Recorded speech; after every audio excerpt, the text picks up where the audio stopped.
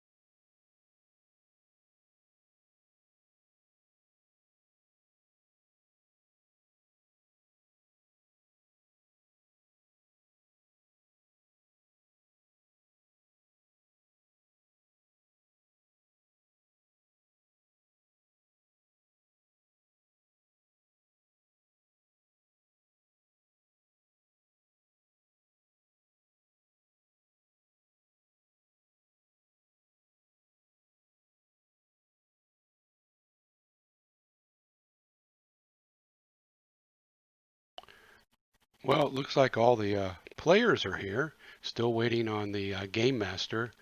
Looks like we're going to have a Tactless Kiss, Valid Name, and Punisher 5150, and myself as the players tonight. Now we just need the game master.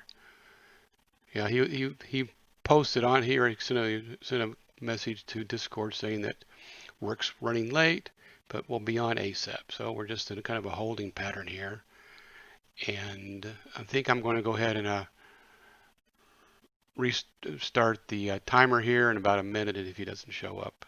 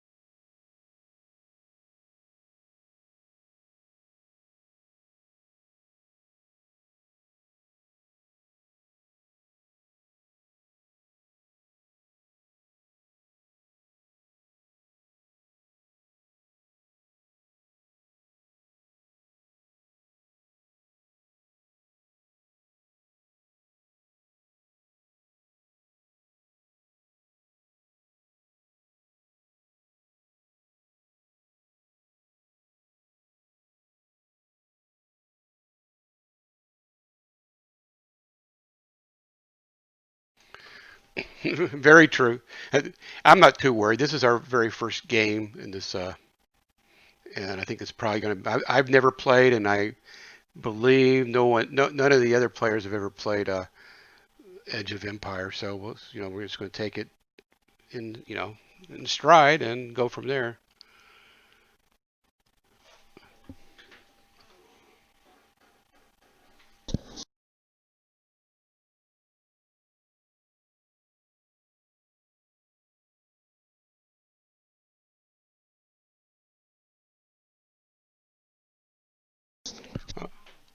It looks fun. I have the rules. I just never had the opportunity to play it. Just kind of scan through it.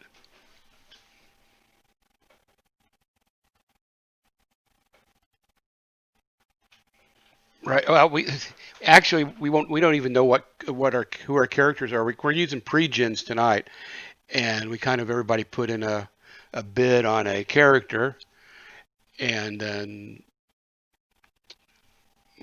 that's it. The other guys, no one else is in the chat rooms yet. I just see them online. That's what I was going to be trying to do is trying to get more in the chat room so at least we can introduce each other. None of us have ever played together, so it's kind of a from the very beginning. It's going to be kind of a interesting and fun evening.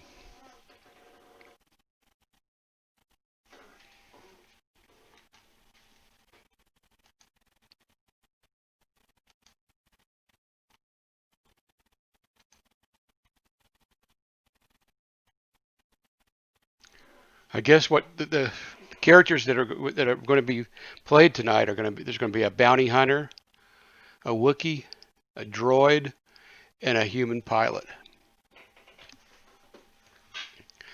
I kind of put my bid in as my first choice being the Wookiee, followed by the droid, then the bounty hunter, and then the human.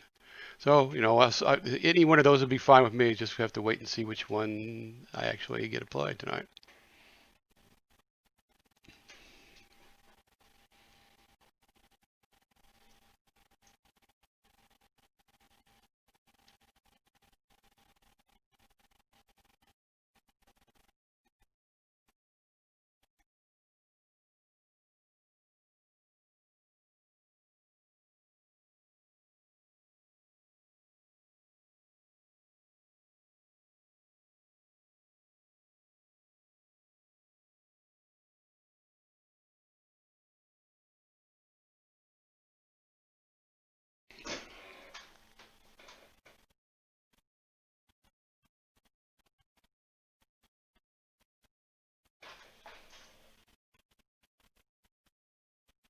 Oh, okay. That that would be interesting. A big space lizard.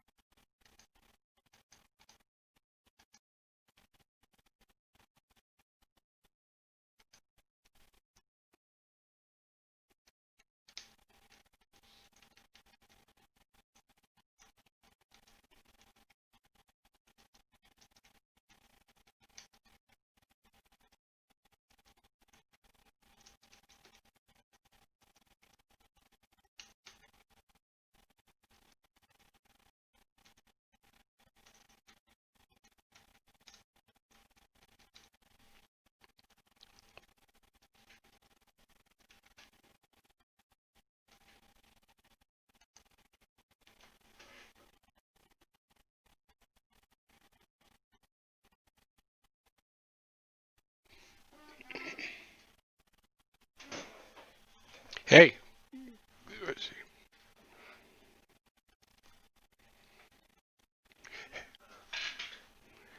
Hey, this is DM David Keith. Glad to get to know you. Okay, first time I played this game, so I was kind of looking forward to it. Hopefully the GM won't be too late.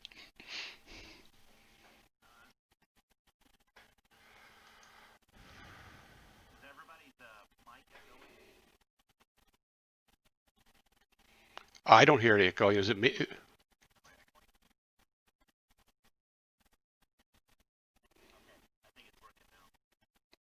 Okay, sorry if that. Hopefully it's not me.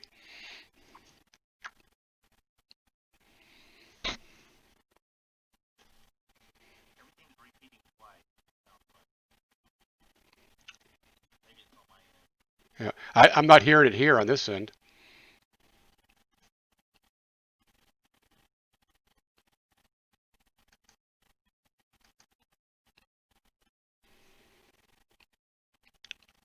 So did everybody put in their pick for character tonight?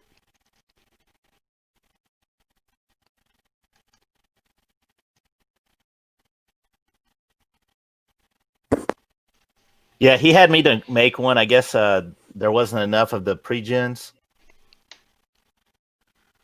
Cool. What did you pick? I did an explorer. Okay, that sounds cool. I thought there was 4, so there's gonna be 5 of us playing. I didn't, so because it's possible.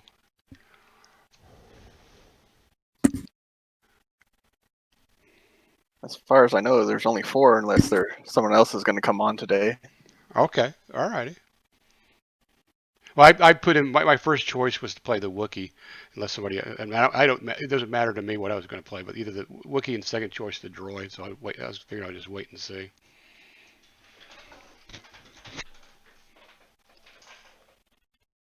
I guess I'm going to exit out for a minute. I'm still getting that weird. Everything's repeating twice. What's the problem with Discord then?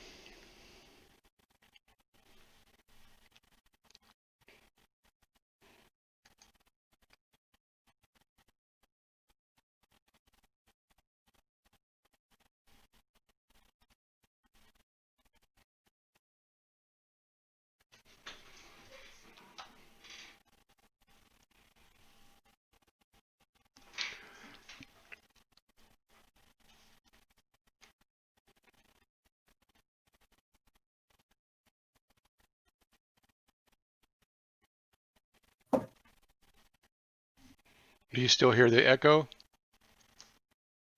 No, I think I had 2 Discords. Actually, yes, I do.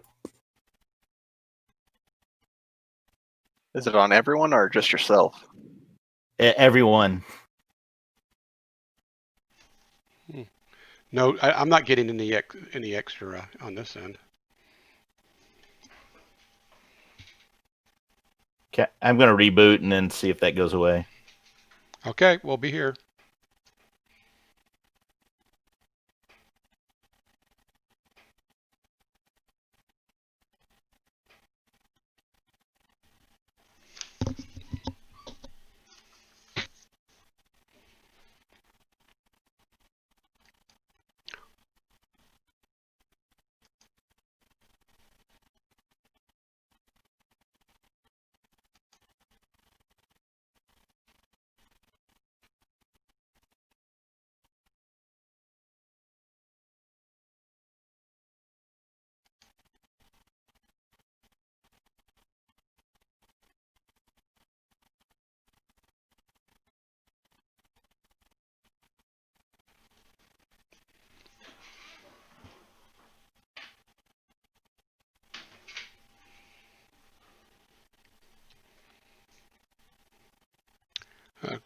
The guy, you know, did their GM let you know that I was going to be streaming this on Twitch tonight?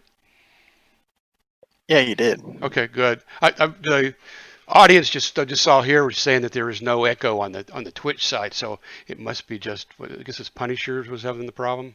Mm-hmm.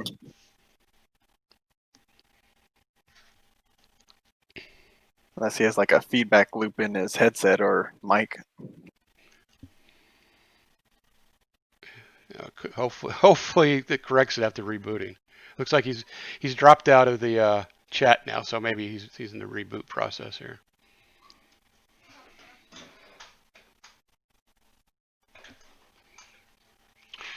So have you played before? Not with this rule set, no. Oh, okay. Neither have I. As I was telling people on the Twitch channel, I was in there. I have the rules, but I just never had the opportunity to play it. So I'm looking forward to this.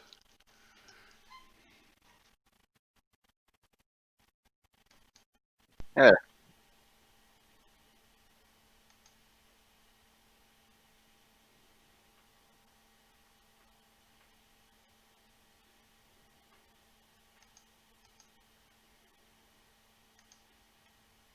Still getting echo?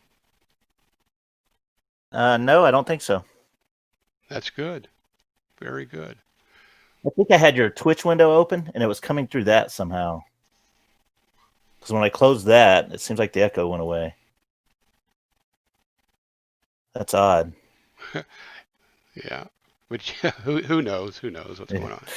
Discord's always flaky. I played D&D a few months ago, and we were getting Mic off. flaky audio sometimes. Mic on. Good to go though. All right. Looks like all the players are here. Now we just need our game master. There's one more player. Hey, Tackless? Am I saying that right? Trackus. Oh, okay.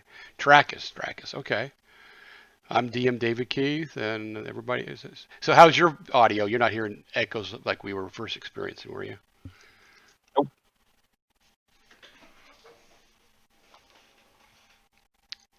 So I missed some of the conversation. Is everybody starting first-time players of this game, or do you have some experience, guys? I've never played this, so I'm a first-time player. Myself and the other person joining have played before. Yeah, I've never really played. I've GM'd it a few times for my family. Yeah, it's been a while since we played. I know there's a active engagement right now on Fantasy Grounds of trying to get the rule set updated to work on Unity.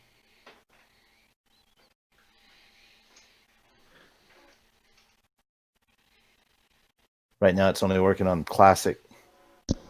Mic off. But the guy he's Mic redoing on. the entire Genesis rule set, and he's going to base it off of that, which is basically Star Wars Light rules, I think.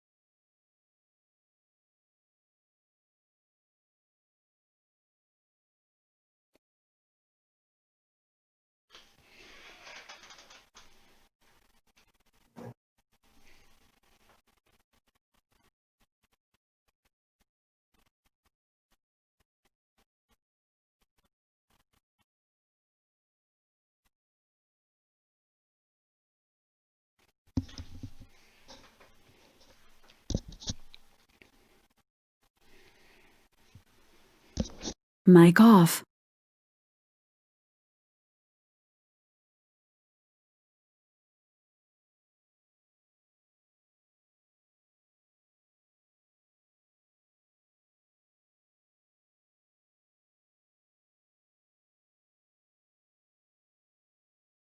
Mic on.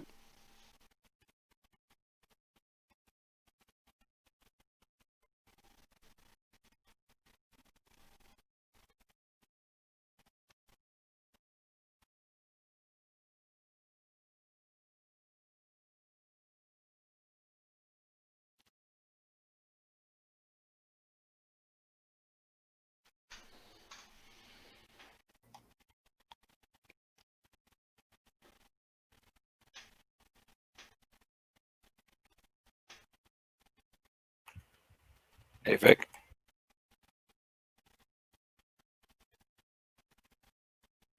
Your microphone's muted.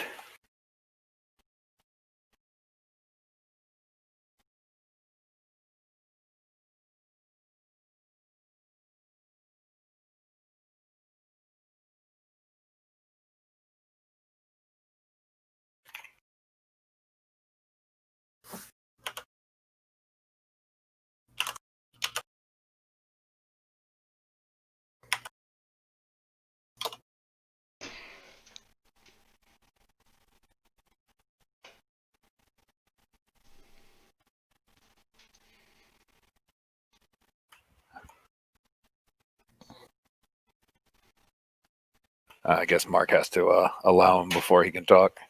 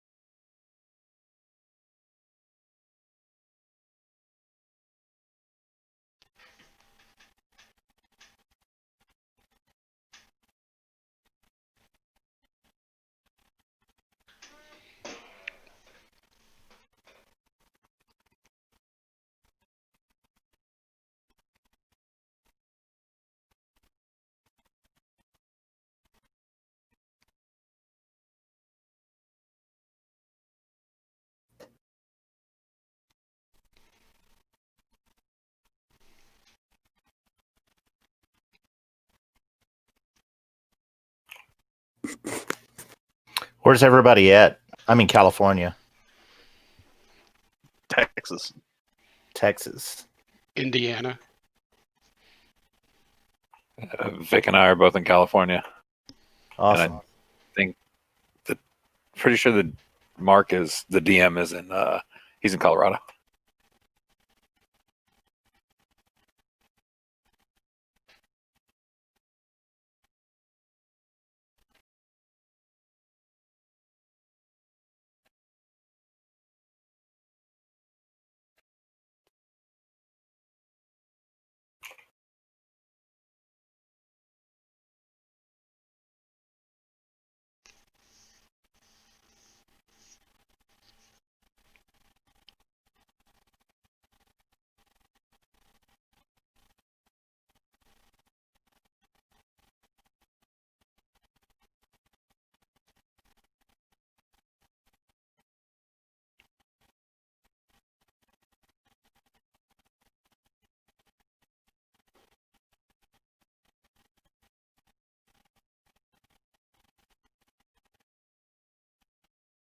Did it cool out down there, Jacob? What was that? Did it cool off at any down there? It has. Not 100 degrees.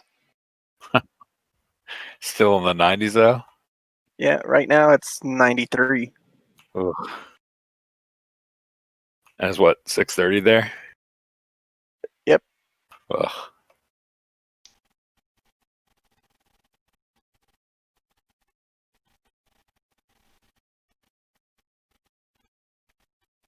How about you? Are you getting hot weather over there still? No, it's cooled down. It's like mid-80s here, so not too bad. David, what part of California are you in? I'm in Indiana. Oh, okay. It was about 90 degrees here today too. It's been that way for the past month.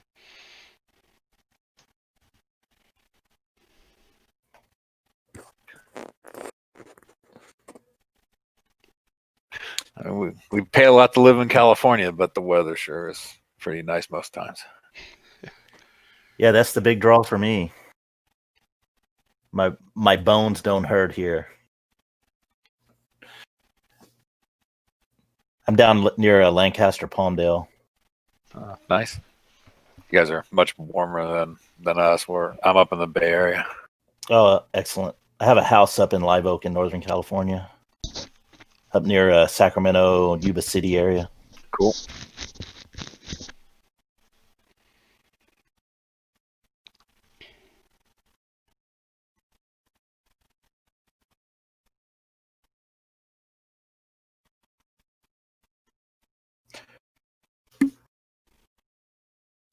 Yeah, I came down here for jobs. They had jobs here when I retired. I retired from Beale Air Force Base about 5 years ago. So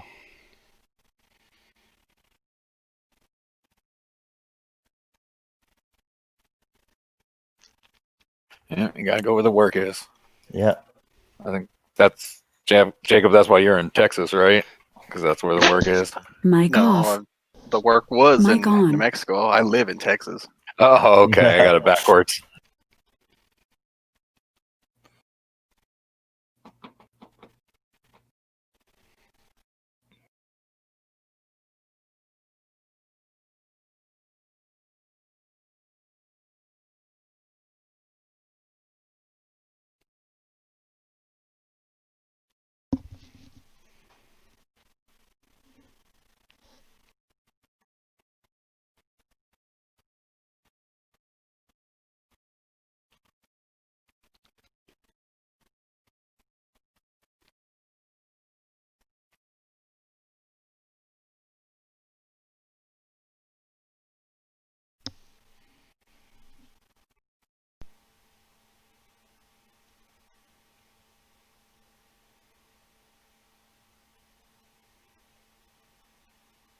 have you guys played online with Fantasy Grounds before?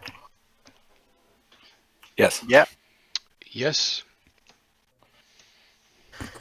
I haven't done with the Classic. I played a game with Unity a couple of months back. I've had Classic for a long time, but never had the opportunity to use it online. I was usually just using it more as a advanced DM screen for my kids when we would play.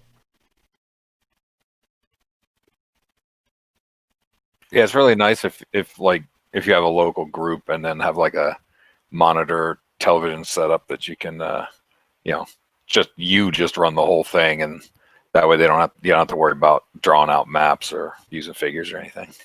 Yeah, it's excellent. And then all the books are in one spot. You don't have a stack of books to flip through. What game do you play with them? We've played a couple.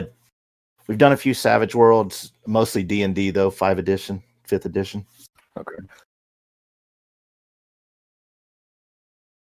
We've played a couple of Star Wars. I had just started a Star Wars campaign literally the week before the shutdown happened, so my group disbanded. We started the introductory adventure from I think it was from the main book.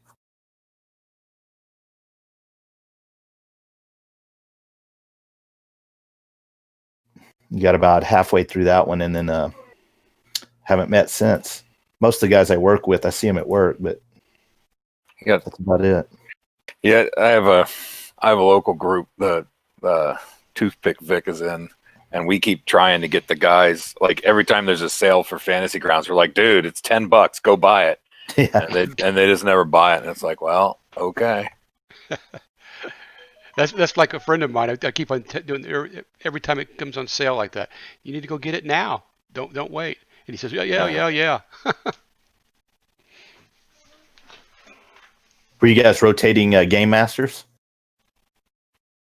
In that other group, yes. Yeah. We just finished up like a 2-year-long Starfinder campaign and just started 5th edition Curse of Strahd. Oh, I gotcha. That's probably what I'll pick up with my son and my daughter and her boyfriend next weekend.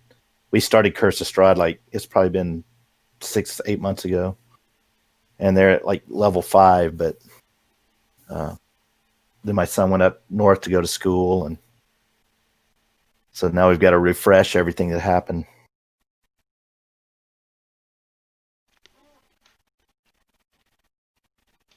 It's a pretty interesting campaign, though. We were enjoying it. So you're doing that just on face to face then, using the. Yeah. How is it inputting? Are you letting the system roll the dice, or are you letting them roll the dice and you inputting it? Usually we just tabletop roll the dice on when I'm playing in the house.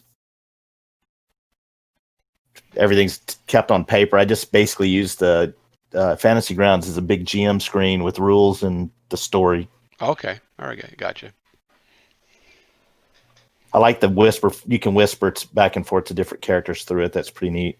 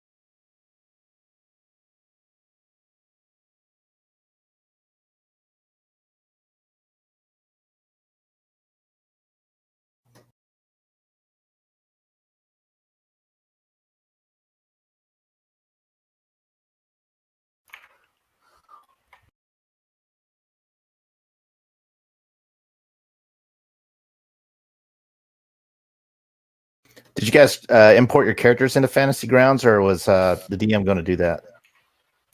Mark will do that. Oh, excellent. Actually, I think the characters that are part of this is like the like pre-made characters for a starter game. Oh yeah, they were the pre-gens. Mhm. Did you guys pick yet, or is that part of what we're doing today? It'll be part of what we're doing today. Excellent. I think some people have picked it, some people haven't. Yeah, he texted me and asked me to make a character, so I made one. Oh, okay. I used a different pre-gen from one of the other games for a scout. He wanted a scout, so I just changed the name and the gender and pretty much kept most of the stats the same. That works. It was easy. We were traveling all weekend, so it was kind of a rush.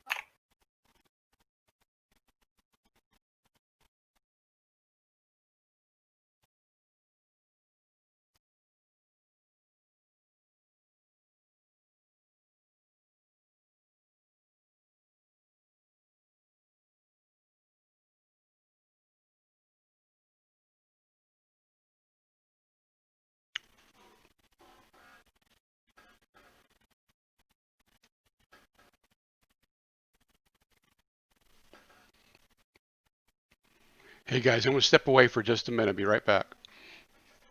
No problem. Mic off.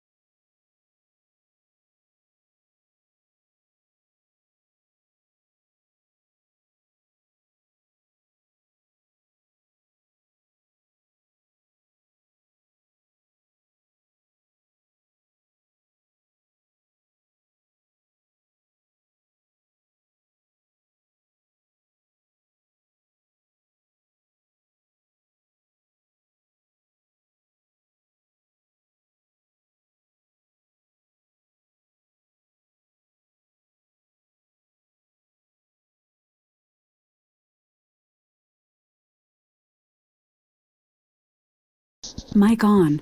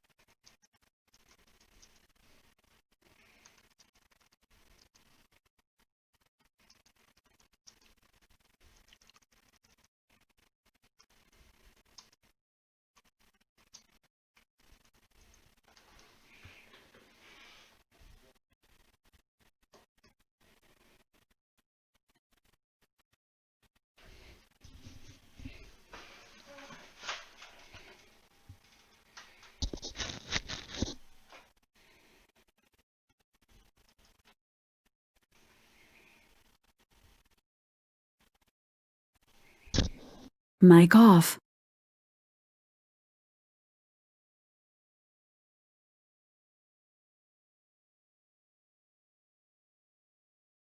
Mic on.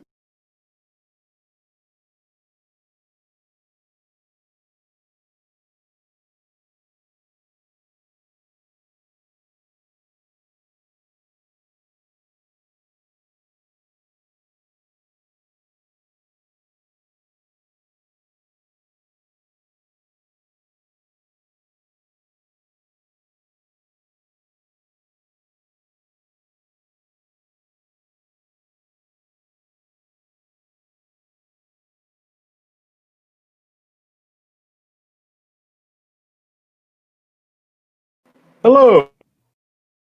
There. Oh, got to restart. Hold on.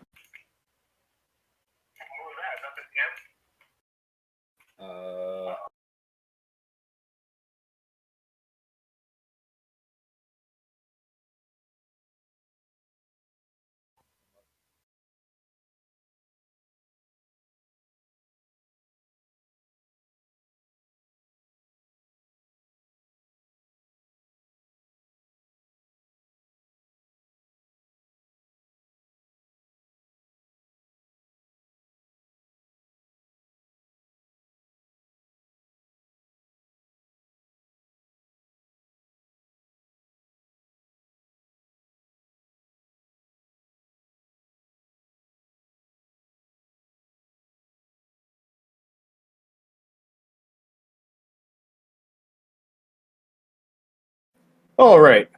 I am super sorry to all of you. Can everybody hear me? Yep, I got you. Yes. Oh Lord, what a day!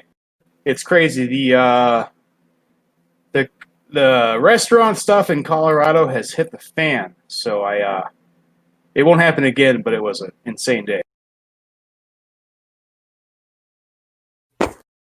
Lord. So, welcome everybody. I know Trackus and Valid Name, obviously, they're players in my Wednesday night Pathfinder game.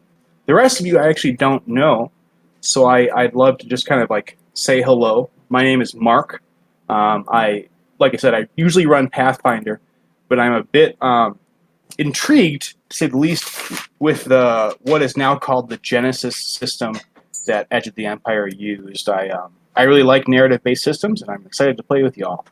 Does perhaps the rest of you want to give a quick intro to yourselves? Maybe DM Keith, you can give a start here.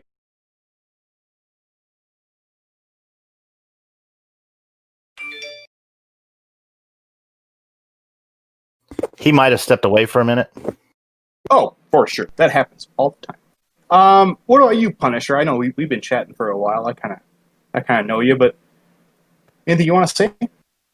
Yeah, sure.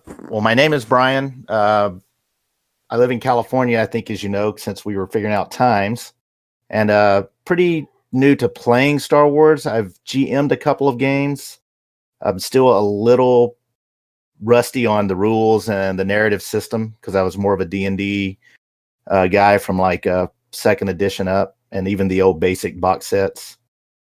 So yeah, I'm very excited to play this game. I was trying to get my kids and everything into it, but because of life, they all separated and went different ways. So this is going to be a fun experience for me, I think. Excellent. Yeah, I I feel the same way. So Trackus, Valid, why don't you guys go ahead and try to connect to the server? And then Punisher and Toothpick Vic, if you could go ahead and do the same things. But what I've got at Comcast is just real rough about my port forwarding. And so if you could just tell me when you try to connect, I'll let you into the server. And then it's going to kick you from Fantasy Grounds. And then once it kicks you, you can either force close the application or just let it do its thing, and then retry again, and I'll actually allow you through the server itself. Hey, Sounds Mark. good. So we're using the Fantasy Grounds Classic, right? Exactly, yeah. Fantasy Grounds Classic. You know, Powering it's off. just one of those fun things where I'm not sure more core will ever be kind of figured Powering out. on. Mic on. Trackus, do you? Yeah, Yep. Hey, Mark, this is David. Can you hear me? I can. Yeah. Okay, I was having trouble with my mic there. That's why I wasn't able to introduce myself. No worries. Absolutely. Trackus, what did you just connect through?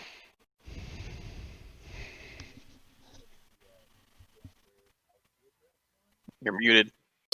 We can't hear you.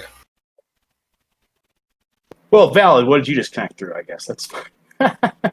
I just connected through our standard 170.170 IP address. Yeah. Cool. Do you mind copying that and throwing it into the Discord quick? If you can, that's fine.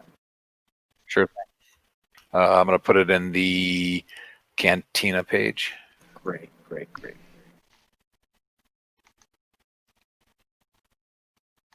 It's downloading all the files. Yeah, it's so this is based on Morecore, but it's way old. So there's not a ton of automation with this, but you know, if you had a look through the sort of core rule book, or even the stuff that I kind of posted, it'll be pretty easy to get working.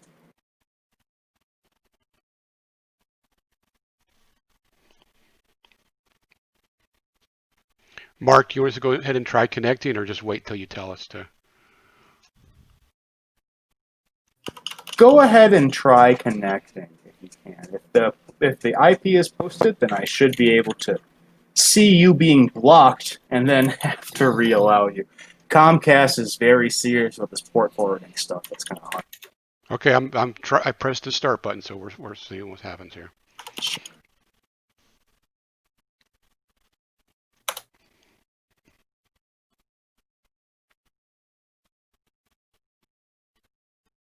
Okay, this is Punisher. I'm going to go ahead and try.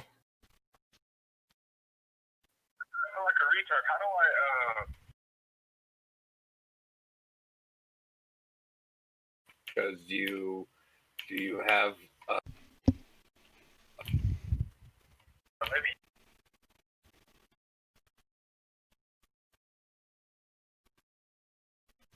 I've got Keith and let's see here. There we go. Okay, so if you're hanging out,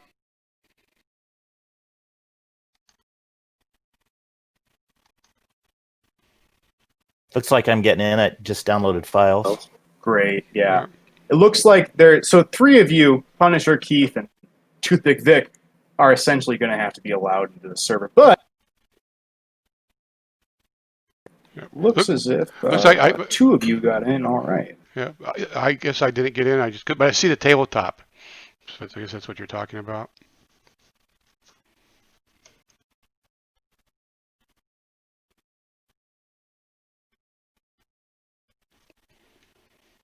It's a really, if you haven't played it before, it's a wonderful system. It really does some cool stuff with interaction. Quite honestly, it has different kinds of dice, and they allow you to really easily sort of feel out why and what sort of happened to your check. So, Hey, Mark. yeah, boss.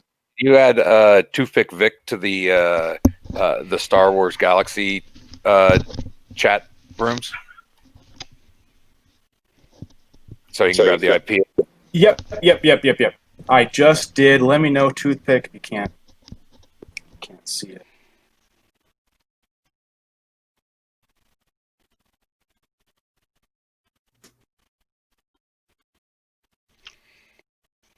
Hey, Mark. So am I good to go then, or do I need to? Go ahead and try it. What does it say on your Fantasy Grounds right now? I'm just curious. Well, I'm connected. It looks like I'm connected. I see the Star Wars tabletop. Oh, great. Great. So looks like Janice, I had you as 41 DEX. So you can go ahead and click that guy. It's not showing up. Oh, I probably screwed around and gave it to myself.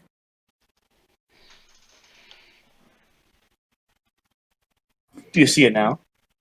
Yep. Solid.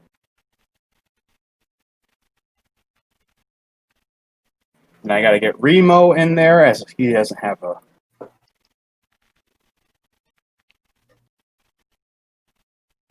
Oh, there's no search function in this rule set. That's fun for tokens. Lots of runtime notices. Oh, there's going to be tons, man. Yeah, just let them roll. You know what I mean?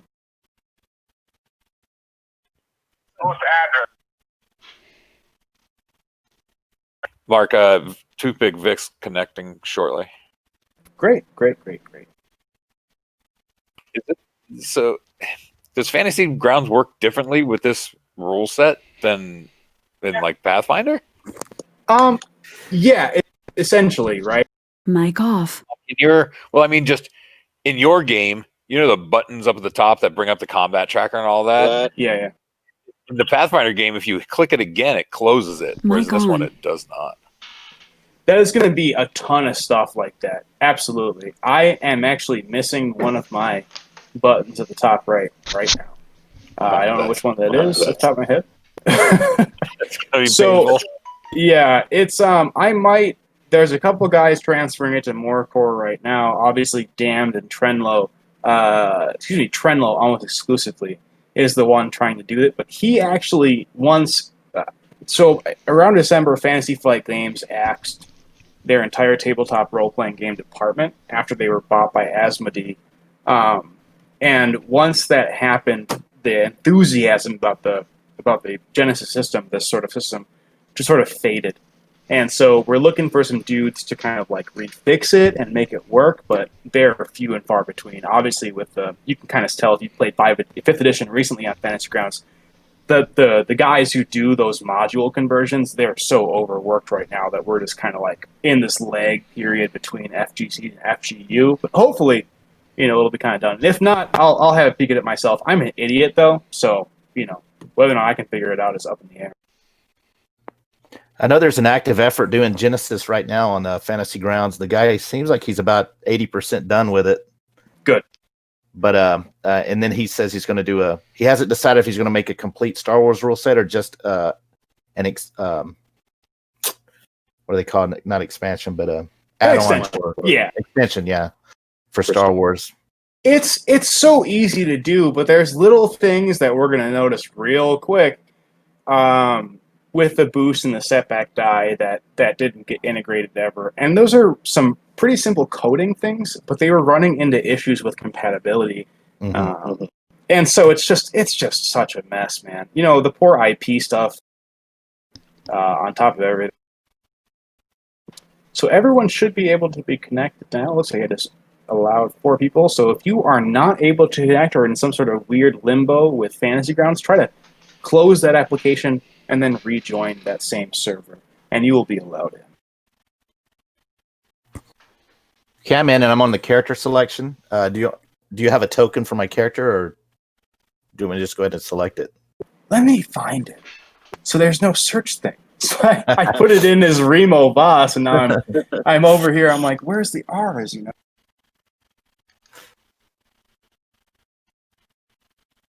But you can go ahead and select it. Are you able to select it regardless? Let me check. Okay, cool. Yeah, that would be my first question. Hey, so Mark, I don't see, where's the character selection at? It didn't pop up as it normally does. Sure. Well, looks like it just crashed. I would just wonder whether I needed to get out and get back in or something. Absolutely, yeah. So it looks like everyone should go ahead and reconnect. Okay, I will drop out and reconnect. And then it's going to be, if you don't see it pop up immediately, it's going to be in one of the top right. Yeah, the one overall with the menu option. with, Exactly, Janice has got it.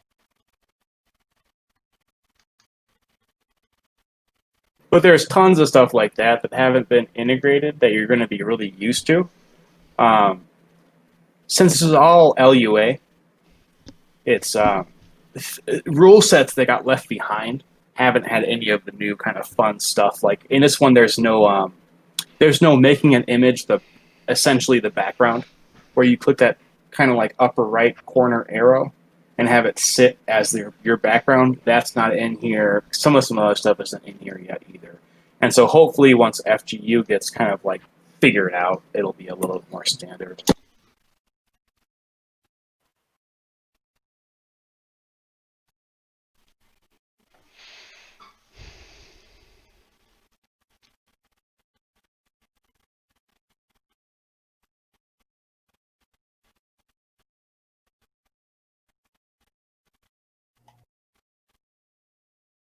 So Janice, you just double-clicked a button and rolled some dice. So I assume you kind of figured it out.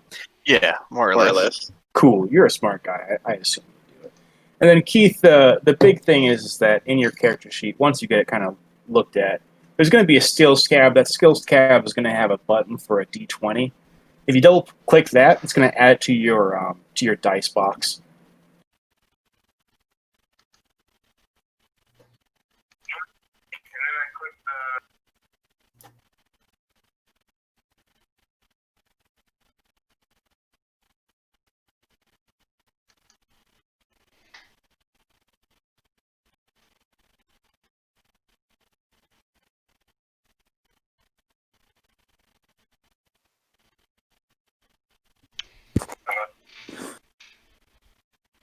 Okay, it did let me select Remo as a character, so. Right. So Mark, which character should I select? I guess there's only You wanted to be the Wookiee. You got it. That's yours. Okay. And then Janice was going to play the Vex, Okay. the droid. I guess the Wookiee's the YTHY. No, he is Lowrick. When I opened my Perfect. characters, there was only 2 options. Yep. We might have to release them again. I released them again. You're very right. Thank you, Janice. Yeah, go ahead and close the character selection, open it again, and you should see a slew of characters. far more choosable than they were previously. Asakara is the gun person, right? She is, yes, just that. She's pretty cool. I think it was you and I who were talking about stuff last week. Yes, she is Star Wars answer to all of that kind of stuff. So, Vic, you there? Can you hear us?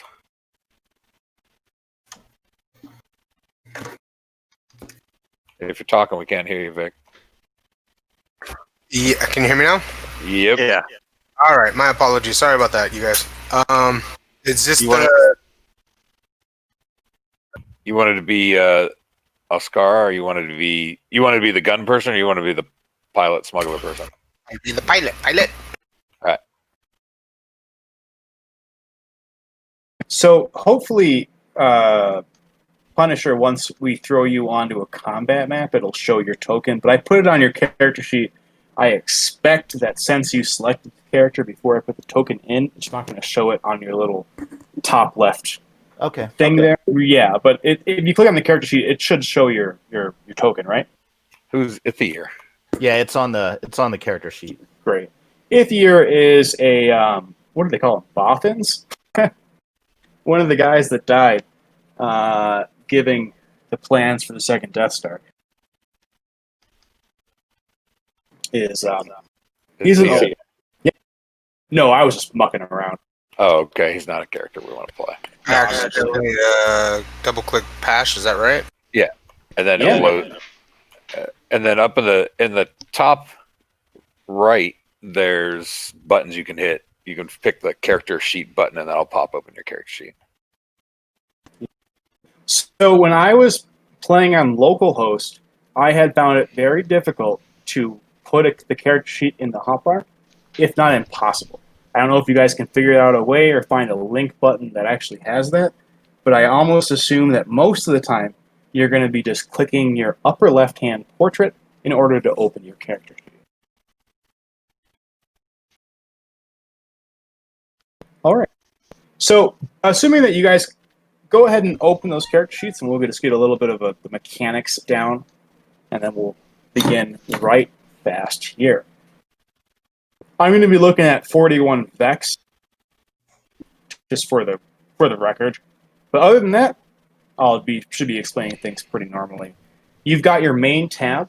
Your main tab is going to be everything that you'd normally expect on a main tab, mostly role-playing things that are equated to game mechanics, your experience, your obligation, duty, morality, force rating. I would go ahead and just ignore almost all of those for now, since we're just going to be getting into mechanics today, and moving on to the sort of character creation things in the future.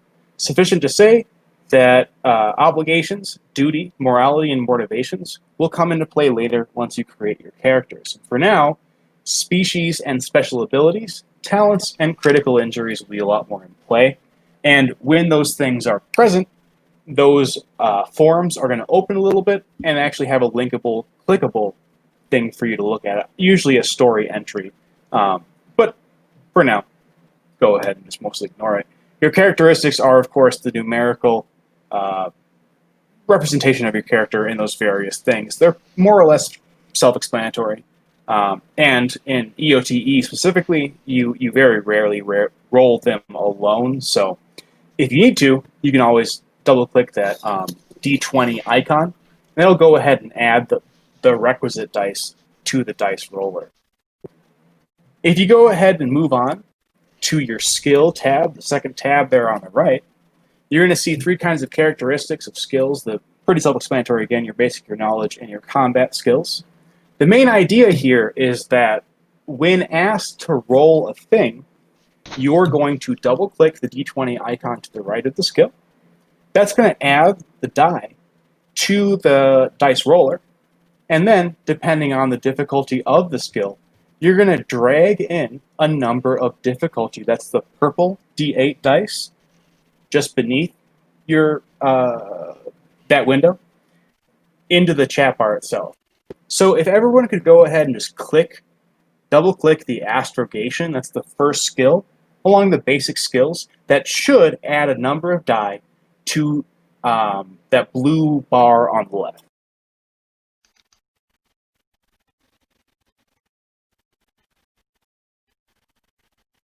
So in Edge of the Empire, you're going to have a number of difficulty die added to any particular roll.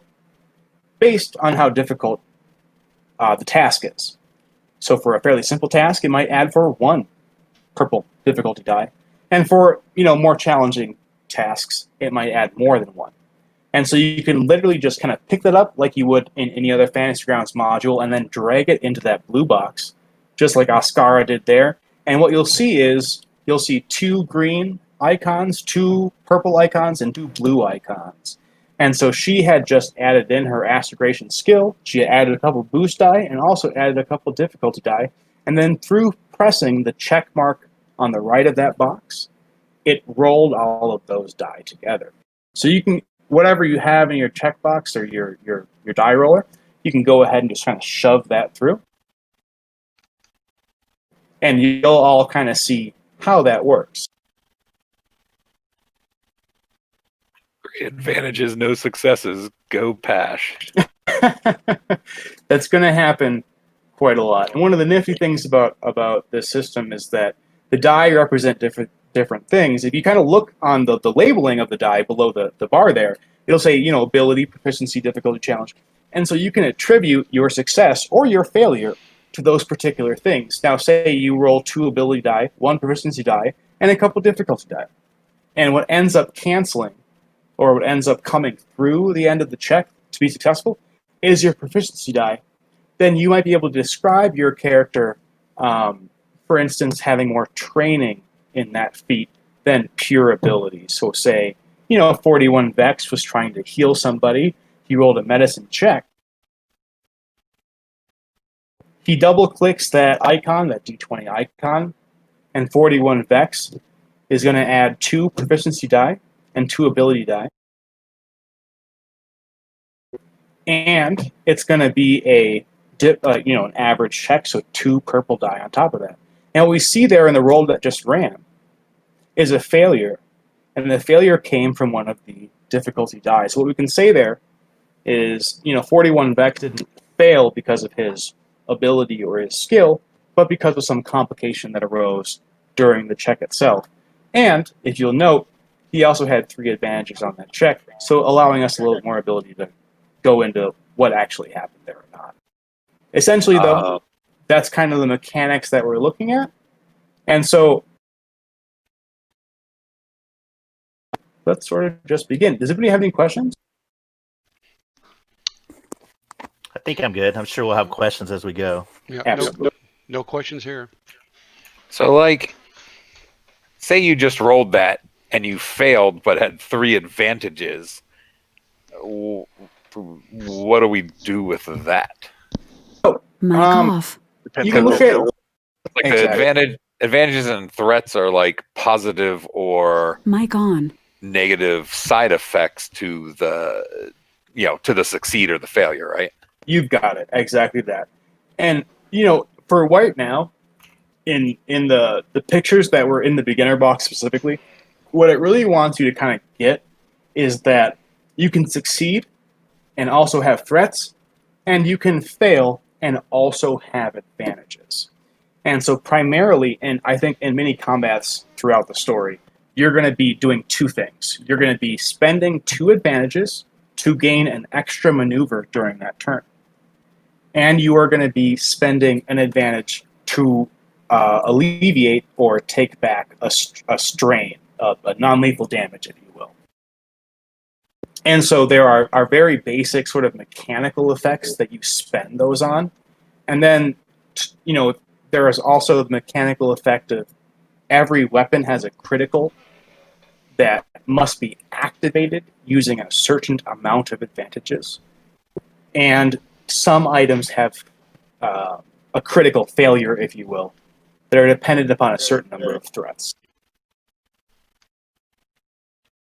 So who are you playing? You're playing Ascara, correct? Correct. So if you look at your carbine,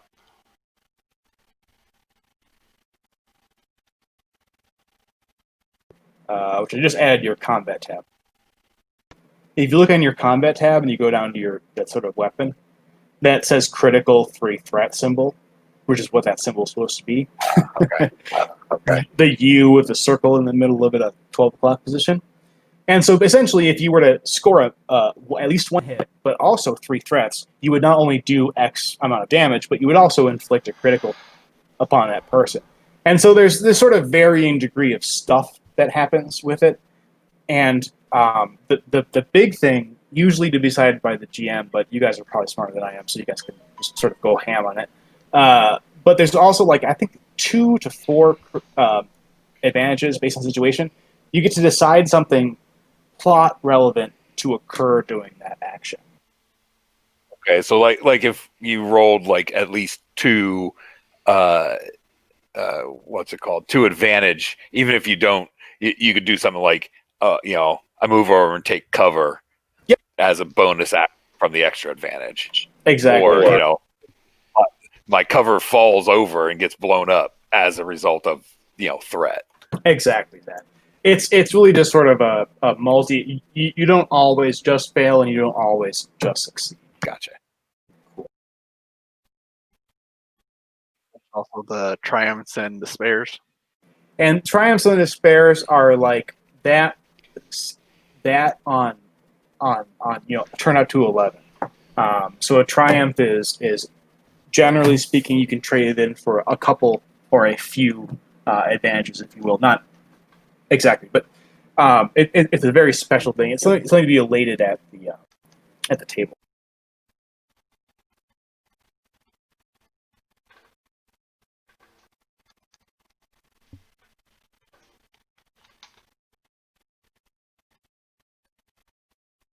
Or are we going to play with the force dice? No, not yet. There's a couple things in there that we'll sort of just let hang for real quick, and then.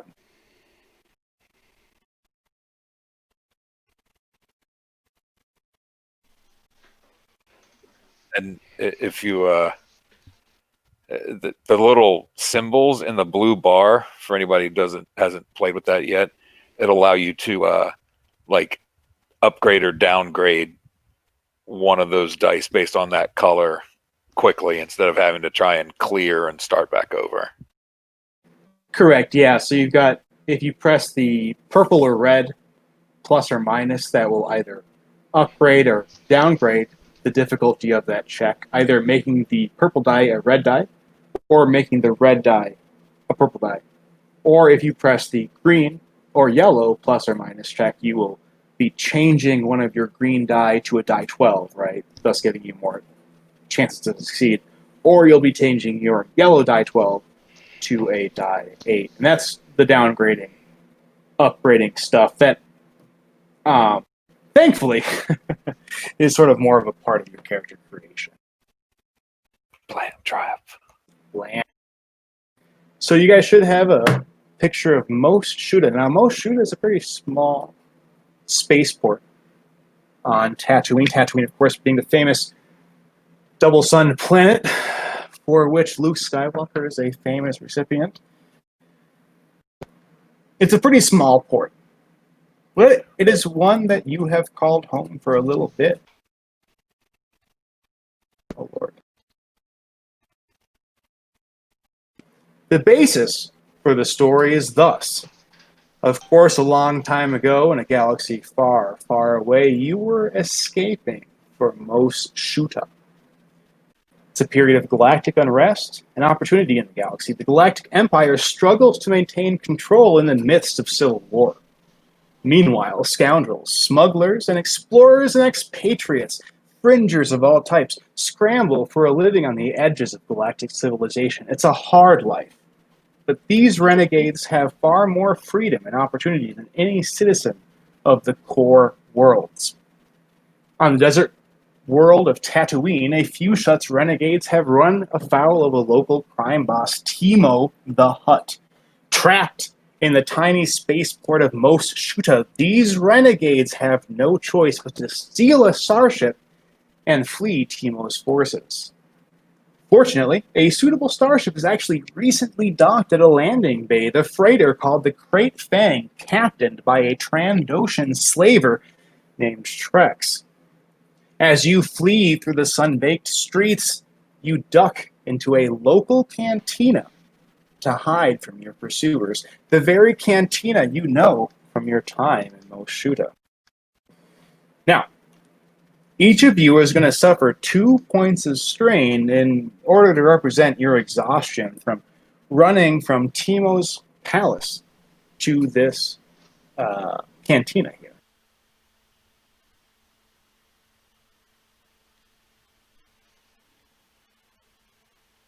My sad Sirenscape wasn't playing music at that scroll. I don't think they have the IP to even touch that. I don't even think they want to open up that box of worms, man. Let's get Disney upset at us. That's what I'm saying. I looked online, looked at Fantasy Grounds. I looked at Fantasy Grounds forums from 10 years ago now, right? 2013, something like that, 7 years ago. And these guys are like, man, I don't even know if I want to share Google Docs with my players, let alone.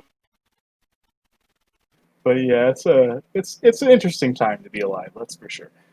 So you guys are all inside this cantina. This is the cantina of Moshu. It's run by a respectable, what do they call them, Devorian? Those are the lizard-like folk. Where's health on the character sheet? Oh, it's on the third tab. Comp. You got it. Hey.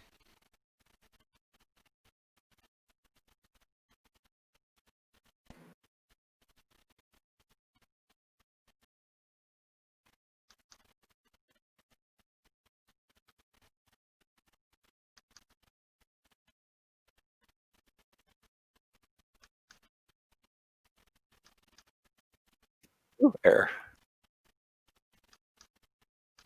So the first thing that we want to talk about, really, with Edge of the Empire compared to other systems, is that there's no, it's abstract range. There's range bands, if you will. So players can be engaged with you, or it's always relative to yourself. So you can be short range from an enemy, or engage with that enemy, or anywhere from medium, long, or extreme range to that enemy. In a situation like this, the cantina, which hopefully shared for everybody, let me know if it didn't, is going to be about medium range from, say, where Vex is, that's the droid, all the way to the edge of the cantina. So you step down a short flight of stairs into the cantina's shadowy common room, the cool air of blessed relief from the scorching double suns of Tatooine. The Devorian bartender pauses in his chores to stare at you, his devilish features quite intimidating.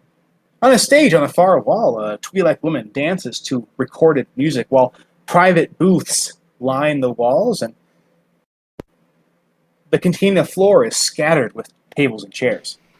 A few patrons turn in their seats to stare at you, but the only other exits you see from the room are what looks to be a storage closet in the corner, and a doorway behind that Twi'lek dancer getting to the deck itself.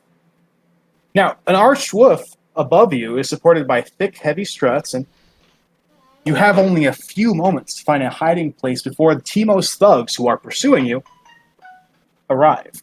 What do you do? So Vex, you're a droid there. What kind of plan do you have? What do you want to do here? We could try to hide in one of the booths. Or do they have any substantial cover, or are they like half open?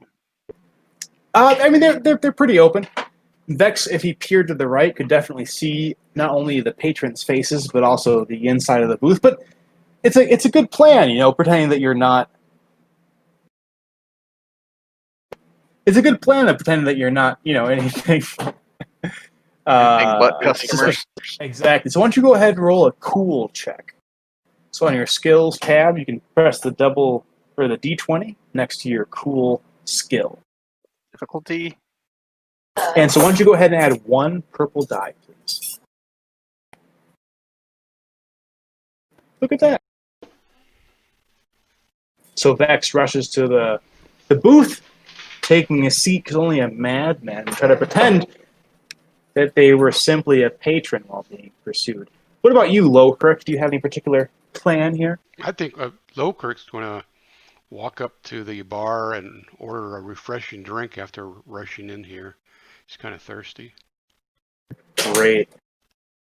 So why don't you roll a cool as well, pretending that you're not anything other than a patron of this wonderful air-conditioned cantina. Okay, so do I put any other dice in there other than the cool? Please put one difficulty die in there as well.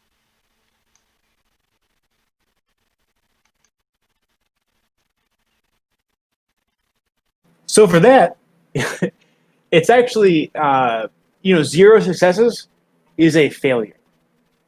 You need at least one success to succeed. And so the symbol on the purple die cancels out the symbol on the green die there. Okay. So, little Rick, he's not the best with common, as many Wookiees are. And it seems that the Devorian bartender might be just a little more apprehensive of this Wookiee's presence. And perhaps when the Gamorrean thugs enter, they won't believe it so well. What about you, Pash? Any particular plan? Yeah, I'm gonna try to head for the nearest open seating area. Try to become a patron. Perfect. So go ahead and roll a cool with one difficulty die.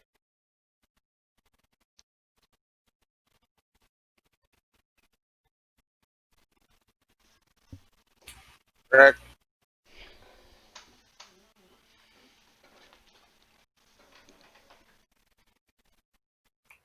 Pips on every die.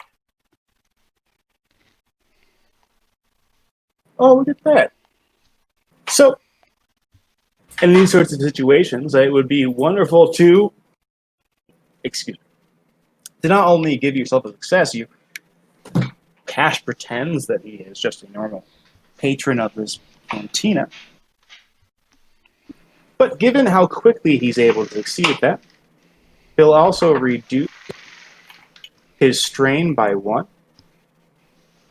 as he slides into the booth and gives himself a quick moment to breathe before any of his pursuers enter. Sort of representing a particular use of the advantage die. Mic on. All right, Oscara. Is there an actual person behind the bar? Correct. Or yeah. is it like Devorian bartender. He's the very lizard-like, reptilian-looking folk of Star Wars. all right? So as do I think I can go hide in the closet since he is distracted by the Wookiee? Hell yeah! All right, being quite armored looking, Oscar is gonna run over and sort of hop over the bar and duck into the closet. Great.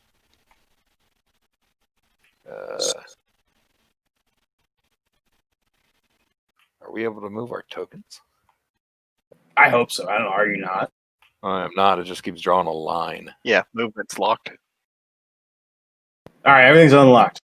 All right. We're all learning together, folks. It's going to be a good time. DM hasn't worked on this rule set for 3 years, so let's see where it got left. Learn and curve for all of us. I play with the local host every once in a while, like connecting to my own server and be like, what can I do here? But it's hard, you don't really get the full experience. Yeah, your players are going to break stuff much easier than you are. Because they're rolling, 10,000 d20s while you're trying to narrate something. They're over here clicking the right mouse button a numerous times. So why don't you go ahead and roll a stealth with 1 difficulty die, please.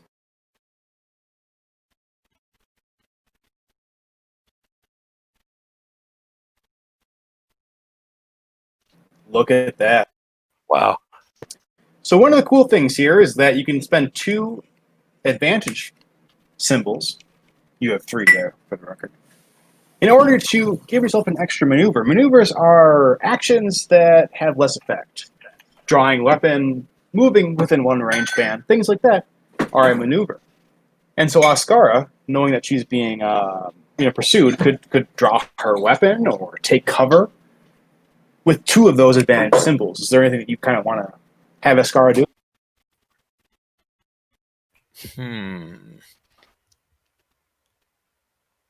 Could I make a stealth check so that I can be like hidden from them, like they wouldn't be able to see me? So you succeeded at your first stealth check. So you're Okay. Oscar, right? So you saw Oscar's good. She's in there, and everything's good. It's kind of the question on what she wants to spend those advantage symbols on, and so two of those could easily be used for a maneuver, and drawing a weapon, taking cover, which gives enemies a setback die to hit you, things like that. Oscar will take cover. Actually, Oscar will draw her weapon. Great. So Oscar, I figure since he's already hidden, it'll be nice to have a weapon out. I mean, absolutely. Plus, stepping out of a cleaning closet with a laser carbine is always fairly intimidating, no matter who you are. So hopefully, it'll have the effect you're looking for. Remo Voss, our good-looking human over there. What are you going to be doing today? I think I'm going to try to keep it simple and enter the doorway and that place to the left that looks like machinery. I'm going to just go hang around there and try to blend in like I'm looking at the machinery or working on it or something. Great. So why don't we have you roll a deceit with a single purple die? That'll kind of show the idea of getting behind there and perhaps looking like you're not a patron, but someone who belongs here. Ooh. And that's gonna be fun. And I think you kind of know the system well. So if you'd like to pick anything for your advantages, go ahead. I can always suggest things as well. Now I'm just going to lean up against the bar where my token is. Great. Just kind of blend in. Perfect. So at the very least, I'll reduce some strain. Obviously, Remo, he's a cool guy, so he's taking a break, catching a breather. Then Oscara, I forgot to mention as well, but you actually got 3 advantages, so you're going to reduce your strain by 1 as well. 3 advantages, I crit something with my carbine. Sure, yeah. Just make sure you're shooting the carbine when you're doing it. Suck it, bartender. Poor guy. Poor Devarian, just trying to serve some drink. Yeah. So moment. Putting out some blue milk. Oh, Aunt Baru, get out of here. What are you doing over here? Go back to moisture farming. So moments after you hide yourselves, a small troop of pig-like Amorians carrying heavy, bone-breaking clubs steps right through the door. Now these are Teemo's enforcers. They blink their beady little eyes in the gloom, peering about.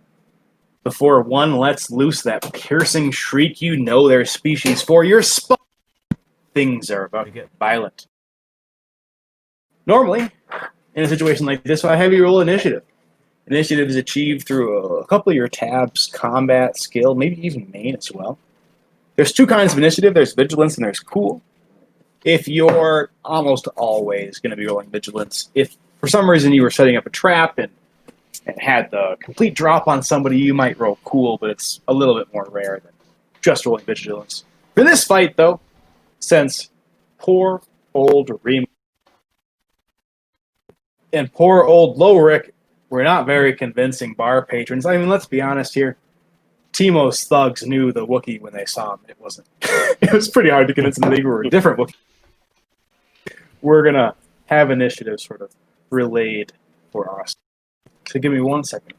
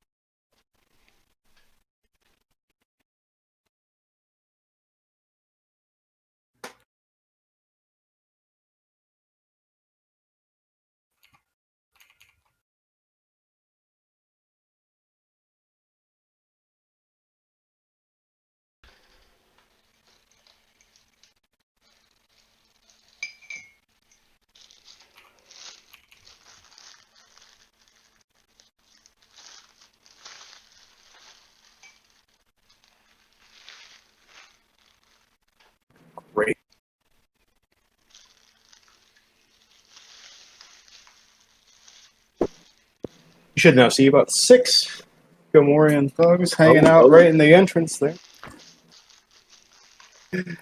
And so the cool thing about Edge of the Empire is if you look on the combat tracker there, that's going to be your sort of blaster rifle shaped icon there on the upper right.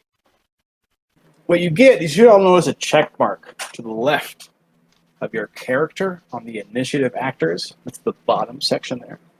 So initiative slots in this are going to act, they're malleable.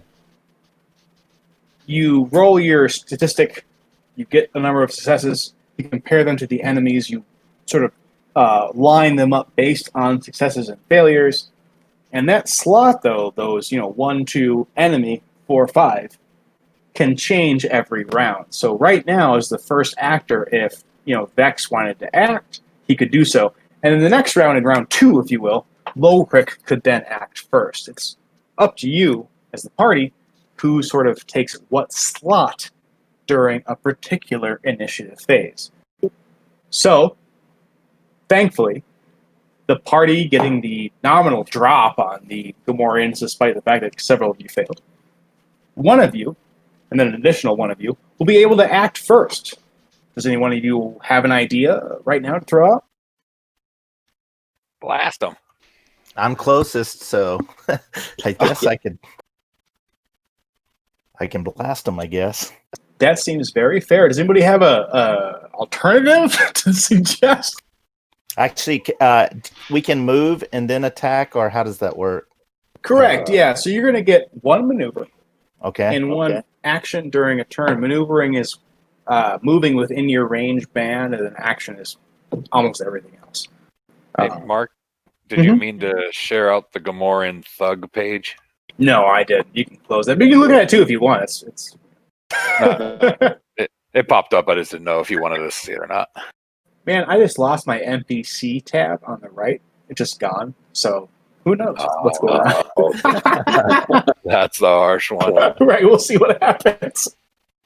So for my action, Remo, I would like to jump over the bar there for cover, and then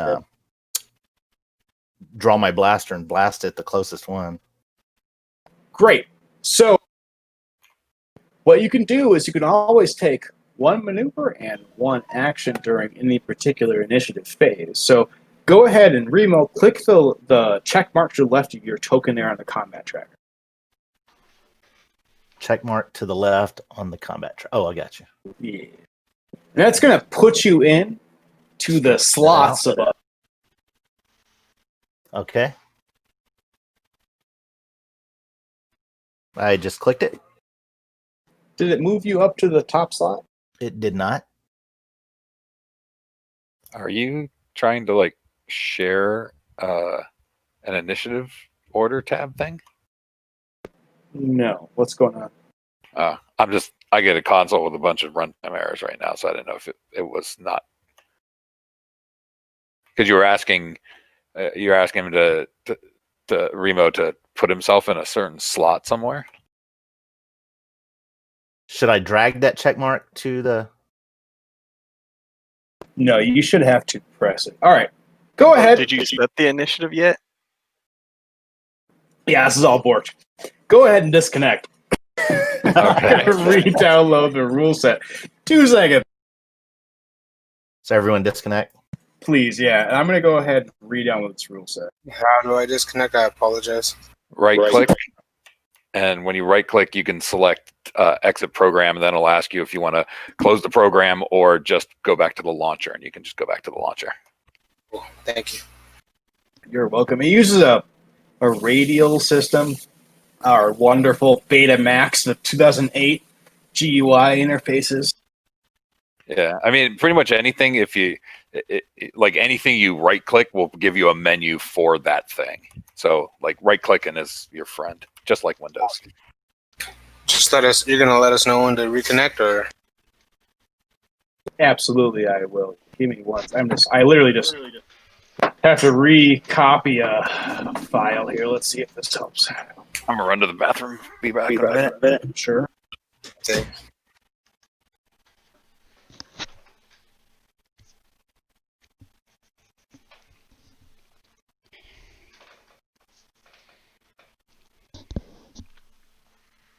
How much does a stem pack heal? 5, I believe. Just in case we need to use one.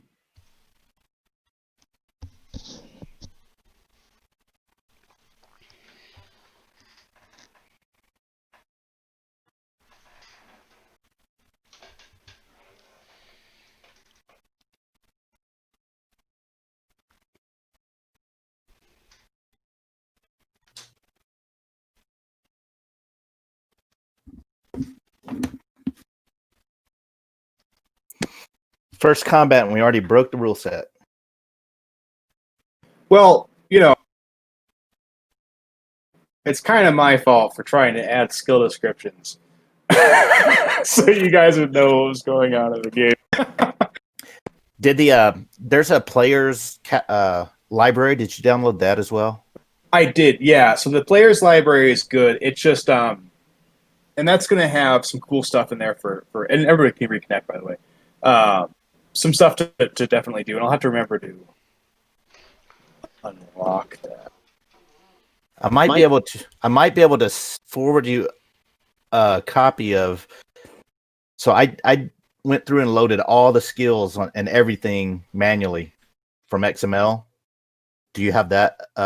You can't really share it on the website because of copyright stuff, but I replaced all the page numbers with actual text and everything. For the skills? For everything. No shit. Yeah, no, so that would be wonderful. There's a couple the weird thing is that there's a bunch of fluff for the items. And when because of the combat, you basically put an item into your inventory, you check a combat box, and that item will also show up in your combat tab of your character sheet, allowing you to put those dice into the dice roller. And if you have a big old block of text that's hanging out in the description, it's going to put that block of text into the combat tab, really kind of muddling it up. So what I was doing was I was actually adding individual story entries for each item that had the fluff, so that basically on the combat tab it showed link to an item, showing a bunch of fluff, who the manufacturers and where they are and all that kind of stuff, and then showing number of successes for critical and blah blah blah blah blah as an actual game type text. But regardless, the skills are super necessary because you just don't know what the hell's going on otherwise. Yeah, I see. Yeah. Do you want to try to get my token into my character sheet before I select it? I do. Not to overwhelm you, but no, absolutely not. I don't know why it's not. Overwhelm him. He's good with it. And if it doesn't work, we'll just deal with it. I'm just not sure. Go ahead and click it, because I've got the token in there. I'm not sure what the character page wants me to put at this point. Sorry, I'm back. No, you're all good. You can try to reconnect, and so try to double click your character there, Punisher. See what shows up. I just tried to click it. I don't know if it's taking a minute or. Oh, there it goes. Oh, no.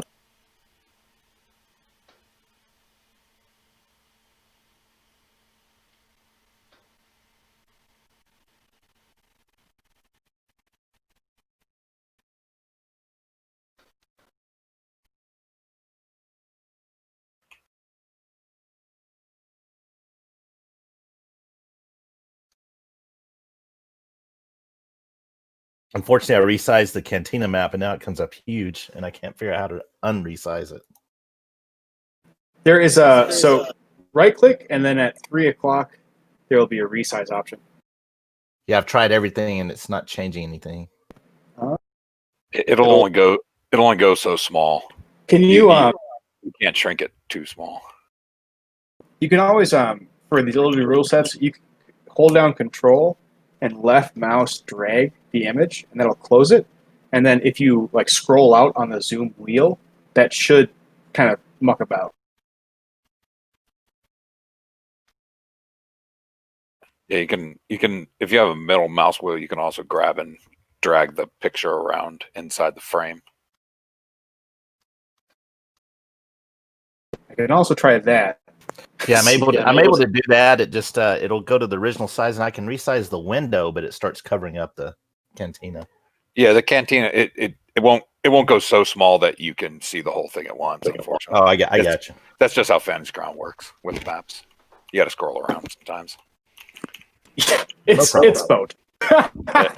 and this is a small map, so yeah. No, thankfully, a lot of this stuff won't even be. Some of this stuff will have reference maps, but because of that, there'll be some cool stuff that hopefully will sort of take a lot of that stuff just completely out of the works, anyways. So, if you try on the combat tracker now to press that left arrow, Remo, Where's the combat tracker? it will be the rifle. Oh, look at that! It worked. Before I don't think we didn't see that little flag on there.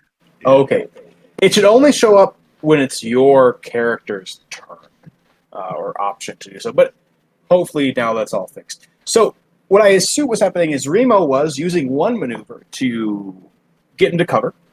He was using another maneuver to draw his weapon, and then is that correct? That is correct. So, yep. So just like in a lot of other systems, you have a maneuver or an action, but you can also trade your maneuver or your action for an additional maneuver. And in addition to that, you can spend 2 strain to those non-lethal or mental damage to commit an additional maneuver as well. So since Remo got into cover there, he dashed behind that bar inside the canteen.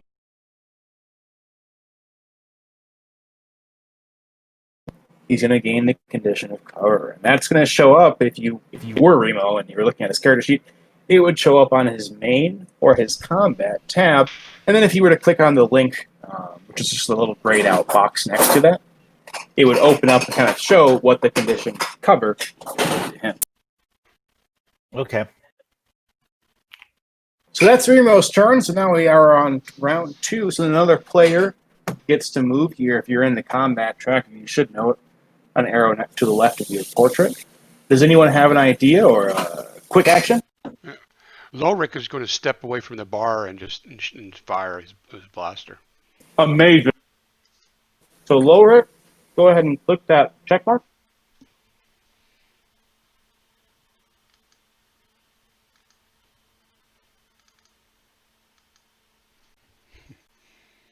Okay, I'm clicking the check mark and oh, there we go. I got it.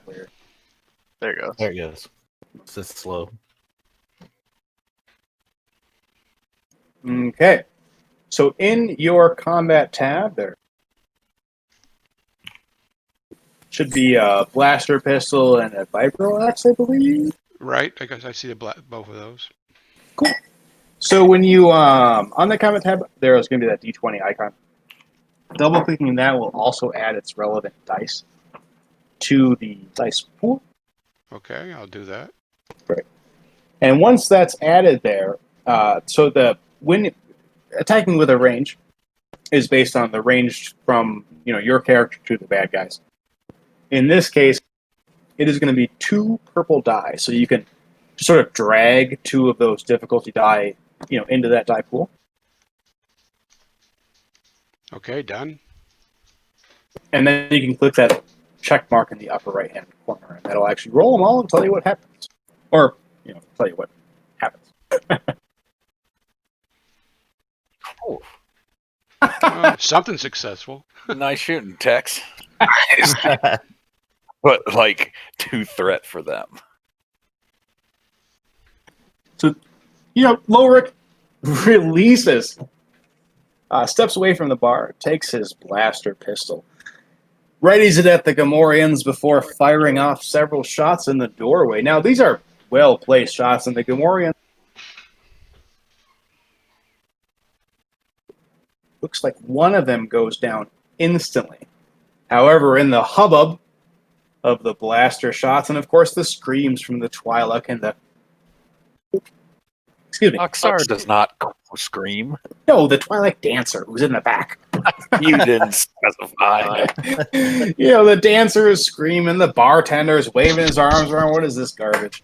And in that hubbub, one of the Gamorreans will get a quick maneuver towards Lorik himself.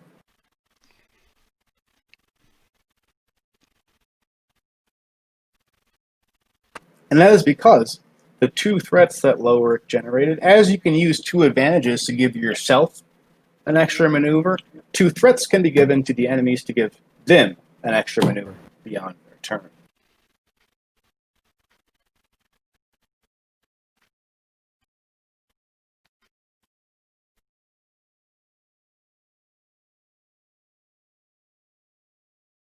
The Gamorrean, who just rushed forward to your valiant Wookiee, raises his cudgel,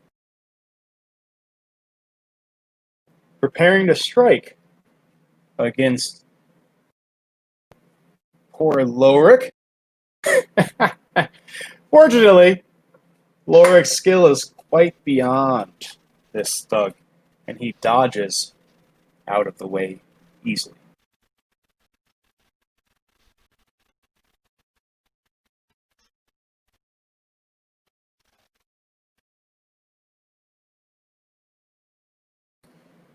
Another thug, one of the ones not blasted by your valiant Wookiee, rushes towards the bar, attempting to get his cudgel swing across it in order to hit Remo.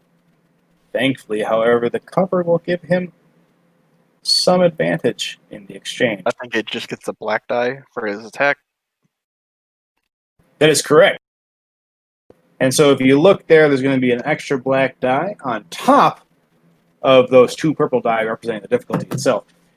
The Gamorrean is a little better than his buddy over there, and so will actually break a couple of the bottles, smashing the glasses, and land his cudgel upon Remo's head.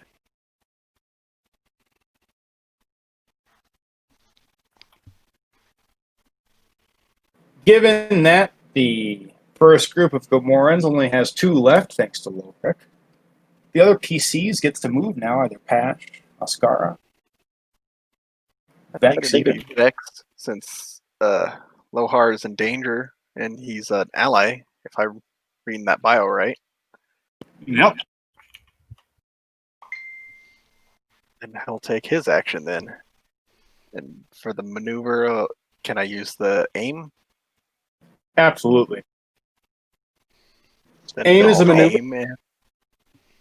Exactly. So aim is a maneuver that gives yourself, on top of whatever you roll from your skill and your proficiency, you will also add a blue boost die to the roll. I guess, is that one purple die for short range? Correct.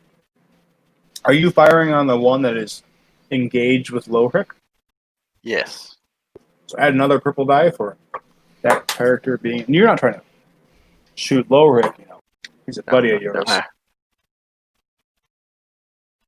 Takes a little more careful of an aim, but yeah. Here we go then. Perfect.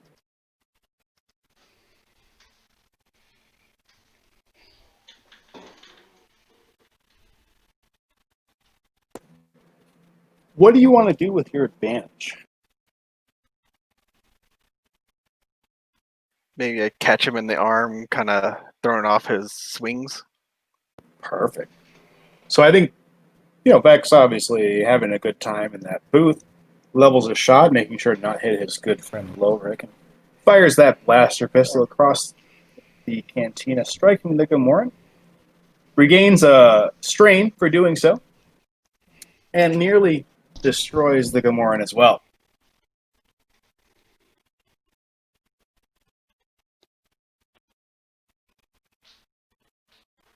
Pash, Oscara, plans, thoughts?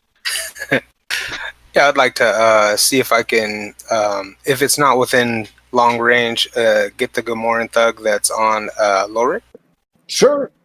It is just a short range shot, so it's one difficulty die. You're going to have to add another one for that character being engaged. But other than that, it's Lorik's giving you a lot of opportunity for Pash to fire that blaster. So check that, or press the check box to just to the left of your token there on that combat tracker. I'm sorry. Can you walk me through that real quick?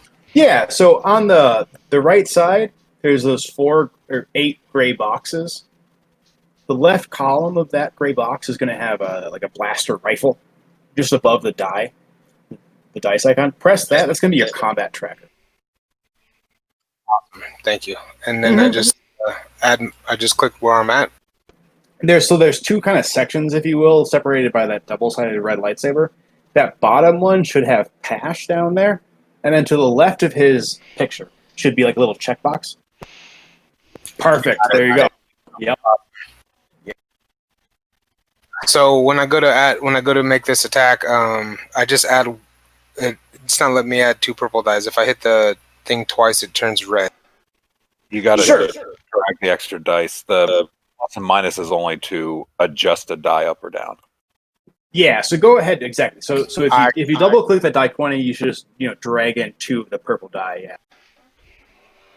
Okay, right on. Thank you. Look at that. Nice. Was that correct? That looks to be pretty perfect.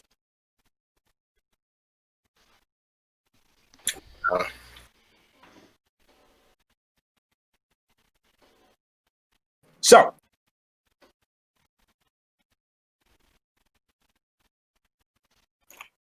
quite frankly, the 2 successes there and the 8 damage easily get through, right? Pash's blaster shots fire, and easily get through the Gamora, one of the Gamorrean thugs' armor, dropping the one in front of Lower. But thankfully, that same volley,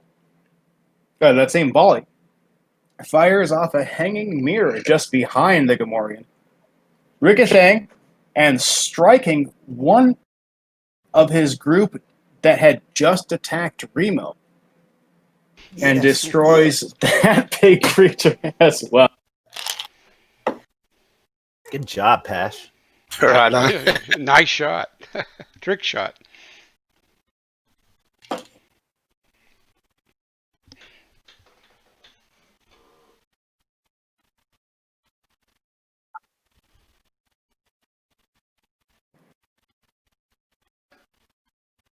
Pash is gonna blow the barrel of his gun.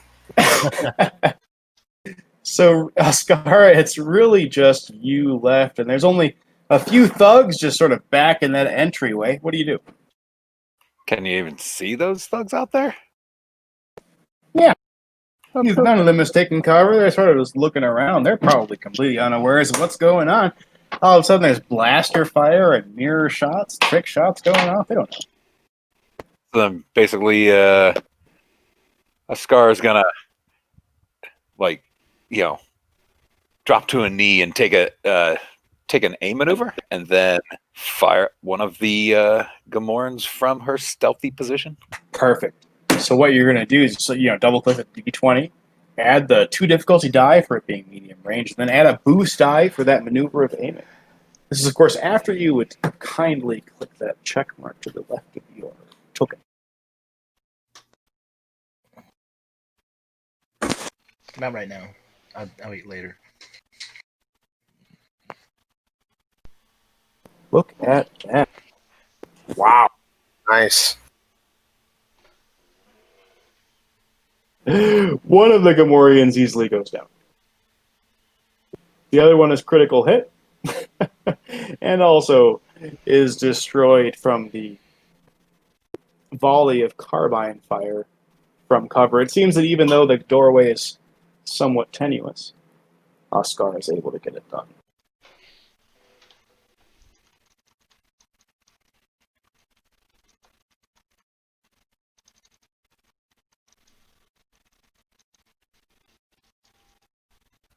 Use that 1 point of advantage to heal a point of strain.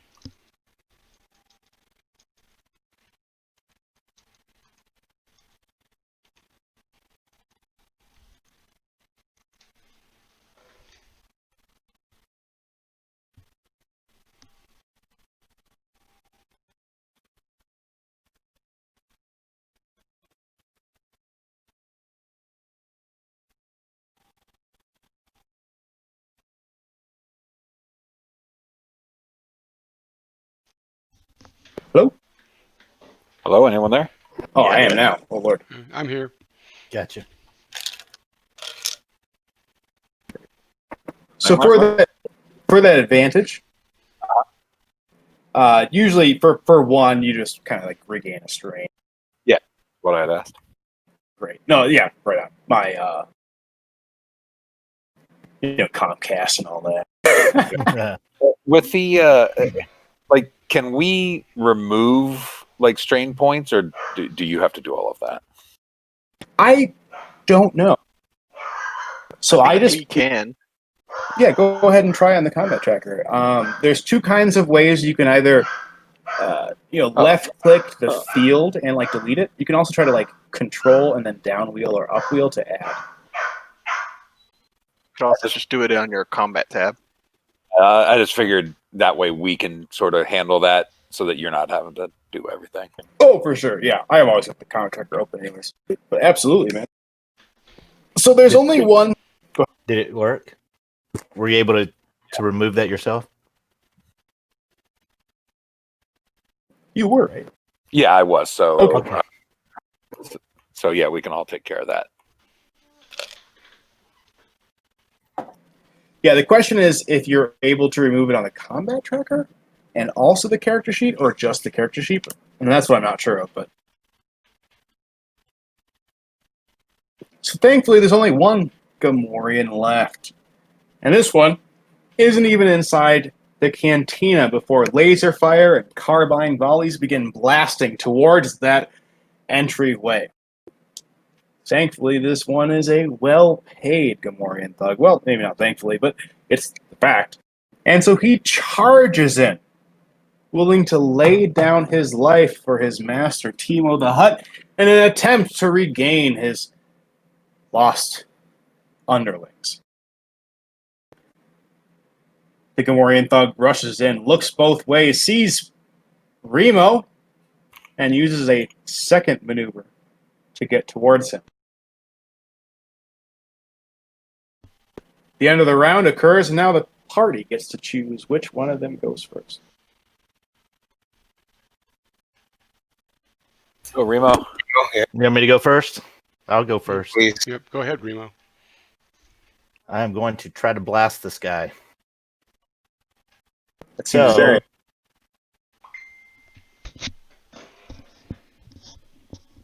Now, how do you add the dice from the combat tracker again?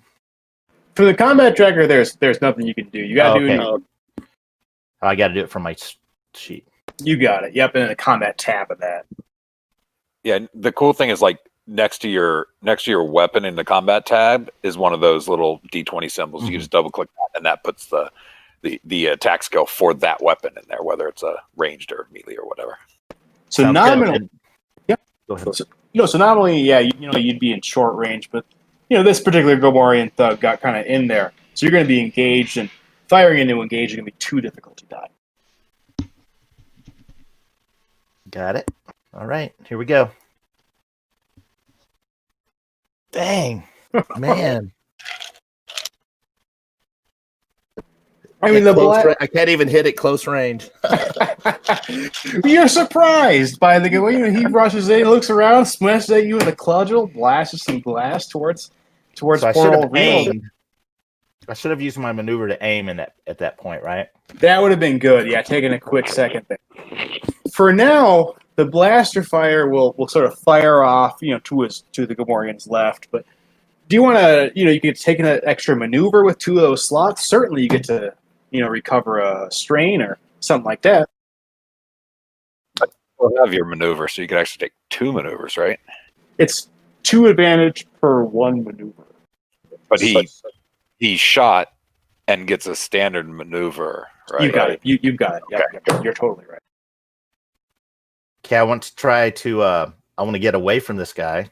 Sure. So I'm going to try to back up to the other side of the bar, and I'm going to go ahead and aim for my next shot. Awesome. In case the rest of us don't do very well against him. So that's awesome. So in the combat tracker itself, there's those 2 portions above and below the double-sided lightsaber. Mm-hmm. I almost exclusively use the one below for boost and setback. It's just easier that way. There's no translation between the two of them, and the green add dice button doesn't even work.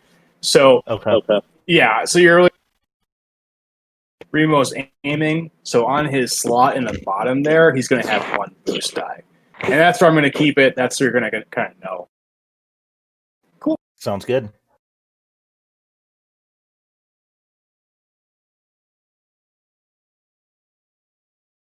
All right. So who have we got next here? Some other player gets to. Lowrick wants to take a shot with his blaster. Perfect. So you can click that check mark, and then go and describe it. Do whatever it is, however you play. Don't let me play. Oh yeah, no. Lowrick's going to just stand up tall like a Wookiee and just blast away, and screaming in a Wookiee in his Wookiee language that only. I think it's technically everyone can if they've taken the time, they can understand you, but you can't speak it. It's very kind of however you want it to be with the Wookiee language. All right. Okay, I finally got it to click. All right, so now I'm going to do my shot. Doing 2 dice. So how many difficulty dice do I need? Just go ahead and roll 1. That'll be short distance, just sort of quarter of the way through the cantina there. Okay, and here's the attack. Wow, not good at all. This guy must be really dodging. Really lucky for a reason. Lowrick will he gets an opportunity with that advantage. He'll reduce one of his strain down 1 because he probably focused a little bit, maybe too much on that cry, and let alone on aiming. But yeah, a good shot nonetheless. So how do I go about changing? Just click on that box where the 2 is, and okay, exactly. Okay, I got it. All right. And that's you can either literally change the number from X to Y, or you can hold down Control and actually go down or up on the zoom wheel. Okay. Wheel. All right. I think I got it. I lowered it to 1. Perfect. So we've got this very lucky Gamorrean thug, and he's got an option. He's not going to dive around this bar to attack Remo. I think he's already shown himself as a pretty ballsy kind of guy. So he's going to charge Lowrick with that blaster pistol in hand, just having dodged the attack. Lowrick is going to continue to scream at him. Perfect. Well, see here if it has. Look at that. More than enough intimidation by the Wookiee is achieved. And as this Gamorrean thug, he just really can't get his footing through this, maybe slippery, maybe even a little sticky floor of the cantina, and simply flails his cudgel at the right, falling on the ground at Lowrick's feet.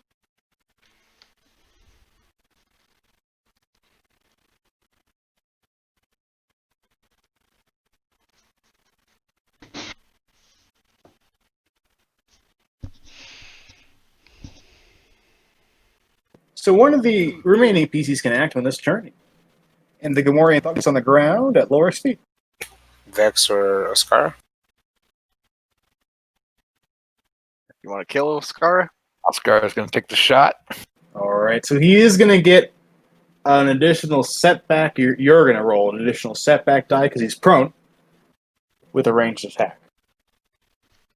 But I'm going to aim. So you got a boost and a setback. And is that 1 or 2 difficulty? Let's do 1 for short range.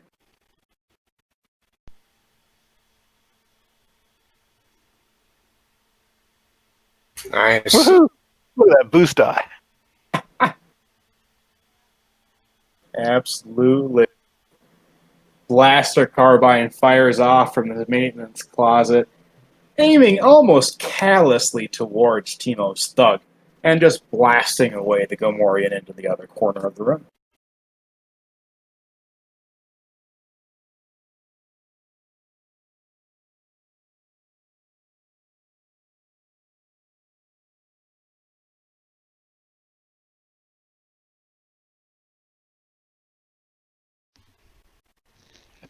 looking for the end turn button. Oh, it's the combat's over. Thank you, though. Yeah. I know, but have it. You can't even drag it from the combat tracker onto your hotbar.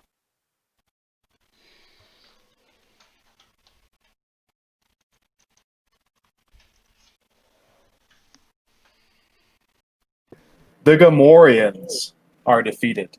The silence that follows is broken by slow and decidedly unamused applause. The Devorian bartender approaches, laughing a brittle little lass. I guess you folks need to get off the planet in a hurry. Good news is, I happen to know there's a freighter in Landing Bay Oric right now. Of course, bad news is that its captain, Trex, is an associate of Timos, and he's not just going to let you on. Trex was in here the other day complaining that his ship has a broken hypermatter reactor igniter and won't be flying anywhere until it gets a new one installed. I bet he's working with Bourne over at the junk shop to get a new one. The Devorian then points at the door. Now get out of my cantina.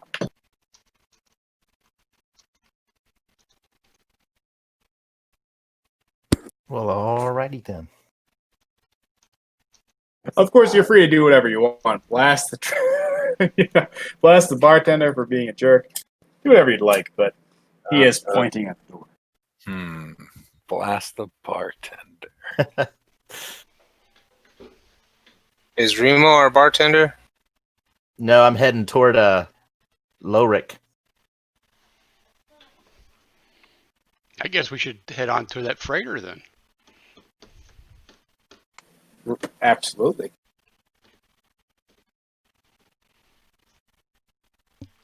Yeah, I agree. I think we should.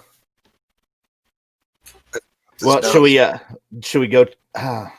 Should we try to figure out the part that he needs, or we plan on him fixing it and then us stealing it after he fixes it?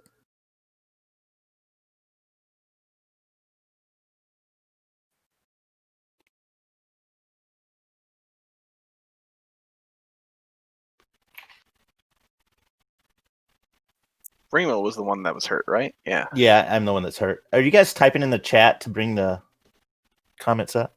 Or are you typing to the character? Yeah, I was typing in the character diff. How do you do that? Which one? Like if you just type in the chat, it. Oh, I get you. As if you're the character speaking. You can use /E to make an emote, like that red text I put in. I see.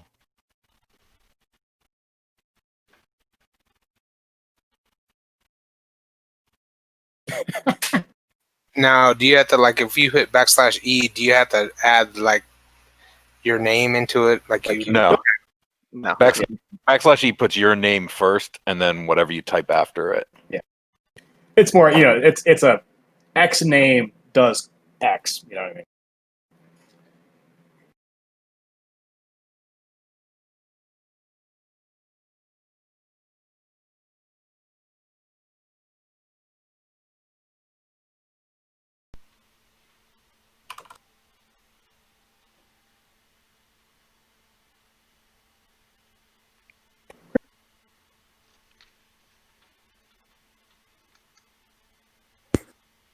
Should we peek outside and make sure there's no more Gamorreans hanging out?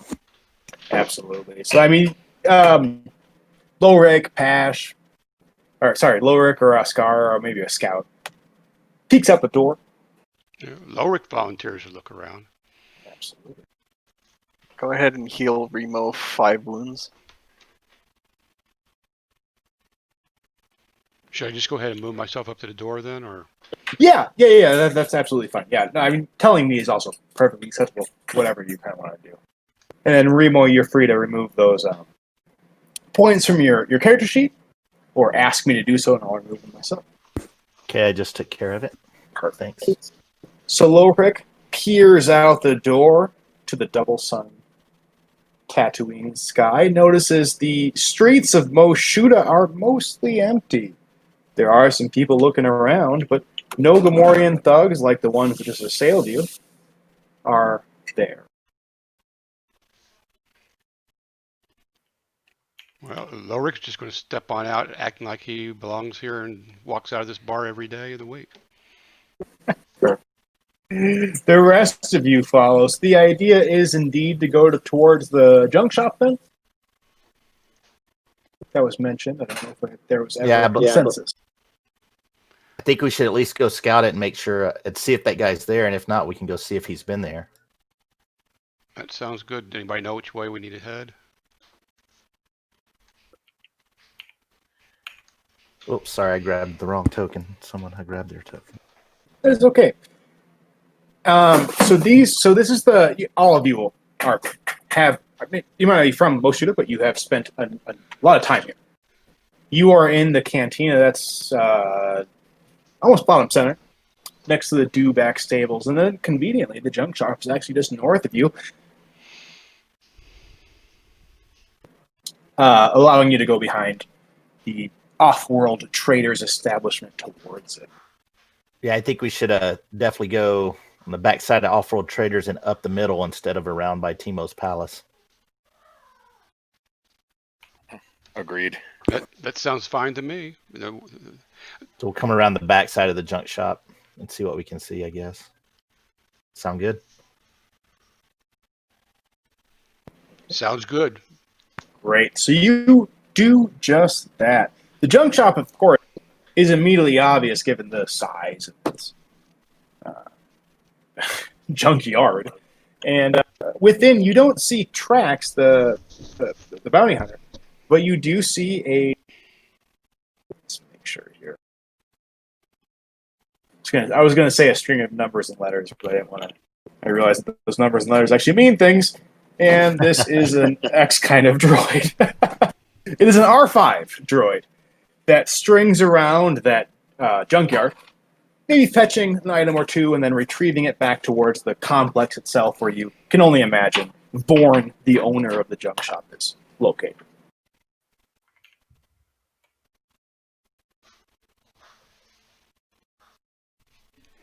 Okay. Who wants to talk to the owner? Who's the coolest? Not me. What is that? Is that presence or cool?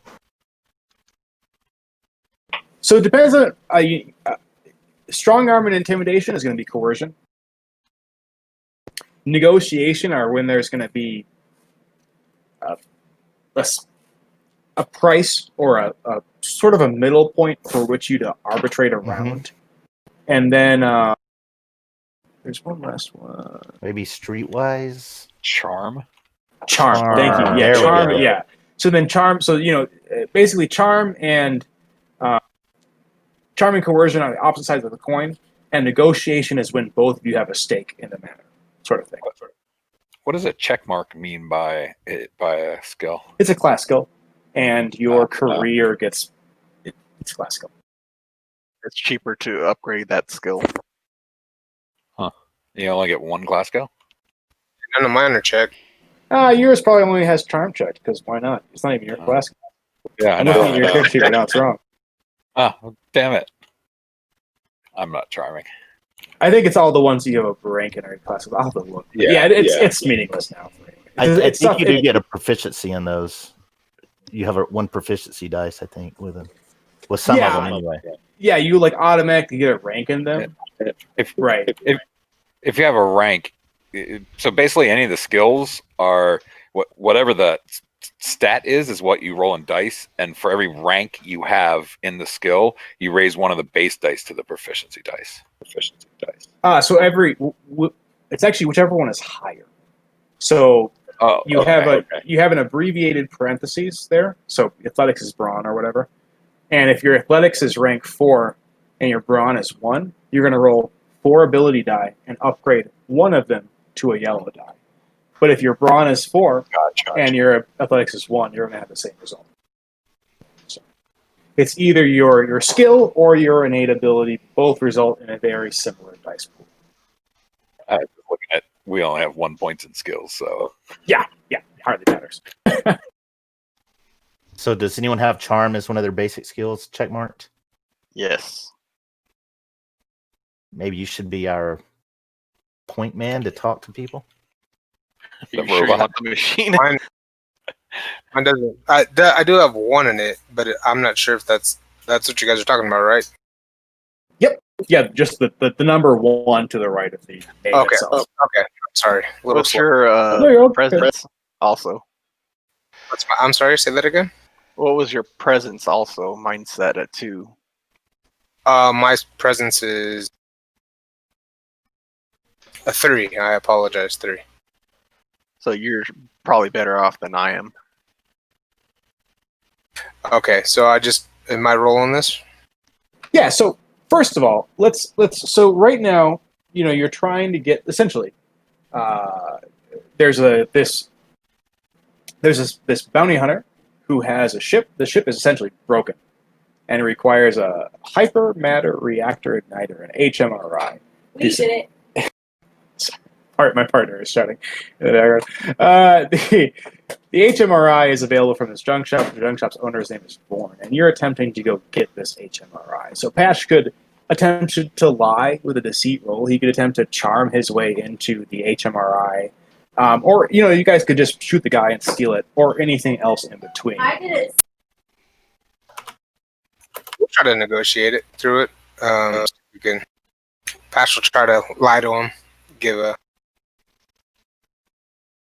So what kind of lie are you thinking here for Pash to sort of walk in?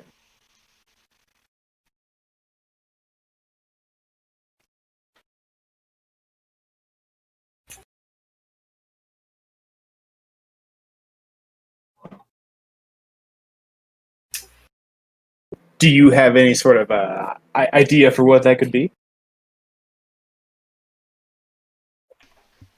So this is Remo. I'm thinking we should see if Trex has already bought it, and if he hasn't picked it up, we can try to tell the guy we're here to pick it up for Trex. Exactly. I could say that I'm envoy. Yeah, somebody for Trex. Trex is right hand man. Great. Yeah, that's exact. Perfect. Couldn't be better. So the junk shop's obvious.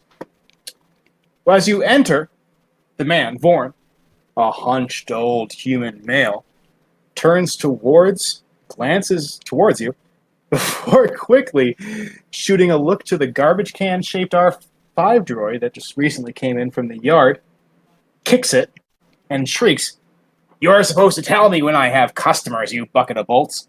Go outside and finish stripping that speeder bike wreck." Of course, the droid trundles off with a surly boop, and the man turns to you. "Welcome, customers." As you can see, he points at the rack and shelves in the Norman bucket full of scrap metal and parts. "We have anything you could possibly need."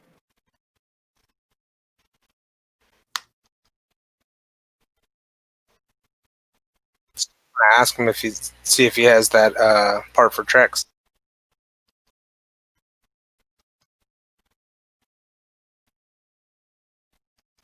"Yeah, I have it.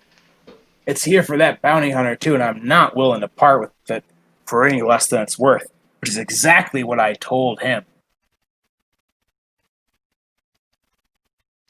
Can we take a look at it and see what condition it's in?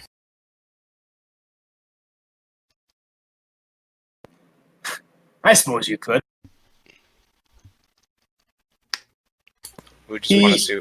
Yeah. Sorry, go ahead. No, what were you saying? Oh, I was just going to tell him that we're just trying to see what we're getting, if it's worth everything that we're paying for. "You mercenaries are all the same," he says. "Never trusting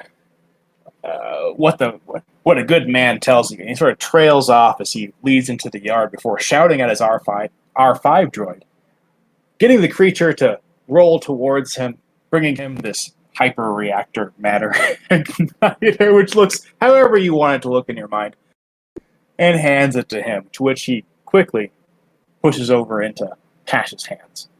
"That's it. Good as new, if you ask me."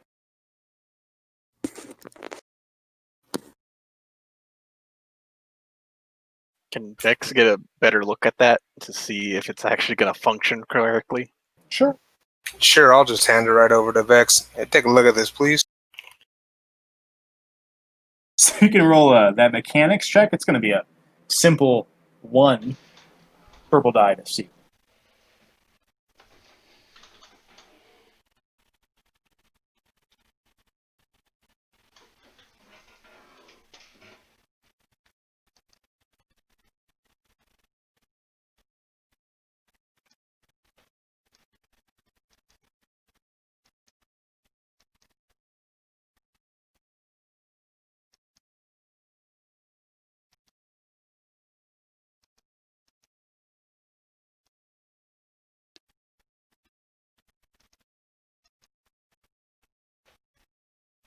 Well, there you go, Pash.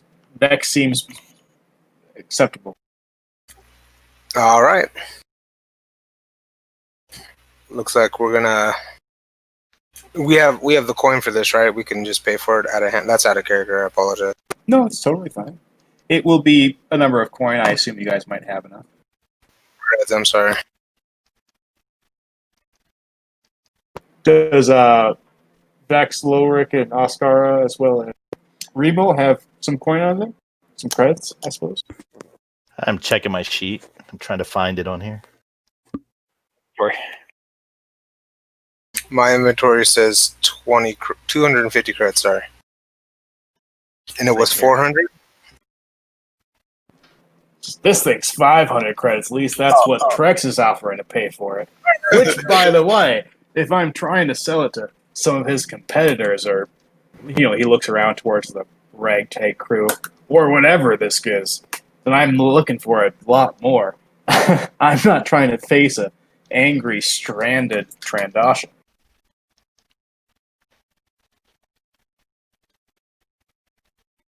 And so he says it'll be 500. And that's how Pash will sort of start lying to him and telling him that he's here on behalf of Trax. Because he's sitting here saying, if you're not with Trax, I'm going to make you pay more money for it. Nah, we're with Trax. So it's not on my sheet, but I have a 375 according to the sheet I printed from the character creator. Yeah, I got like 2/3 of the way through. I could pay 250. So go ahead, you can just add that kind of stuff in. If you know it's true on your character sheet, go ahead. I'm not super strict on my DMing. So I've got some credits. Anybody else? I don't have enough for the whole thing. Yeah, Vex got 250 put in. Okay, so I guess I'll give you the other 250. I got. Let me chip in. Or why don't we all just take a cut? Unless somebody else doesn't want to chip in. Oh, I'll chip in whatever everybody wants. If there's 5 of us, it'd be 100 each. Sounds good. Okay.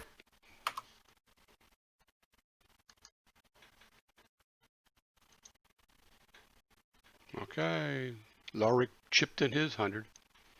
Perfect. And then you'll also need Pash to please roll. Oh yeah, copy.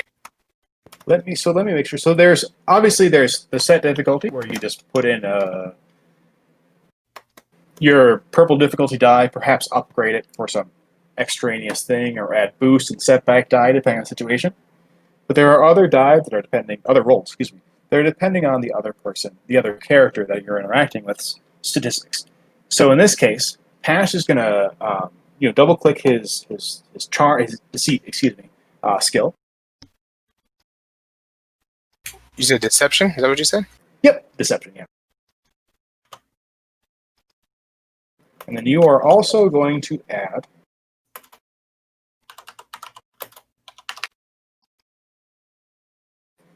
two purple die and one challenge die.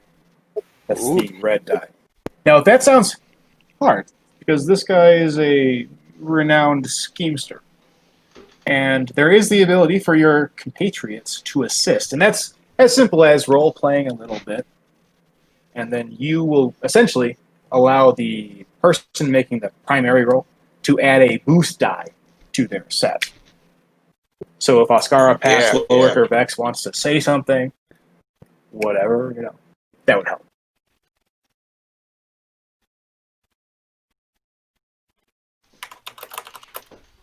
Say something, Mascara. Lorik's just going to give the guy a stare. Perfect. Ready for the worst as always. Right, just kind of staring him down.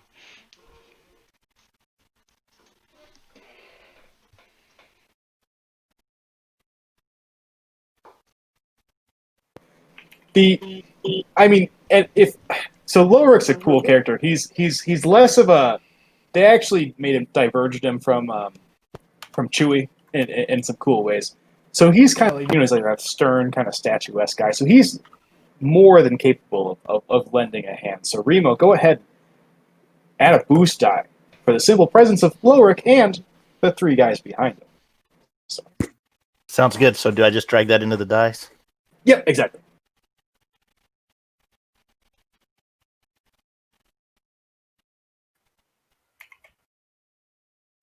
I wasn't able to drag it in. It's in the dice. Oh, there it goes. Cool.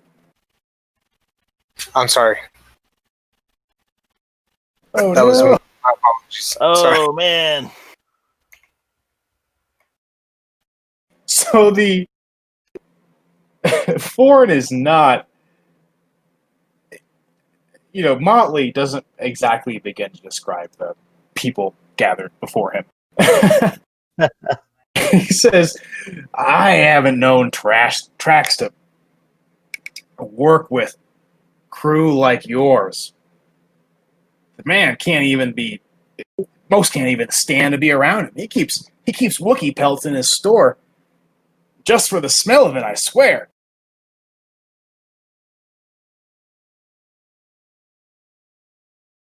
It doesn't seem as if Vorn's quite willing to believe you. And at this point, he's sort of taken back the HMRI from Vex and is sort of holding it miserly.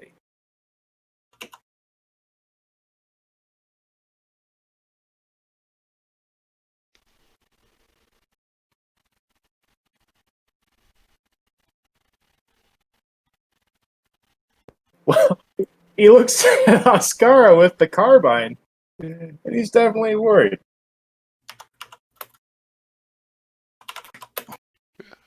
Lorik kind of gives him a growl when he says it about the Wookiee pelts.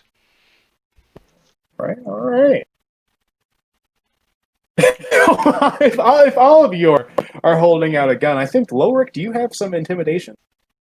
Coercion, I believe, is the...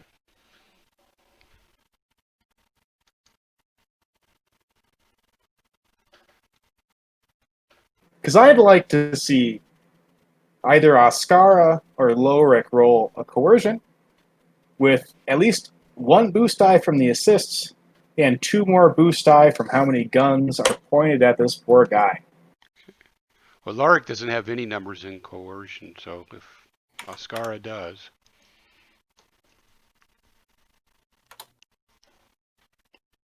You've all got guns pointed at him, so whoever decides to roll first will take that one. Anybody got any markups in coercion? Because mine's basic. Yeah, mine is too. Lorik's is basic, nothing. I'll roll if no one else has anything. Yeah. Go for it. Go ahead. Go ahead.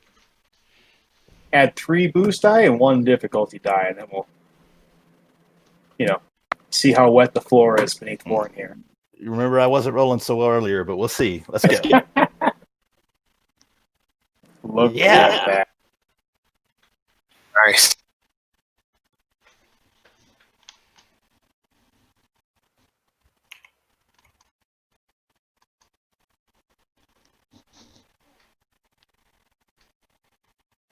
Oh,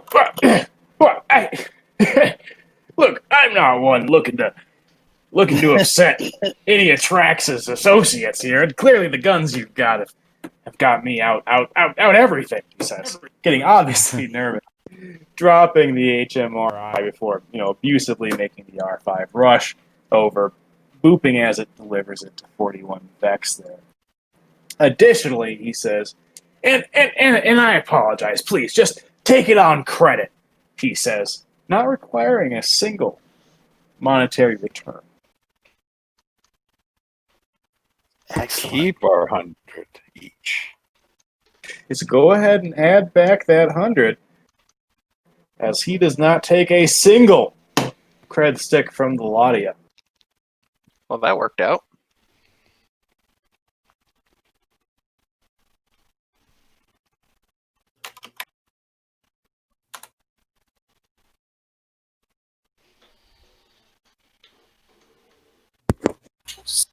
So I'm going to turn to the group and say, we probably should get the heck out of here.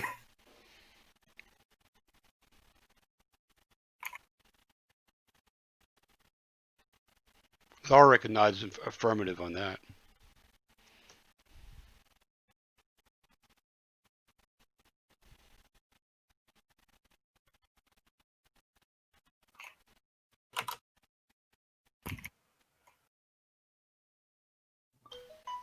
Great. So,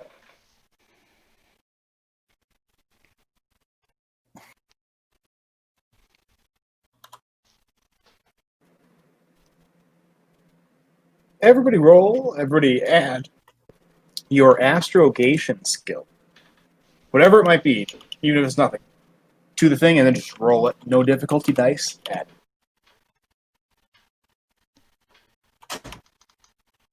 Astrogation. Exactly. So we want to add that to the dice? Yep, and then just roll it as is. Oh. That not add. There we go.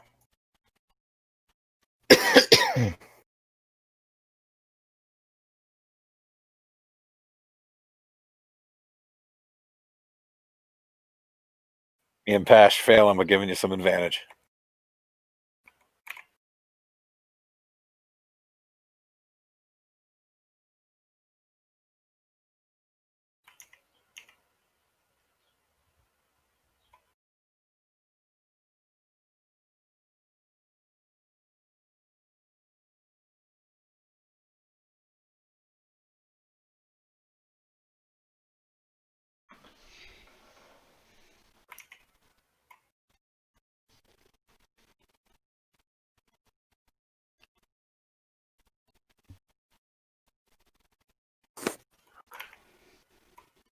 So, are we heading to? Are we at the docking bay?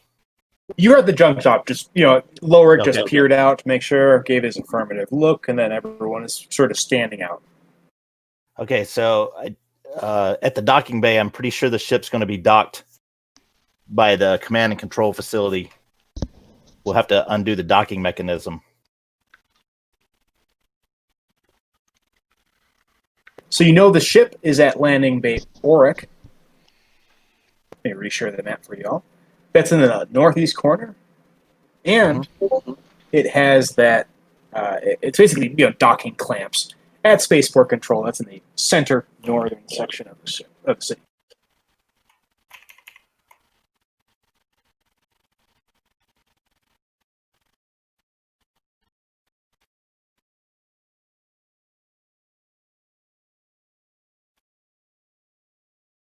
I don't see anything on the map that looks like we should have too much worry about going by to get to the landing bay, but we probably still want to kind of sneak in, right?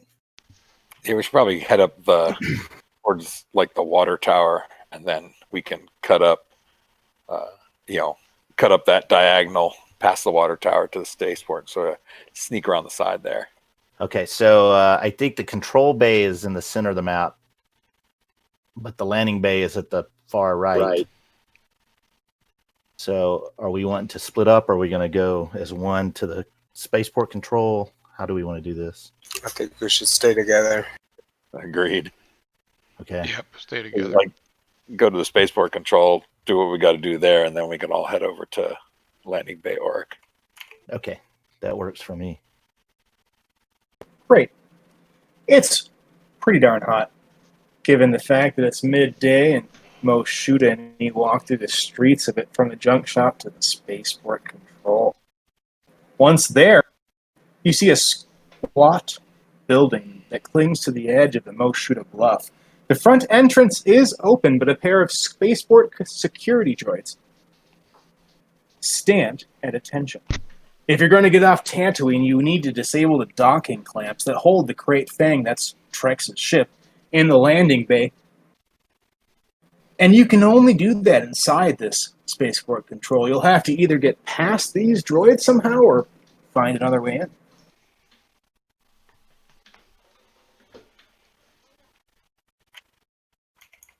The Star Wars are the droids at the front. Is there Is there a side entrance? Yeah, can we sneak around the side and see if we can find a side entrance? You see a door towards the eastern, sort of like the northeastern section of the building towards the bluff's edge. It looks like a security or a maintenance door, though, and already you can see the like the red blip of a locked mechanism next to it. Hey, Mark, this is Yeah. David out of character. Hey, I need to take my dogs out for a quick walk, so I'm going to step away for a few minutes. Absolutely. Do what you need to do. I'm reading the text real quick. Hank. No worries. Text are fine too. Yeah, I'm reading the text on the chat. I'm sorry. Oh, sure. No, it's good. Yeah, it's just, there's let me get the whole thing. Okay. I'm assuming we need like a computer skill to break in, or like a mechanic skill. Skullduggery. Skullduggery. Yeah. You can throw that word around as much as you like. I got a skullduggery. There you go. Then you're the guy breaking in. All right, we'll see if we can sneak over. Cool. Yeah, there's no one around. If you look, it's sort of tucked away, and then obviously just beyond the door is the bluff itself that shoots straight down towards the deserts of Tatooine. So you're really looking, for just you've got a decent amount of time to make it work. So go ahead and roll that skullduggery. Let me make sure what the difficulty is.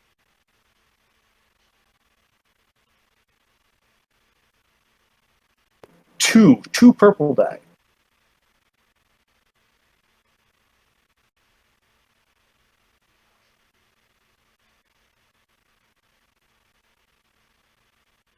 There you go.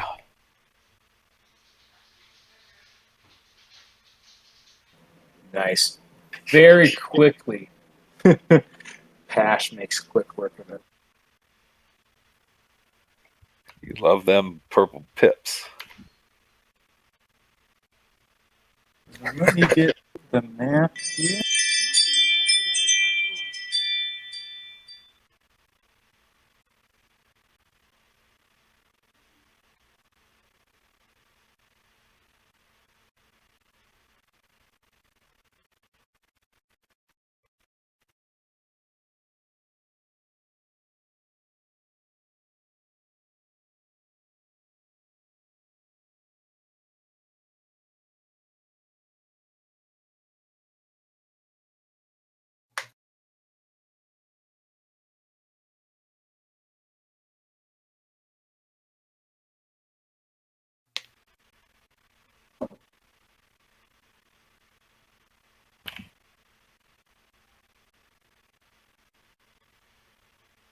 Was that Pash that skullduggery in? Yep.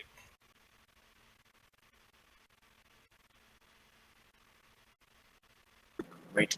The door gives an affirming click, turns green in its locked panel, and then slides open with a whoosh, revealing a small, like an employee lounge, if you will. But from the noise leading from that open room in the left, or open doorway in the left, excuse me, you can hear the activity of the spaceport control beyond. Does it sound computerized, or is it people talking or anything? There are a number of people in there. Okay. I'm actually going to use the restroom 1 second while you converse. Since we're in the employee lounge, are there any uniforms for the... We should see what's in these, if that's lockers or something with uniforms. I'll look for a pack of smokes. And try to disguise ourselves as belonging there, even though we haven't been very good at least I haven't been good at deception. Who needs deception when you just blast them? Do it the Star Wars way. Right?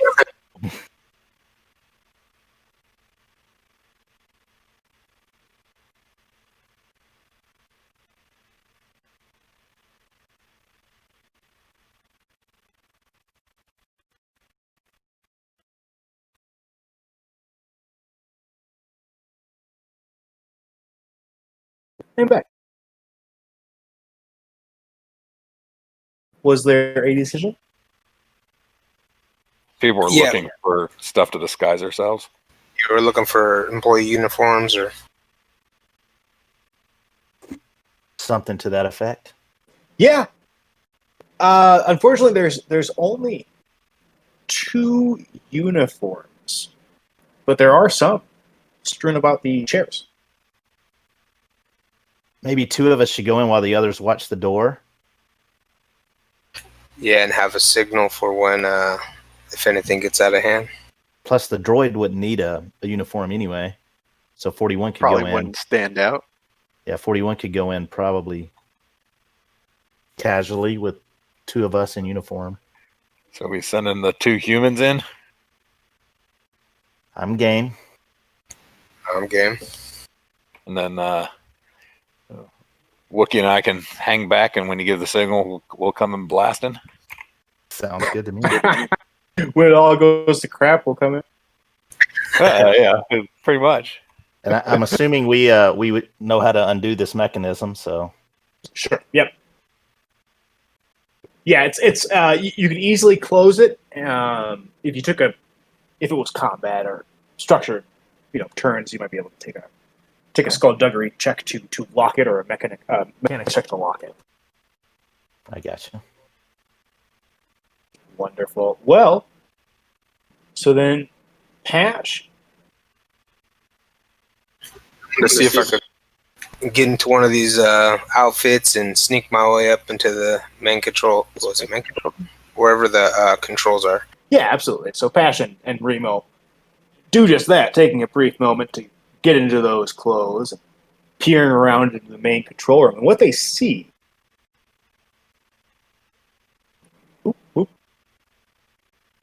is that second paragraph. Is a doorway into a large chamber that's crowded with computer equipment. And it's centered around a large holodisplay showing a plot of the local aerospace. Standing in front of the display, with her arms folded behind her back, is a human woman. She appears to be in charge. And, as you watch, she speaks into a headset in a formal but commanding tone.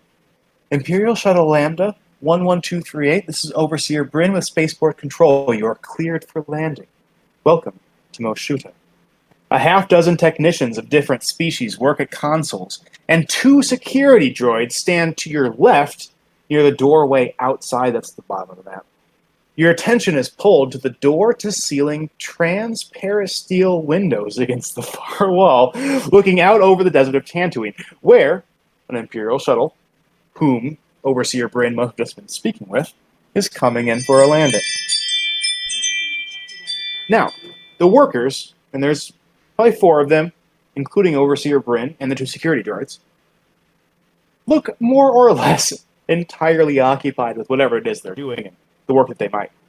So Remo and Pash could actually get in and do a pretty quick computer check and try to see if they could unlock these docking clamps, or they could just go up to Bryn herself and, I don't know, do whatever deception it is Pash and Remo think is appropriate.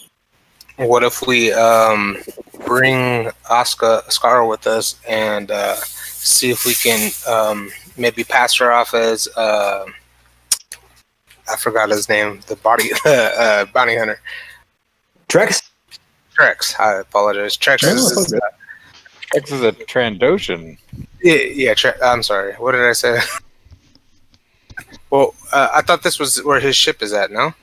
No, this is the control room where we're trying to get the locks for his ship unlocked.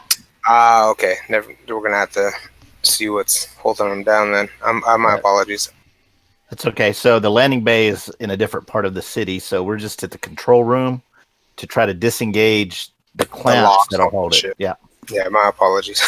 That's not No good. problem. It's a It's a thing. So, but so the kind of, it's you're sort of. What do you guys kind of feel? Kind of think you'd want to do?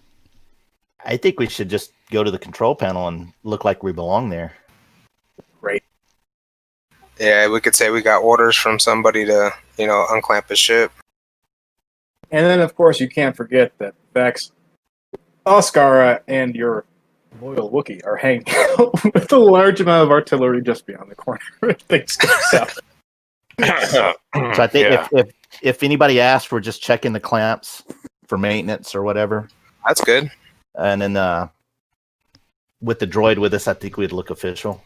Perfect. So you guys head into the moving. That's probably better, right? We'll have you move this closer terminal and move to the closer terminal just outside that employee lounge.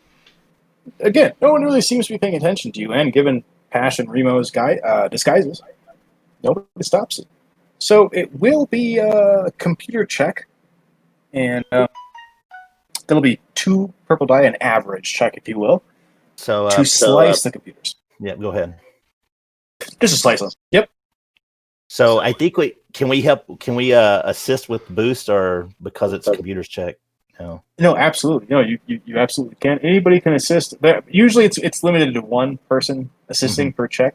Okay. But the requirement is basically RPing. If you can say something that you're doing, then he gets a boost die, or the other player gets a boost die. Remo, do you have I think you're more skilled than I am in computers. So I've just got the basic skills. What about 41 Vex?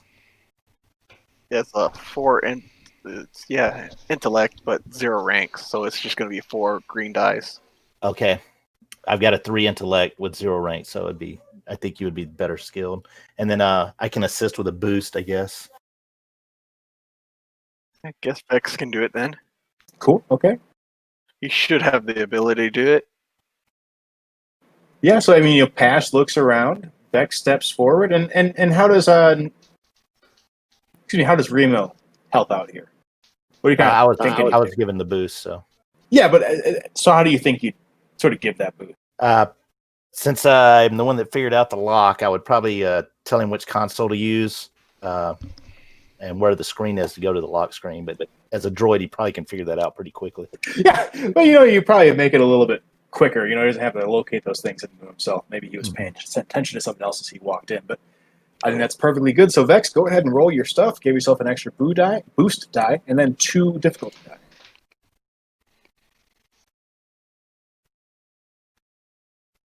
Damn it.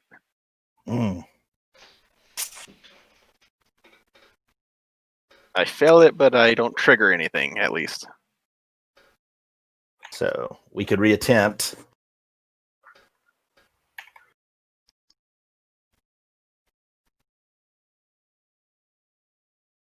What do you guys think? So you don't set off any alarms.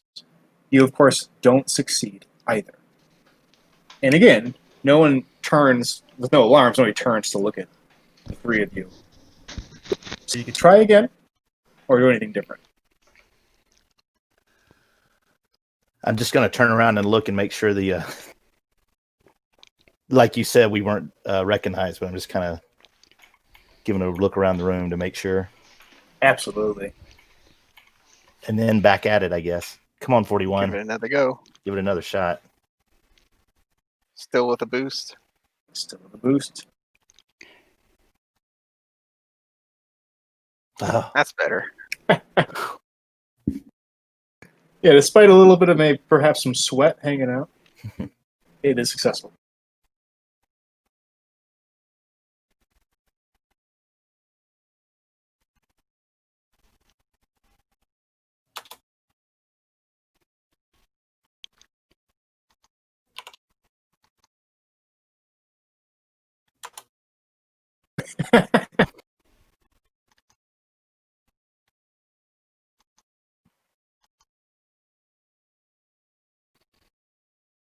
Yeah, the resounding click of Oscara's laser carbine runs through. Get a little antsy here. Gotta have to start shooting. Right. Yeah. Wonderful. And after success, it's strange. You'd think the workers of Mashuta's space control would be a little more attentive to the side entrance, but they really just keep going. It seems that perhaps this Overseer Bryn is preoccupied with whatever Imperial forces have just landed, or maybe is just such a dedicated worker that you can't be bothered. But for whatever reason, you make your way, once you get out the side terminal, into the hot suns.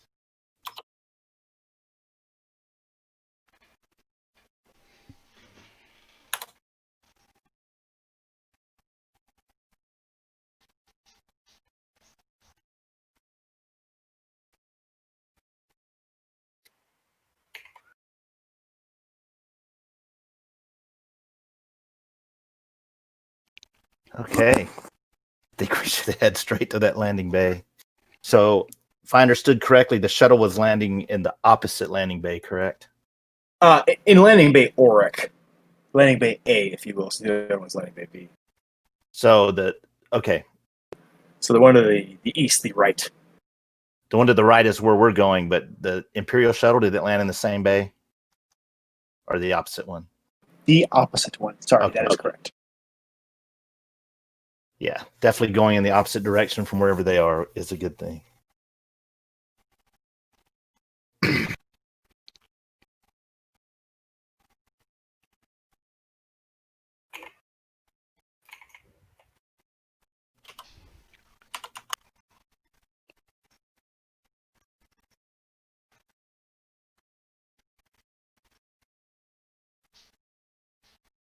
You head to the east, dashing through the crowds of what is now market time and tavern time in most Shuda.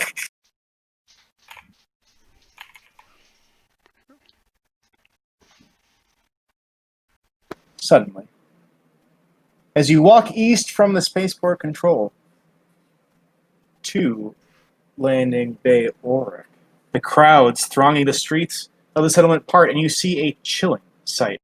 3 soldiers in the white armor of the Empire's elite. These are stormtroopers. And by the looks of their dust-covered armor, the ones who have been stationed here for some time. You see them, realizing the lead trooper is pointing directly at you. His voice breaks through the crowds. There they are, the stormtrooper says. Get them. As you turn to escape, you see a second group, additionally of 3, standing right down the street behind you. This could get tricky. Where is my...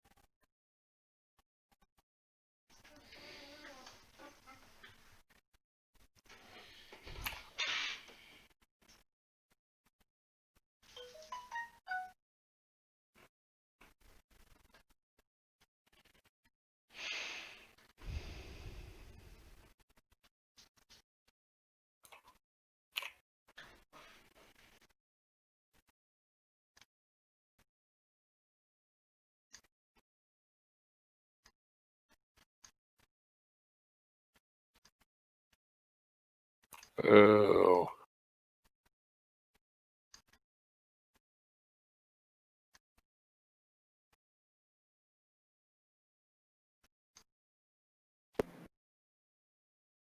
Nobody likes troopers.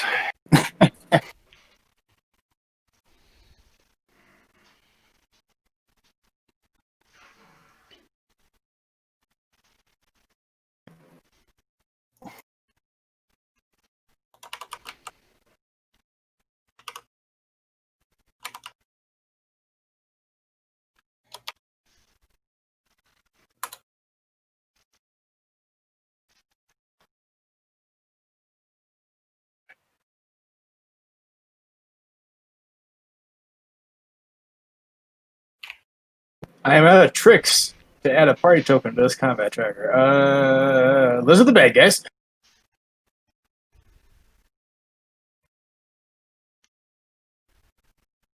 Y'all are like the box. The box is y'all, and the bad guy are those stormtroopers on the Motion Streets map. Additionally,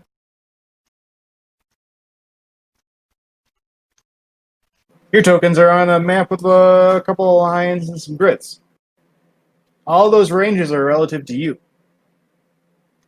If your token is in the long range column, that is how far you are away from it. So it's all just personal ranges. So Ascara is currently in that long range column, so she's long range from the bad guys. If she were to spend 2 maneuvers to get into medium range, she'd be in that column. Whatever the enemy tokens are doesn't really matter as relative to your tokens. Is the idea here. Okay. 2 maneuvers to move a range? 2 maneuvers to move from long to medium. 1 maneuver to move from medium to short, within short to engaged. So the map sort of shows how the layout is, if you will. And the other map just sort of tracks your range. That shows the layout. The Moshuda Streets. Oh, okay. I see it now. Yep. So in the Moshuda Streets, there's going to be 2 tokens for stormtroopers and then a box. I'll say that. Oh, I gotcha. Do you see that? Could you share that map again? Heck yes. So, Okay. So we've got them to the east and west of us. We're kind of in there, the middle of the V.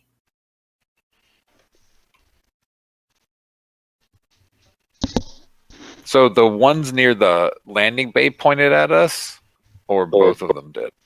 The ones at the landing bay pointed towards you. Yep. So the other might not know for a round or 2. I say we run to the Dewback stables and ride Dewbacks through the streets.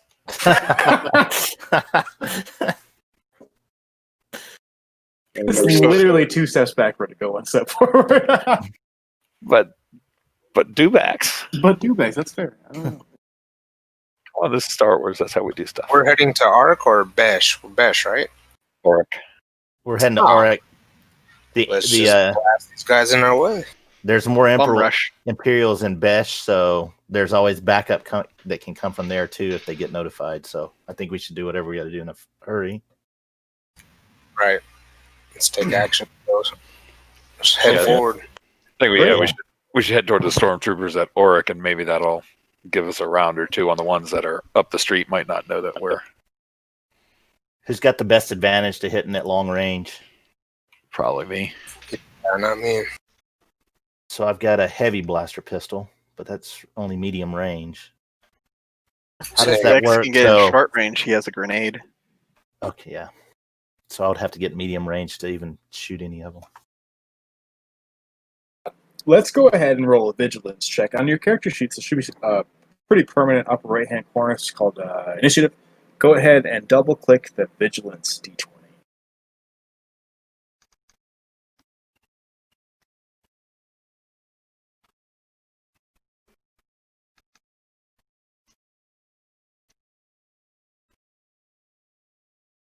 Awesome.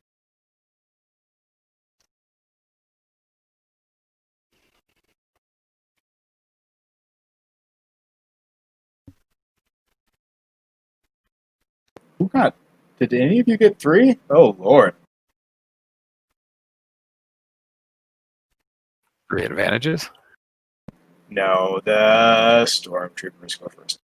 Oh, 3 successes. Unfortunately. You see the stormtrooper that was pointing at you immediately move his right arm to his helmet. You can only imagine the words he's speaking, probably alerting the group behind you to your presence, as immediately the Western group of 3 readies weapons and begins trotting forward. Their laminate armor boots clicking up dust in the Tatooine and Moshuda streets. The other 2 stormtroopers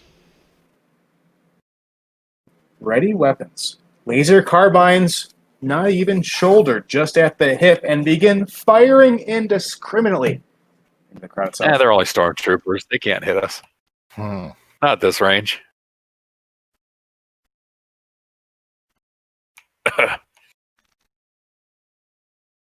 Just watch them crit now.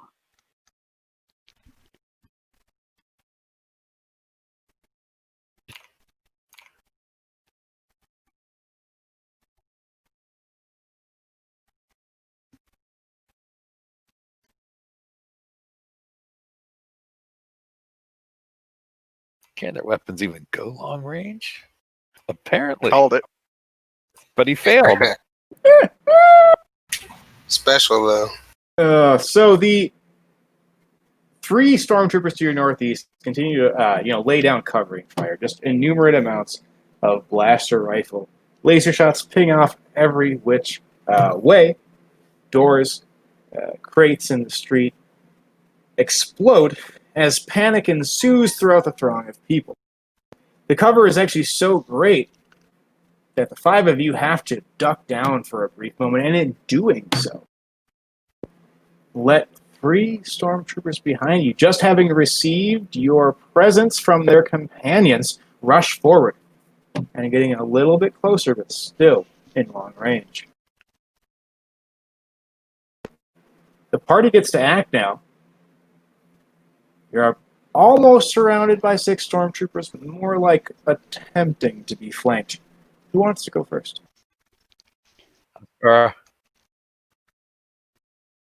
Scar just takes the lead. Great.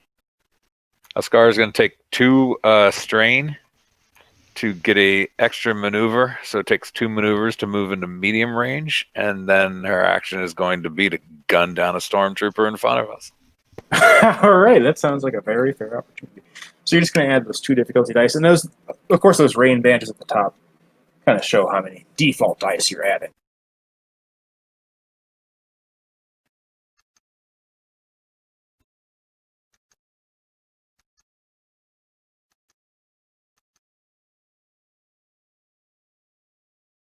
Well, Awesome. yeah, Oscar kind of teaches them what's what.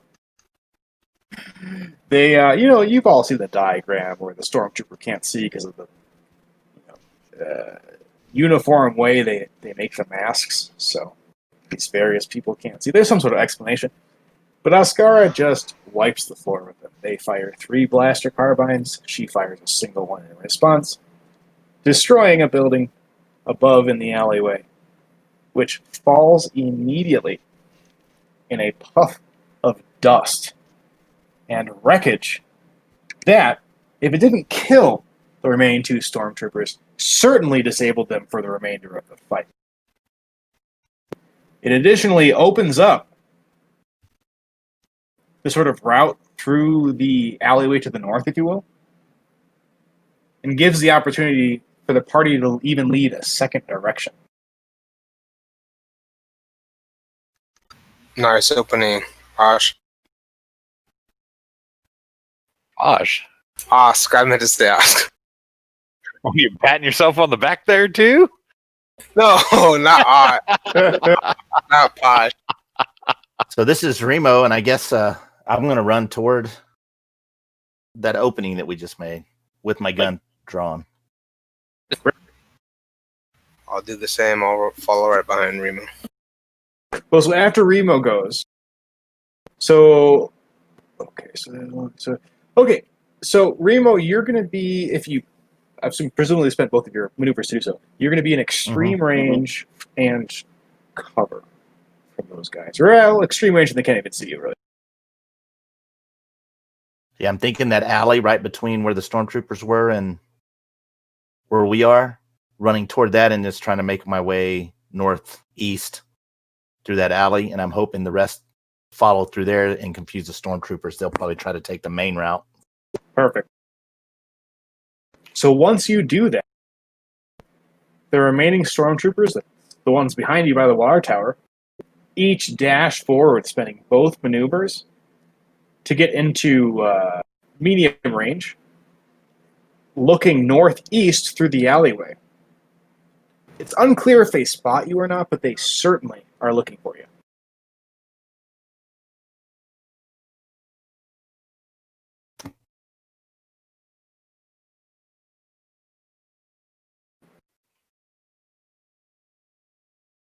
Lowrick, Vex, Patch. I'm gonna. I guess I'll act next. Sure. Pash will go ahead and take the opening that was created. That little path. The little. I'm sorry. That's where Remo was going. The little pathway outside of the building. Perfect. So you just dash up next to Remo. Dash up. Yep. Perfect. Then Lowrick, Vex. I think Lowrick would easily follow as well. Oh, sorry, you're back. Go ahead. So we are in the streets getting to landing bay Oric. This crew successfully released the docking clamps from the spaceport control, given a little bit of deception and some luck. Unfortunately, however, on their way to the landing bay Oric to retrieve that ship, they encountered a group of stormtroopers. One of them was just destroyed. One of those groups was destroyed, and the other one now lays behind you.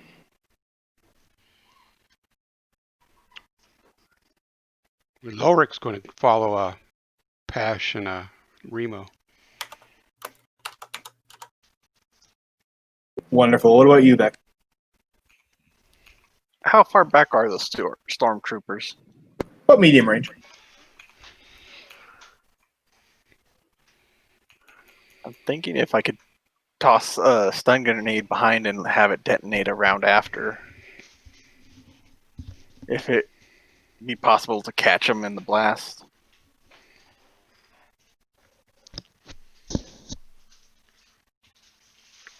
Yeah. I mean, they can be set to, like a... If you set it for a round timer to detonation, that would certainly... they're following you. Yeah, at least that would cover our escape, so I'll toss a grenade behind us. Great. And set it for 1 round. Perfect.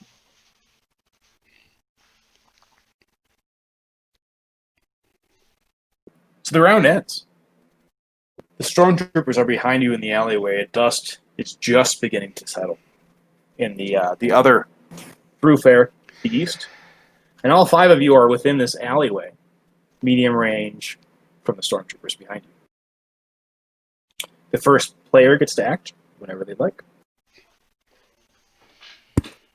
So I'll go ahead and act and just fire. I'm going to aim and fire at the stormtroopers as they're approaching. Cool. So how do we, on the chart of ranges, how do we, basically each round we reset to whatever the closest range is, or?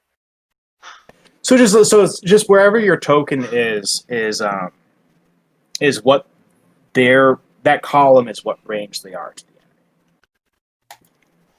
enemy. And then the left columns are supposed to be for the players, and the right columns are supposed to be for the enemies. Sure. But so we're at long range, and the stormtroopers took actions to move to medium range. That means we're all in medium range with each other. Yeah. Did that not update on the? It just did. Oh, okay, cool. Okay, cool. Yeah. Okay. So yes, ideally, right? You would either move yourself or I would move you, and it would be, appropriate for whatever range you were at. Yeah. Okay. And then if Remo was at extreme, would he be at long now, or we're all at medium? So I know it.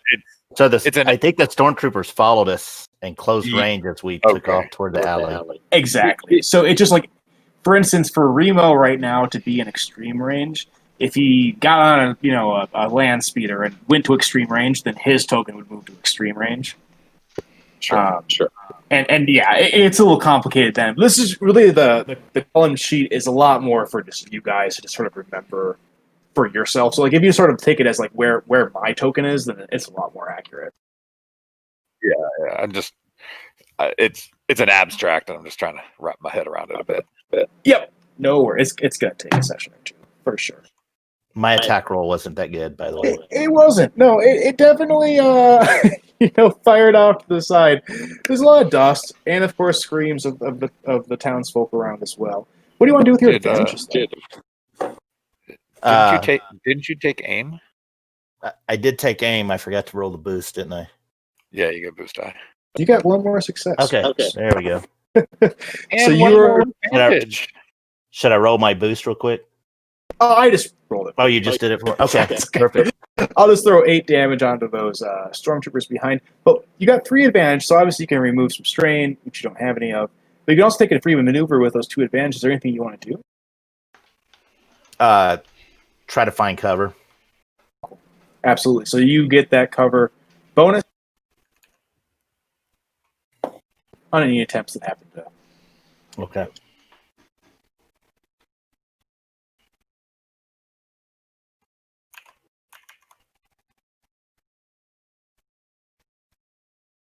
All right. So Remo fired off some shots, even hit a stormtrooper right in the 10 ring, and dropping him. There you go. And dropped on some cover. Who else wants to go? And if else, go ahead if you want. Okay. Lorick wants to take a shot at a stormtrooper.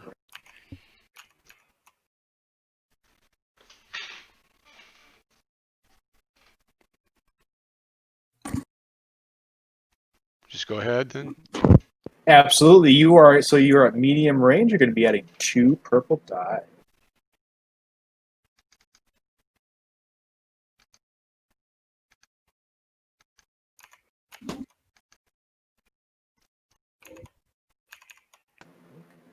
Yeah. So I mean, you're definitely dropping one of these. Anything particular that Lorick does? No, he just does a quick draw and takes one down. That's certainly what happens. As the stormtroopers gain a number of wounds, even through their armor, and only one stands behind you. That one, again, takes his left hand quickly off of his blaster carbine, touching it to his left ear, and clearly communicating with some other Imperial forces, before dropping it, readying his carbine, and firing it towards Lorick, still standing from his own volley.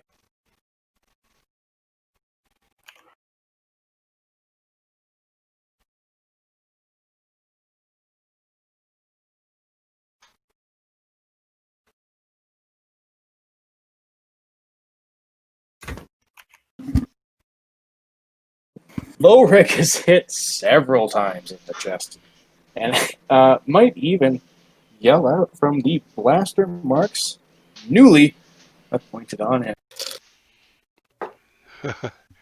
he's screaming. He's screaming pretty loud right now.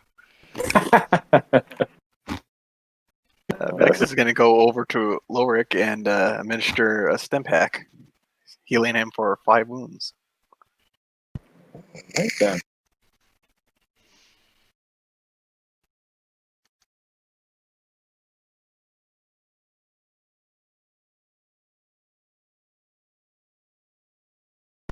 Pash and Ascara. The chaos around you hasn't stopped, but only one stormtrooper remains. Oh, I guess that grenade goes off at the end of the round. Oh, it goes off on actually whatever turn you said it to. So hold on. So roll a ranged light, and you actually don't have to add any difficulty die to it.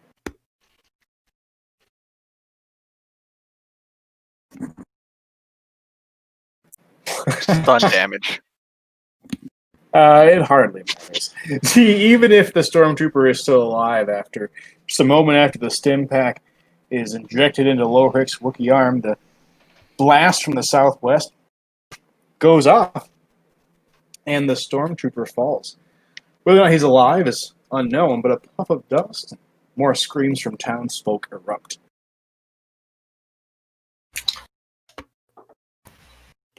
So, is it my action? We are actually done with combat, considering everyone has been defeated just handily. Sweet. Never mind. Yeah, thankfully, Lovrix just took a blast to the chest, and that was kind of it. I know, right? Apparently. It was just a scratch. It's just a scratch. You rush towards... Sorry, go ahead. He's the Wookiee. That's nothing to him. Wookiees are tough. Wilson shares. You rush towards Landing Bay Orc, and the large domed building that holds the Crate Fang, of course, your escape and potentially ticket to new life off of Mos Shuda and away from Timo the Hutt.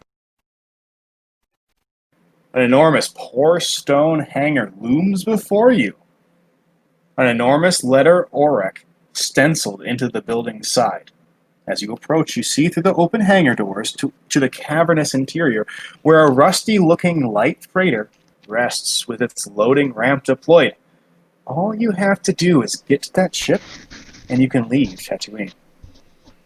However, two equally rusty security droids stand outside the entrance, and if you want that ship, you'll first have to get by them. So, Pash and I are still in our uniforms.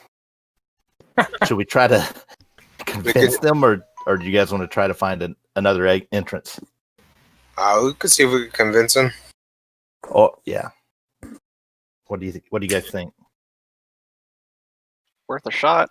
We'll convince them that we're there to repair the ship that's in the landing bay. That's right. You want to have the part in hand? Try to convince him with it? Yeah, that's what I'm thinking. Right. Any other alternatives or thoughts? Go sour, we just blast him.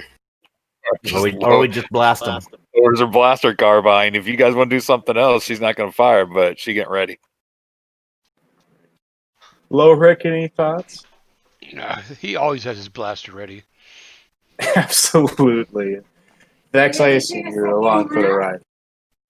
Yeah, it'd be better if we don't start blasting everywhere because we need time to repair the ship or install the part at least. Sure. All right. 1 second. Let me unmask this map here.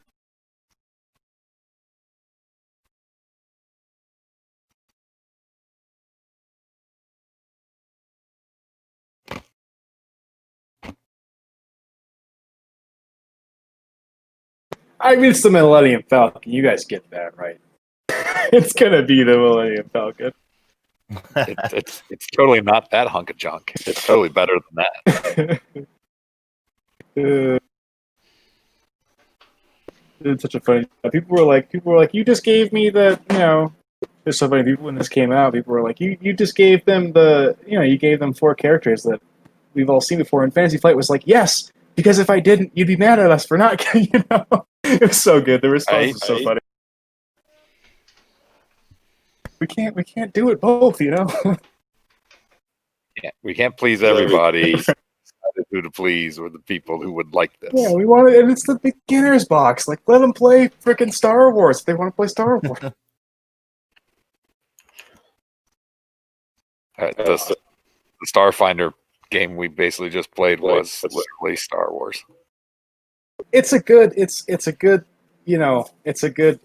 despite any of its drawbacks and lore, it's a really good confluence of fantasy and science fiction. You really can't deny that.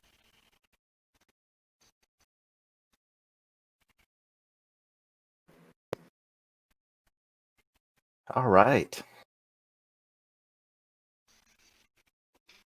So, what was our plan? Try to deceive him through maintenance, and then if it goes sour, Sounds good. And then have the other ones just start blasting. Yeah. Guess we could give another signal or something. But they're not buying it. If the security droids start pulling out weapons, guess There you what's go. going down?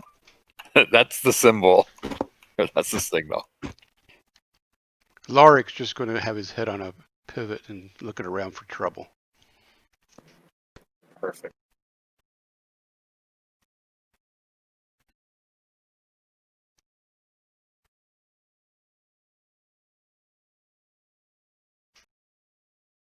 All right, so dressed in your spaceport control uniforms, you head down the ramp, just towards the open boarding ramp where the 2 security guards stand. Okay, who's got the best? It's skullduggery, right? Is that what it is? To lie to them? Or to lie to them, or is that deception? Deception. Yep. Skullduggery is your disabled device and stuff like that. Oh, I got you. You want me to go ahead and tell them a deceiving lie? Yes, go ahead and deceive them. And what would the negatives be, or the difficulty dice be? I would like to try to help him with a boost. Correct. So how are you going to help? I guess I'll just back him up and. Yeah, I'll refer to him in my sentences. Hey, we're here for repairs on the ship. Right on. So you're going to be adding a difficulty and a challenge die. It's one red, one purple. And then, of course, the boost die from your good old friend. I've got the part in hand, and he's going to point at me, I guess. Oh, with the part. Let's give you definitely another boost die as well. Okay. Oh, nice. It's a pretty convincing lie when you've got the thing in hand. You could be nice and say, "This is my lead maintenance guy," or something cool like that. Yeah. That's the part that actually sent it over the edge. He's like, "This is my lead maintenance guy." The guy's like, "That's the lead maintenance guy to me." It's my lead boy. What does that mean? So, despite the droids stepping away, and actually they're convinced to the point where they accept the idea you're here to install the HMRI. You're obviously in the garb of folk that I expect to be doing that sort of thing. And they walk all the way out of the landing bay. It's pretty unfortunate then that just as that happens, during that same eastern exit, they're going to exit screen to the right, Trex, the Trandoshan bounty hunter, also walks out. He looks to be in a fury and is already screaming in Basic about that scoundrel Vorn and how he sold that HMRI out from under him when he peers over and spots the 5 of you with that very item walking into his ship. Despite, to say the least, he is a little confused and more than a little angry. I think now's the time to start blasting. Yeah, I'm going to go ahead and pull out the signal. Pretty much. Blaster fires go off. So, do you guys think we can handle them while one of us repairs the ship, or do we all want to fight? Vex can probably start fixing it. He's better a fixer than a shooter. Sounds good. Yeah, I agree. I agree too. I'm going to toss the part to Vex. What was that, Lorik? Oh, Lorik agrees that we need to let Vex do the fix. That seems, and you're all like, Vex is probably a maneuver away from getting inside the building, or the ship, excuse me, and then maybe a new maneuver for sort of, or a check to see if he knows where the thing is. So let's all roll the vigilance initiative.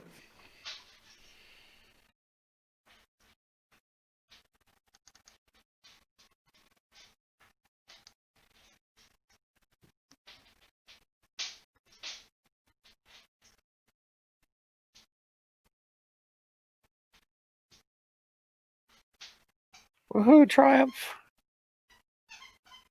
Man, Oscar is the best fighter of us all. So it looks as if there's 3 slots before Trex, so enraged at the situation before him, he even gets to act. Skyer just lights him up. Great. Waiting to pull the trigger. Sure. He is one of Timo's right-hand men anyway, so who cares, right? Absolutely. And she don't like Timo at all.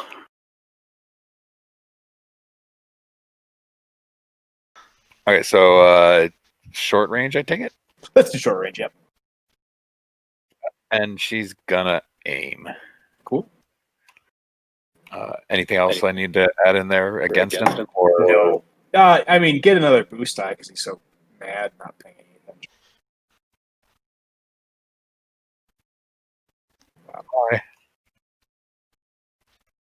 Holy smokes! Another triumph. Damn it! Just one more advantage, and it would have been a crit. Well, you get a crit on the triumph because this is a good time. So if you look to the right of the modifier and below the challenge die, there's going to be a personal critical. If you take that, pick it up, and then drag it on his token. Token on the board anywhere, or just on the range sheet. There you go. I put it on the board, and it's also in the combat tracker. 2.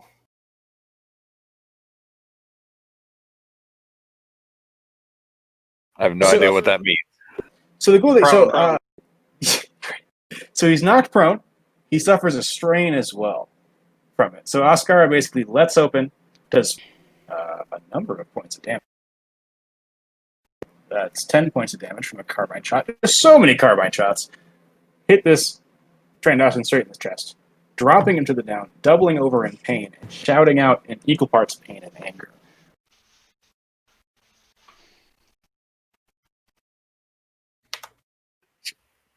So on your weapons profile, when it shows damage and then it shows crit, the crit number is how many advantages you need to get a crit?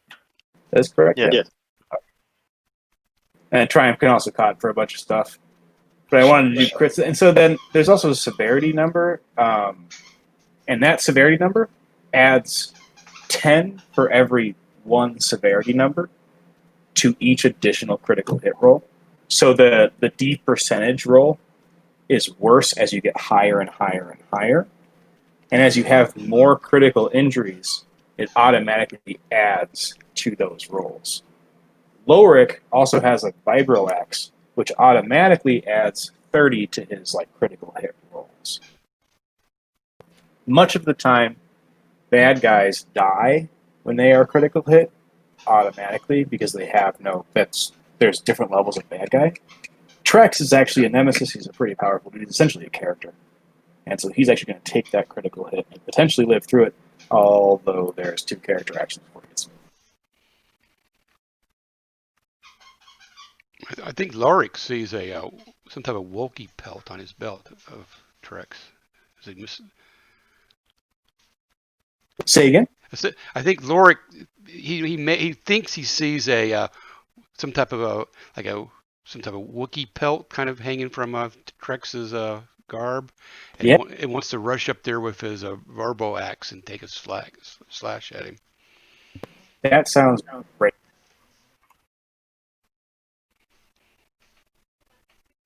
Okay, so Lorik's going to move up. Yep. Does he need that? What kind of difficulty dice does he need to put in there? 1? Oh, what kind of for difficulty dice is just 1 dice? 2 die for melee stuff. Okay, will do. Does he get an advantage or boost die because the guy's prone? Or he gets a boost die for him being prone. That is correct. Okay, I'll put a boost die in good there. Good to know. Yeah, they get a boost die for melee attacks when they're prone and a difficulty die for range attacks when they're prone. Okay, so I put 2 difficulties in there and a boost, and then I got my Verbo Axe. So here it goes. Here it goes. Should probably do a lot.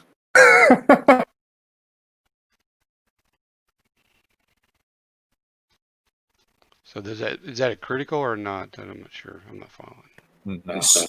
So if you look on the left 2 green die, the uppermost symbol is an advantage. And if you look at your Vibro Axe, if those 2 upper symbols hadn't been canceled out by the 2 threat symbols on the leftmost purple die, you would have had those 2 advantage symbols come out as a net. Okay. And if you look so if you look at your Vibro Axe thing, it says critical 2 of those symbols. So basically, whenever you roll and it'll say advantage and then 2 of those symbols, then that's when you get to do a critical hit. Okay, I got it. To be fair, though, the Vibro Axe ignores 2 points of soak, so he's essentially doing 14 points of damage. And poor old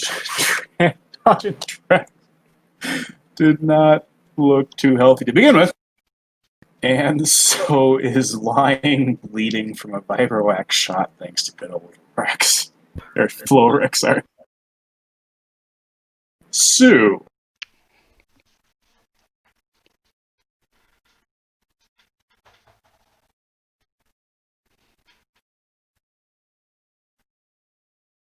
At this point, I assume the Ladia sort of just rushes in the Crate Fang.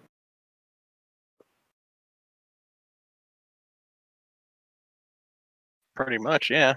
If he's Go already back to down go. and dead. Yeah, if he's incapacitated and I mean, you could also, you could always, mutilate the body, kind of stuff. But other than that, if you rush, if you're trying to get away, and I mean, there's no stormtroopers, droids, or Trandoshan bounty hunters anymore to stop you. I'm good with getting in the ship and getting the heck out. Yeah, let's get out of here. Time to go. Let's get to the repairs.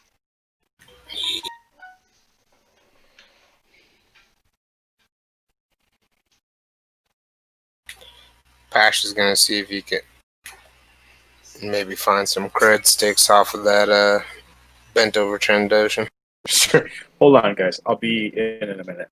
Says Bash. The rest of you rush it while Pat heartlessly loots the body. And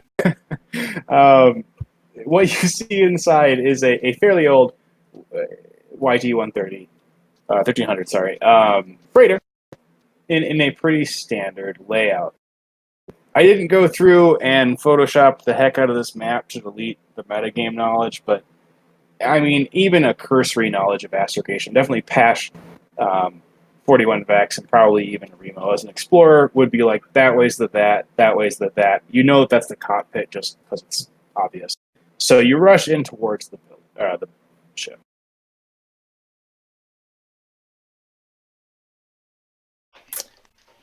So while while Vex repairs the ship, we need to figure out who's piloting.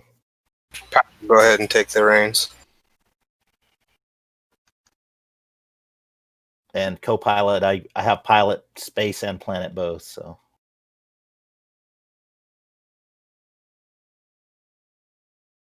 I'm going to run to the cockpit and start firing things up. Cool. Pash quickly follows. And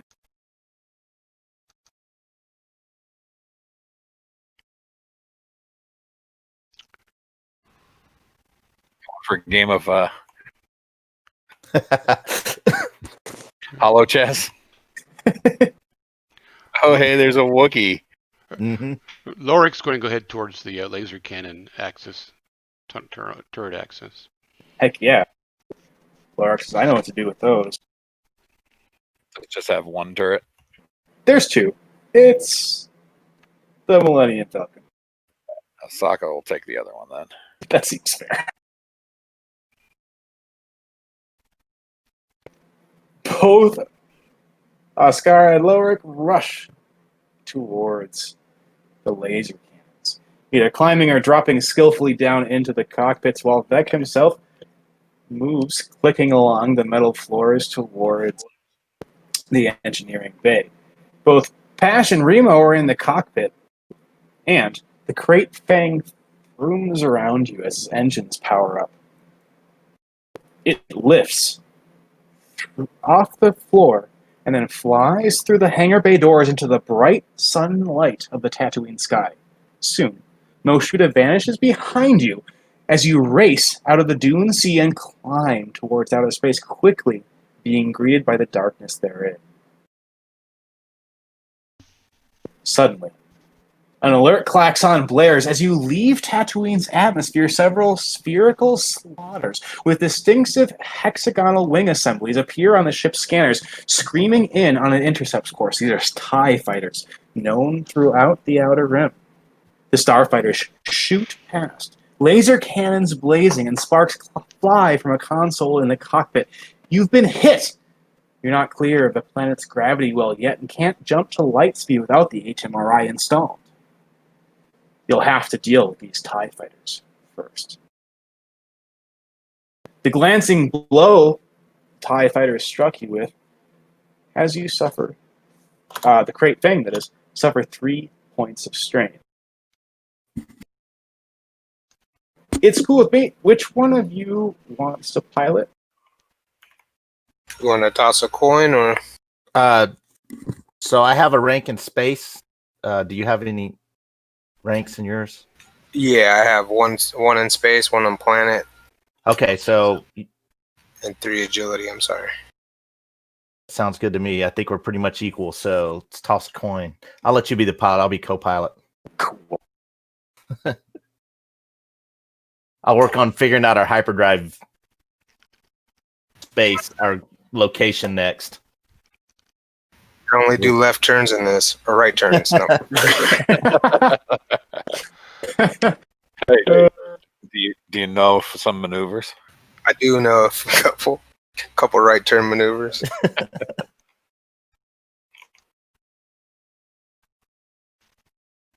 So let's see it. And Lorik and Oscar, you're in the thing. Okay, great.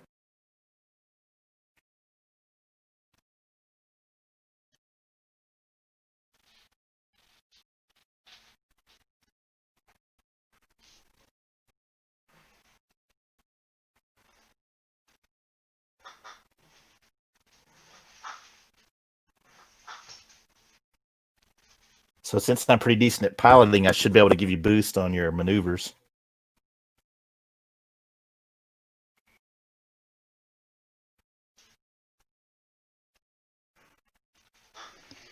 I got a script error. Is that okay?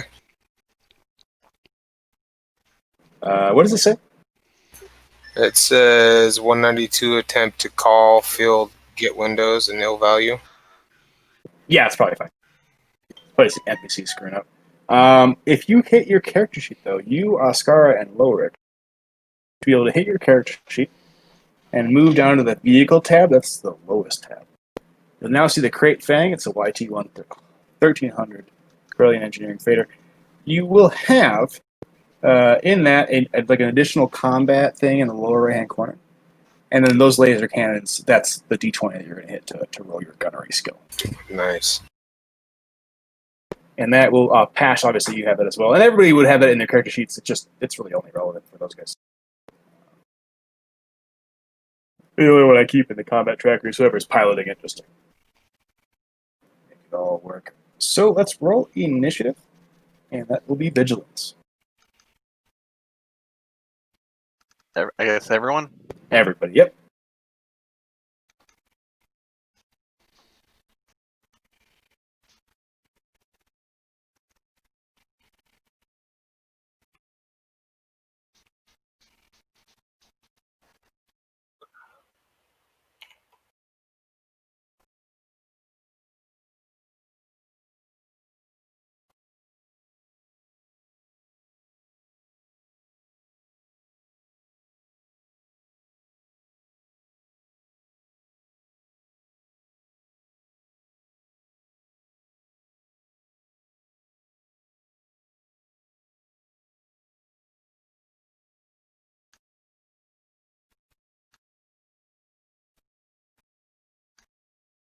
All right.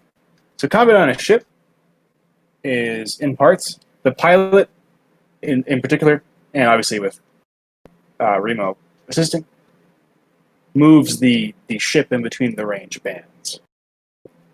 The other people, the engineers, the gunners, everybody else, can do a pretty wide array of activities, from boosting shields to installing an HMRI, or in the case of Lorik and Oscar currently, firing weapons. So the combat is essentially much the same as before, with combat slots filled by the party as they choose.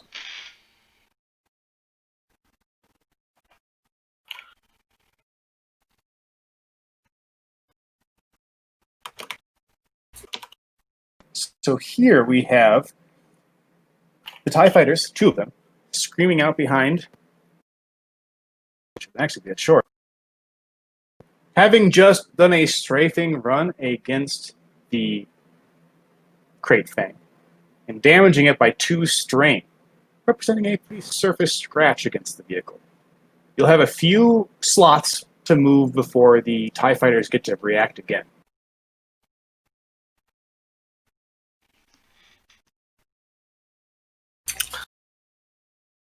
So is that based on our piloting? I was based on initiative. Yeah. Oh. Yep. So there's 3 initiative slots, and then the bad guys go 2 more slots. So if you could game it right. So for instance, if the first 3 players weren't the pilot, then you technically would give them 2 turns before the pilot got to move, since the pilot is the only one moving the ship itself.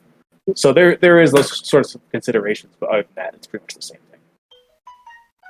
We should take. I'm 2. sorry, you cut out on the last part. I didn't hear that. Just the pilot's the only one that moves the ship. Oh, And okay. okay. Yeah.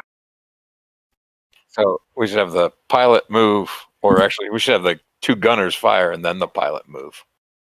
Sounds good. Yep, I agree. You want to fire first, lower? Okay, sure. I'll get it. Awesome.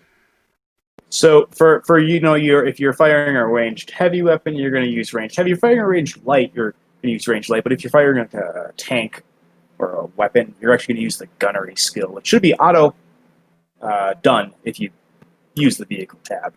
Yeah, it's on there, and so now I put in 1 difficulty then, right? You got it exactly. Okay, here we go.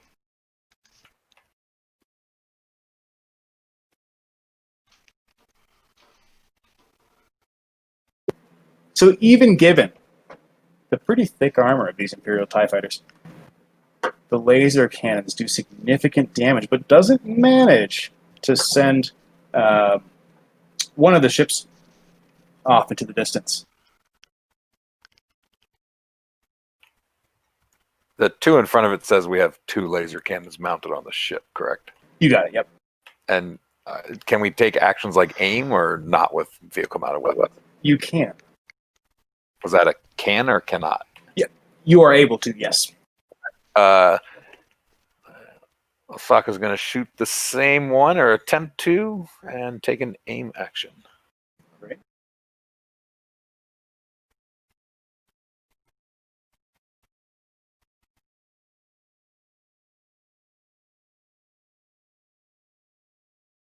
Well, that's a swing die.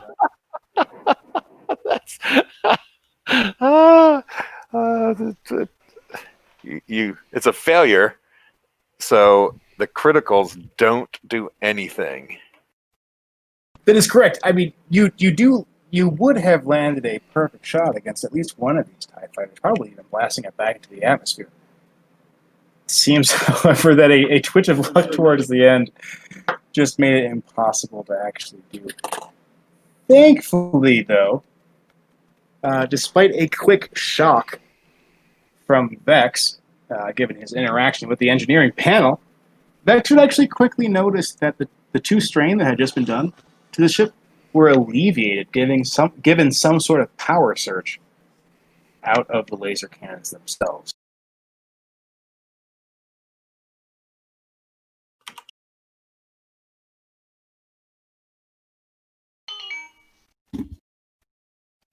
So we have the last party slot before the TIE fighters get to move. So what kind of maneuvers? I know there's some special maneuvers for the ships, right? Yep. There's stuff like give yourself a boost, give your buddies a boost die, and give the bad guys a setback die to hit you. Okay. It's I think Pass, you can try something, and whatever you want to try, I'll help you try to boost it for you. All right, let's get us in a good position to maybe fire on these guys next. Good offensive position. Sounds good. Yep. Great. You guys, we want to go to engage.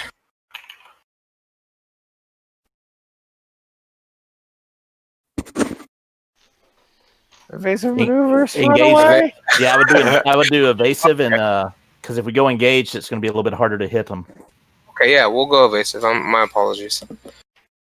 No problem.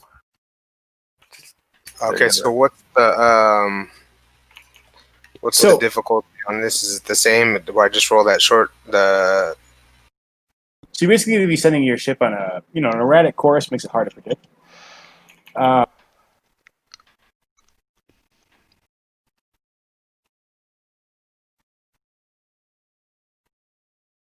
And that's free. And so that's a maneuver. You don't have to make a check for it at all. The ship just does it. Oh. Okay. And so what the evasive maneuvers is going to do, it's a maneuver. And then, like the gunners are able to maneuver to aim and action to fire the weapon. You're also able to do evasive maneuvers as a maneuver, and then also gain the advantage as an action. And so that's essentially, so you get to do both. And to gain the advantage, however, is going to be a hard check, which is 3 difficulty die plus Remo's boost die. I'm working the controls like crazy. This is a piloting space check. I'm sorry. Yep. No, you're totally right. Yep. Okay, and it's 3. You said 3 difficulty and 1 boost. Exactly that.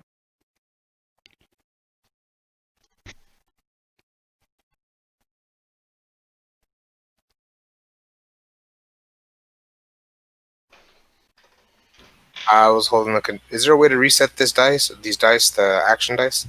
Because I was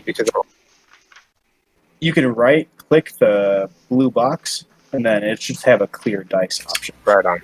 Thank you. Yeah. And then for individual editing, you also double click the die in the blue box, and it'll remove those dice.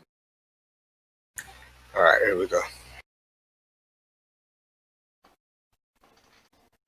Oh, Excellent. yeah, truly due to Pash's own skill and maneuverability, and of course the help of Remo, the Crate Fang zooms throughout the Tatooine, outside the Tatooine exosphere, getting into a clear advantage for the next time.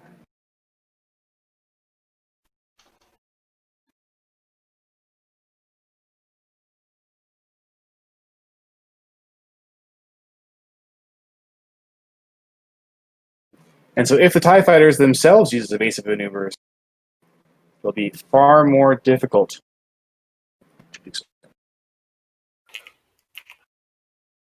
So when the start of these TIE fighters' turn, each of them makes a maneuver.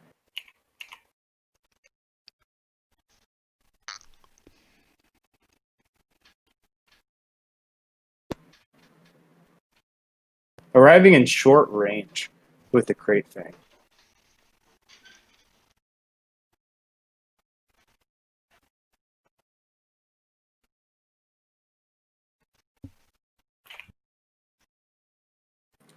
Both TIE fighters take a strafing run, blasting the freighter as they pass. And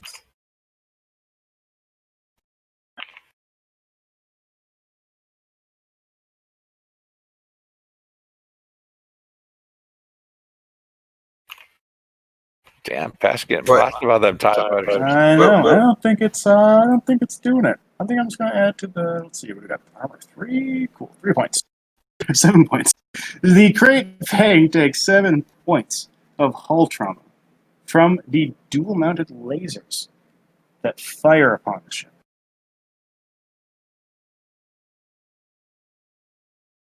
Afterwards, Vex and Remo. Guess Vex will start installing that hyperdrive. All right. Guess the mechanics.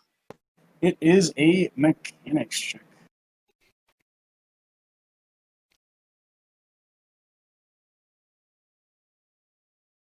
I take on some strain to get a boost die? Yes, you absolutely can. 2? Yep. 2 strain. And the difficulty. It is a average 2 purple die.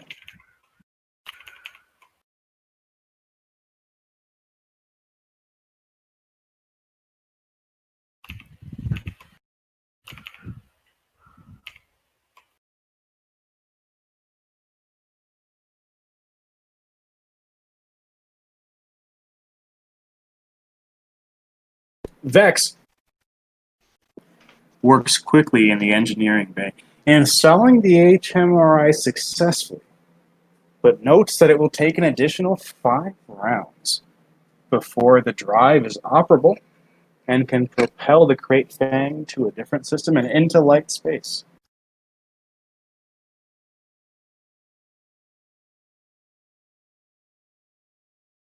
So with the pilot and the co-pilot, does the co-pilot also do piloting skills? Yeah. So I want to try to do evasive maneuvers as well. So that is your action. And try to get us in an advantage like we tried before. All right.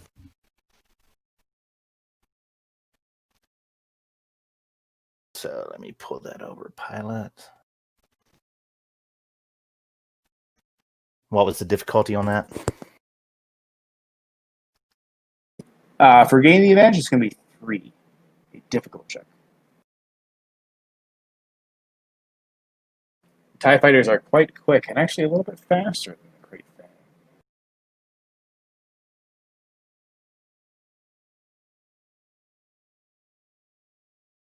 Looks like nothing. Man, that was a complete wipeout. They stay pretty much on the Crate Fang's tail, whizzing past as necessary to prepare for another volley. The start of the second round. 2 more TIE fighters blast out of the atmosphere, Tatooine, rushing towards the Crate Fang. They're at medium range now, but they scream behind the ship. I think we should try to get the pilot to get him an advantage shot. Pash, you can go first. I think that's what we should do. I think so too. I like your thinking, Remo.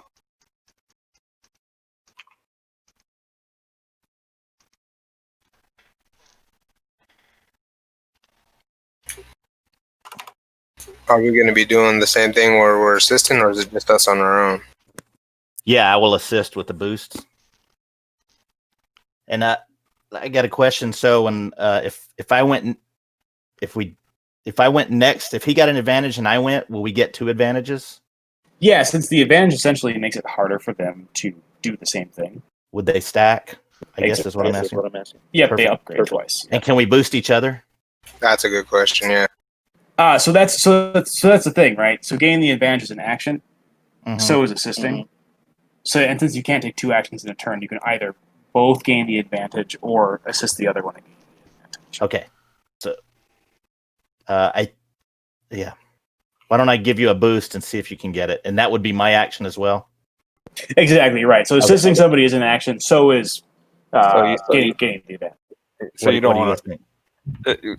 We want to take 1 action to pilot and then 2 actions to shoot, because we're going to see if we can kill some of these TIE fighters before they gun us down. Yeah, but we have 3 slots that we go before the TIE fighters gun us. One is. Oh, I follow. I'm following you. Yeah, I got you. So yeah, I will give you the boost. You can't. Does that take up my slot? Yes, it takes your action. I got you. I'm following you. Okay, we're going raw then. I guess. All right, Pash. So if you want to attempt to get that advantage, it's going to be a pilot check. With 3 negative or 3 difficulty? You got it. Yep. Okay, no boost, correct? Exactly. There you go. Oh, Total failure. Oh, no. Full threat. I looked at the bottom first. A Star Destroyer shows up. Don't say that. But a triumph. How does that work? threat, failure, So what- triumph. So you Pash pilots the ship straight away from the two that are following. Just fly straight. It manages to gain the advantage on those two, but in doing so, flies directly towards the two additional TIE fighters coming out of Tatooine. Okay. All right.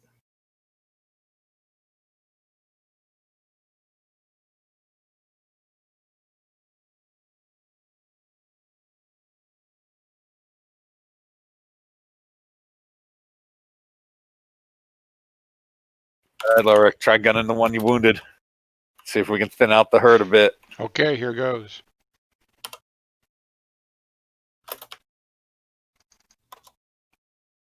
Okay, and I got two difficulties this time.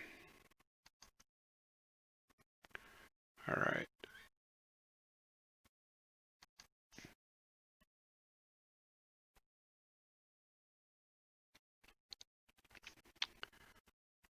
I give a hit, but I got two more threats for us. It's the hit pretty successfully knocks out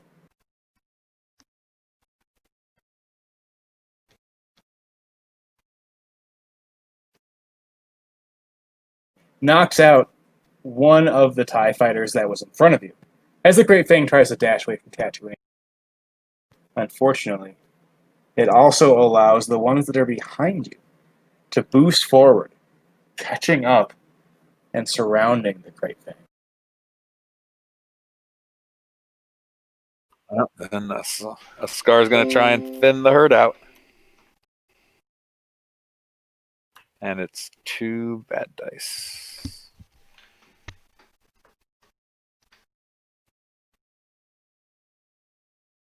And Osar is going to take an aim action.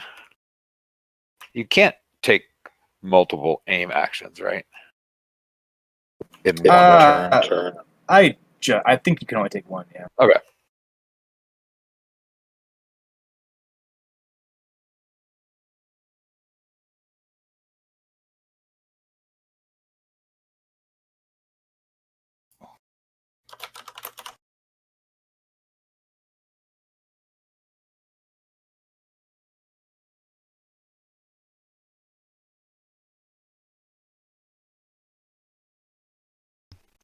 Another TIE fighter goes down. And so the other thing you can do with 2 advantage is you can give your buddies a bonus die. So the does Vex has to roll each time, or is just going to take rounds? Exactly, yeah. He's already been successful. He doesn't have to roll again. I can mitigate damage. He can try to reduce strain, I think, right? Oh, okay. Yep. I'll give Vex boost die to fix strain because I think we're gonna take some damage here. I have a funny feeling that those TIE fighters are gonna do a little damage. You be quiet, buddy. It's really, it's just sort of like Oscara opens up the path between the two behind them, blowing the one out of the front and allowing Vex the sort of like momentary pause in the combat to get good work done.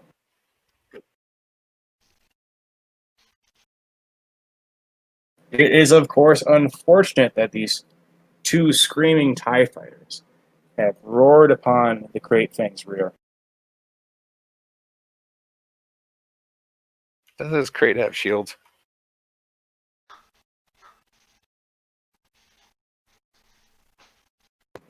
So they have.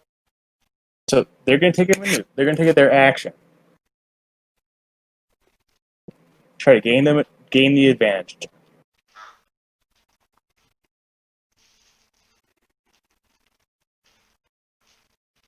I think are the shields automatically calculated into the wound threshold? No, so they add setback die now. I get it. And then so the thing about gaining the advantage is that you guys have 4.5 shields. If somebody has the advantage on you, they get to decide to not attack the fore or the aft. and so thus negating those setback die.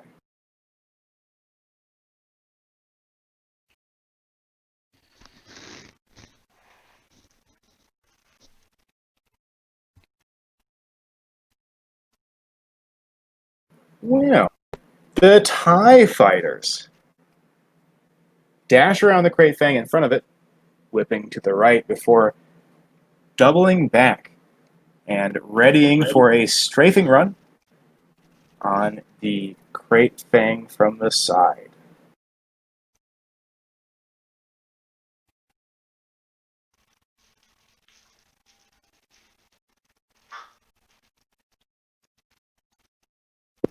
The players have 2 more slots. I'll go ahead and try to evasive maneuvers and get our advantage set up for the next guys. Okay. Let's see. Whoops, put it in the wrong spot. One more time. And this is again engaged. So what was the difficulty? 2. For gain the advantages, it's 3. For basic maneuvers, it just happens automatically. Okay. So 3. Yep. No boost. Let's give this a shot again. Let's see what happens. Oh, yeah. There you go. So that should give our gunners the advantage. So they'll go before the TIE Fighters. Exactly. So you are able to gain the advantage and also position the ship onto above the TIE Fighters, while also moving the Crate Fang away from Tatooine, giving both weapons the ability to fire pretty quickly. Perfect. Gonna mitigate damage, and it's less than half, right? Yep, and so it's mechanics. Easy. Average, sorry. And you're boosted. And that's automatic, right? You put it in there? Oh, no, you have to add the boost die.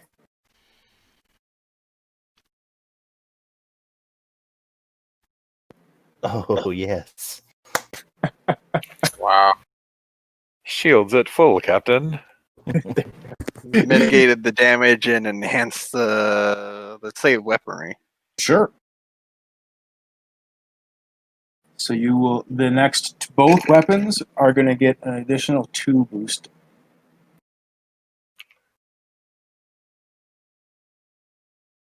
Well done. So 3 player slots get to go. Vex just rerouted most of the ship's power, having a lot left over from the HMRI installation to the ship's weaponry and propulsion. On top of the advantage that you have, you're free to do what you like. Let the gunners go first. Sure. I think we should. All right, Oscar's going to take a shot. And we get 2 boost dice? You get 2 boost dice, and you can also aim. Lowrick, do not let me forget to tell you to aim. Second point. Okay, no problem. 2 difficulty, 3 boost dice. Here we go. That's a lot. A lot of dice. You don't quite blast one out of the sky, but it's, sort of port wing is definitely not doing well.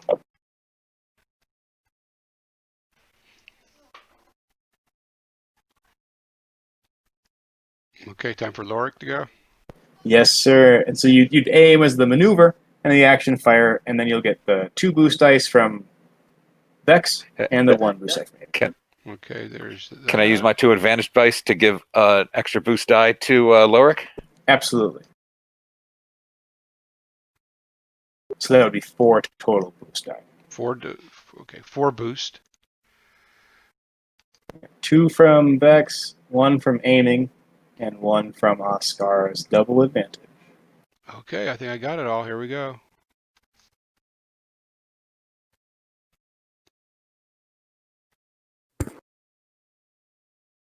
Wow. We get so much advantage.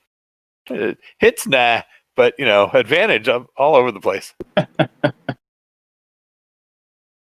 It's a well-placed shot. It blasts one of the TIE fighters out, even, cleaving off the already wounded port wing there.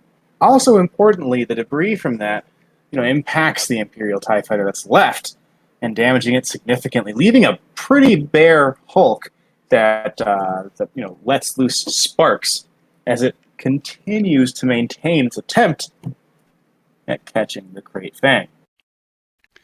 So does that mean I got a critical hit on that shot, I guess? Yeah. Okay. And so take your vehicle critical and drag it on in the combat tracker or in the map token. Either one. Oh, let's see here. Okay. Just drag it on and drop it on the TIE fighter then. Yep, that'll work. Yep.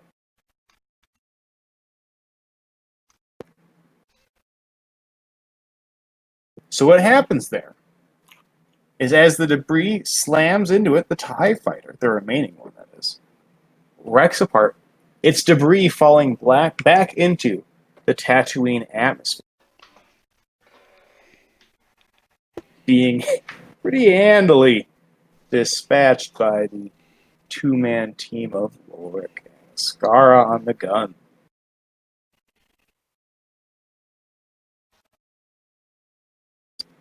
You might even have a quick sigh as you scan the atmosphere, checking for more TIE fighters, or even further deeper into the Outer Rim to see if indeed those worries of Imperial Star Destroyers were to be realized. But no, thankfully, it is just the Krayt Fang whizzing away from Tatooine.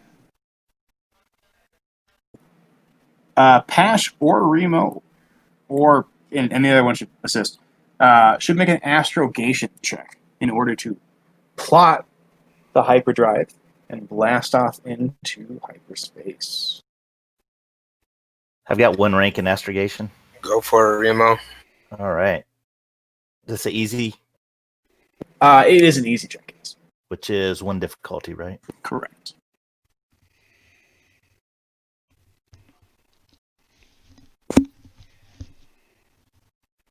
I like those rolls. So, are we just blasting off into random hyperspace?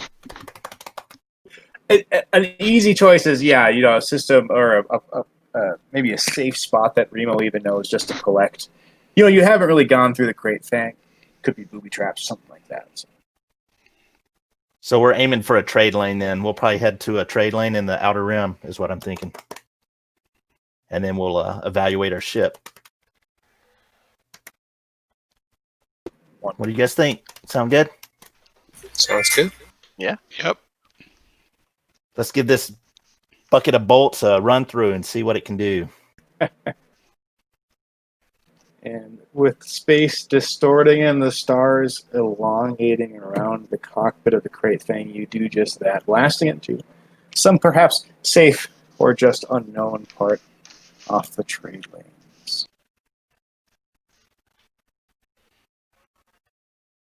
So I've guys kind of chewed through that, and that's pretty much the game. There's a little more detail to some of the rules, and obviously as you guys get more comfortable, you can dabble into the description more and more as you feel fit.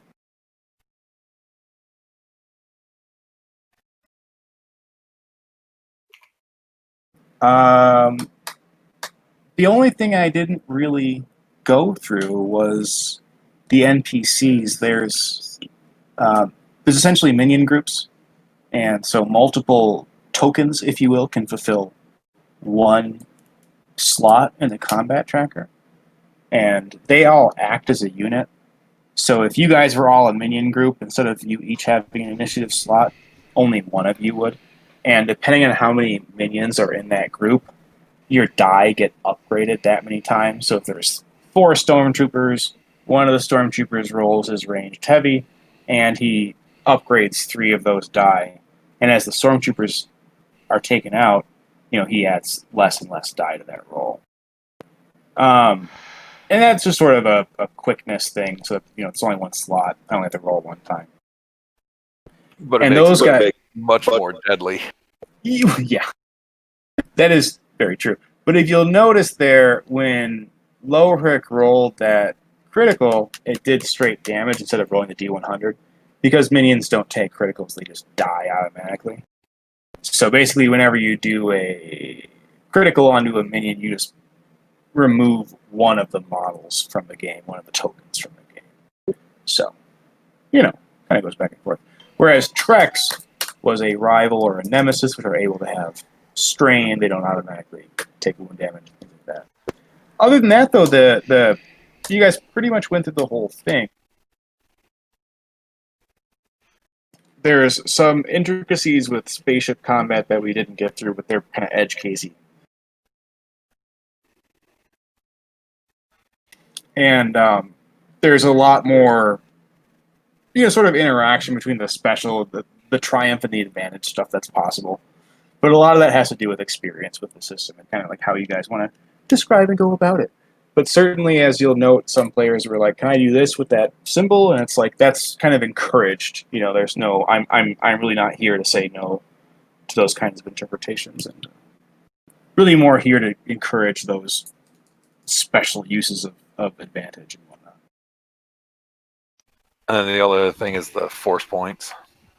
And the force points are really cool. I really like the system, the way they did that. Where is it? There we go. I finally rolled in a thing. So if you look on the right next to the setback die, there's a force die. We're going to be rolling that every session. And it's just by session they go away. And so if they're filled in, that's dark side. If they're empty, like Vex and I just rolled, they're light. And you guys get a number of tokens. So you should see like a light side token on your guys' screen, yes? Yep, there you go. So what that does is you can drag that into the screen. It'll say a light side destiny chit has been used by Logan for character, blah, blah, blah. And that will upgrade the good die in your roll. So if you have 4 ability die, and you spend one of those light side chits, it will make one of those die a proficiency die. It will also turn that light side chit into a dark side chit. So if you'll notice, once that was dragged on there, the light side chit disappeared, and now there are 2 dark side chits. And the game master could do the same thing for the bad guys. So I'm sorry, you can either upgrade your own check, like you can make your check more successful, or you can downgrade a bad guy's check and make it more difficult. Or I can do the same thing to you, like bad guys increase, good guys decrease, and you guys can do the opposite. Isn't it? We get so many light side points, and then as we use them, you get them, and as you use them, they go away, and then we just get points every game or something. I guess they went back and forth. Yeah, it goes back and forth. Do they go back and forth? Okay. Yeah, I think you roll a number of force die equal to the players in every session. Yeah, and then the GM. yeah, and then there's that many points, and then they go back and forth, and things get crazy. But I really like that, like interaction. Does that make sense to everybody? It does. Can you use the force points to re-roll if you have a bad roll, or is it just to increase a die from a ability to proficiency? Did you put that in the resources? In the resources. I don't know if it's in the resources. Okay. I can't remember. It's like I said, I've only played once or twice, and yeah, I got a book. I can look it up. I have them too. I have the books. I can look it up myself. It's probably up to the GM on how he wants to implement those. core mechanic. Here we go. The dice pool. There's also certain skills that allow you to use those points for extra stuff. Yeah, I think the lowering or raising is like the basic part of it.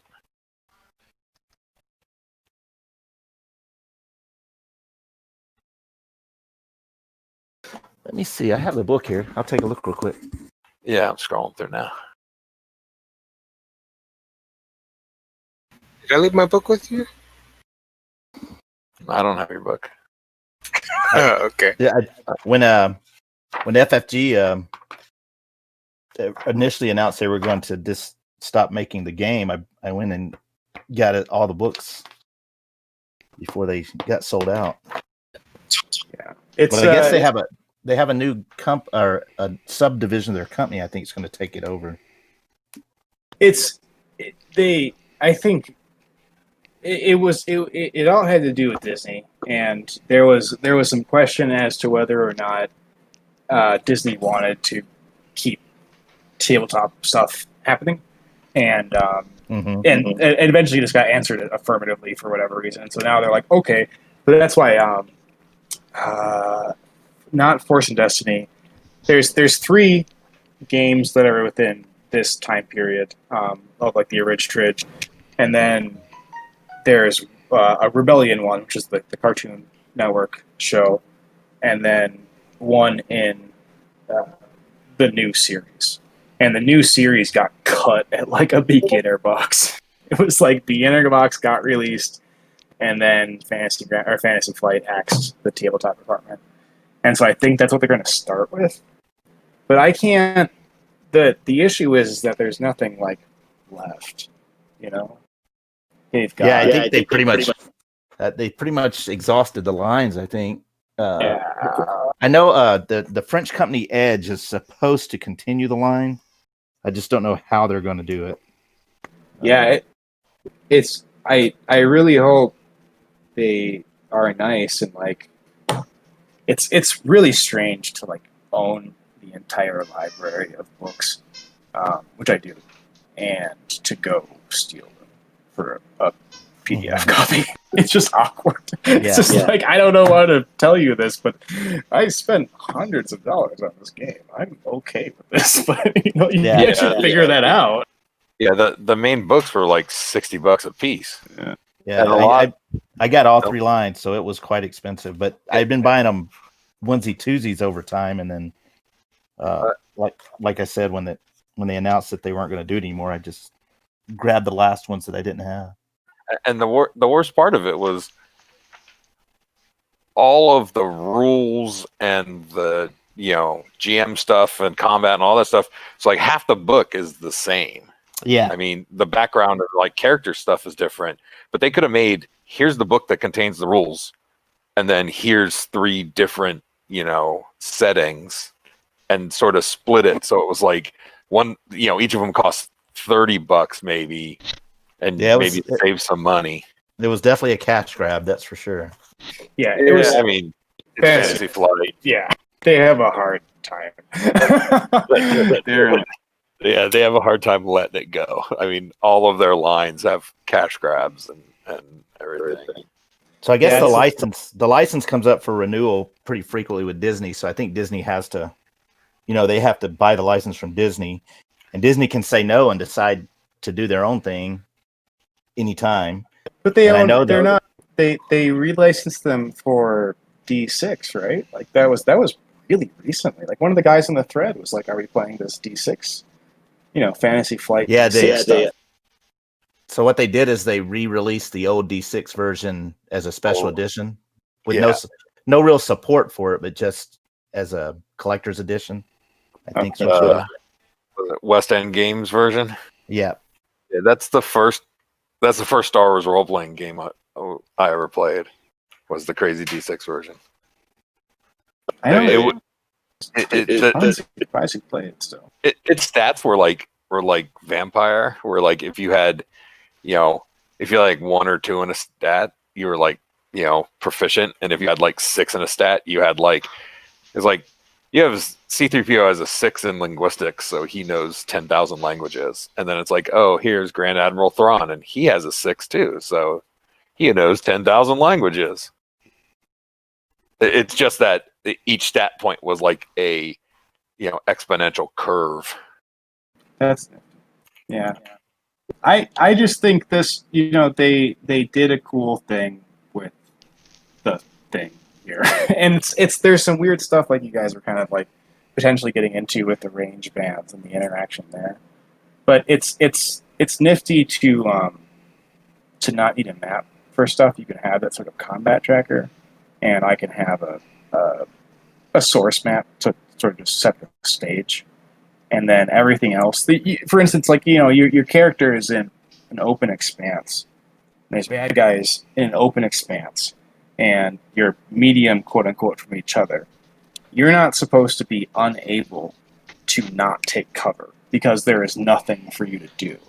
And so if your character takes the maneuver to, quote unquote, find cover, or rolls 2 advantages and gives that boost to somebody else, or you roll several to allow somebody else to take an extra maneuver where they find cover, that's all supposed to be a part of it, where it's like, oh, Lowrick rolled just a butt ton of die, and then somebody else got to do something, and then, just because the map doesn't physically show a hedge for you to hide behind doesn't mean that your character can't do X, Y, or Z, which I think is nifty. Yeah, and that's kind of how I remember too. If you're in the streets, you can always find a dumpster or something to hide behind, or it's all. That's the good thing with narrative, right? You can kind of make it up. Yeah, and we played Pathfinder, so it's like not that, just extremely not that. So it's nice. Yeah, I like the combat goes pretty quickly, which is good too. This was smooth. This was real nice. It's a refresher. So I did look up the Destiny points, and it is the raising the stakes, which is helping the characters by adding, or you can take away from the opponents, and you can use it for talents and introduce information. That's what it into is. The game. Yeah. And I think there's a limit. Like you can't. I raise the point, and then the DM uses that same dark side point to lower you back, and then you raise and then lower back. There's something with it so you don't get infinite loop. Yeah, I just don't think you can. I don't think you can. I think you can basically do it once. You can use like one destiny point. Yeah. Check. All right, guys. I'm going to head off. Good night. Good night, bud. Night, Jacob. See you Wednesday. Good night, man. See you later. Yeah, it was a good time. I enjoyed it a lot. Yep. Good night, everybody. It was a lot of fun. Yeah. And so we'll just kind of plan on, I'm going to talk to some folks and get some resources out there, and you guys can start looking at character concepts and whatnot for a couple weeks. All right, so we're just using these for these, and we can make other characters. Is that correct? Well, I didn't. This was sort of just the intro box. I have other stuff planned, and depending on what route people take with how they want to play out, who they owe character stuff to, and who they're indebted to, and all that kind of stuff. But I think I'd like to have people have their own character. What was that, Keith? Oh, no, I was just saying. When do you think our next game's going to be? I was thinking in 2 weeks. Okay. I thought you said 2 weeks. I just wanted to verify. Okay, that works. Yeah, if that works with everybody else, I think that's a good plan. We'll try to start, obviously, way more on time. That was such a night. We'd be starting an hour earlier.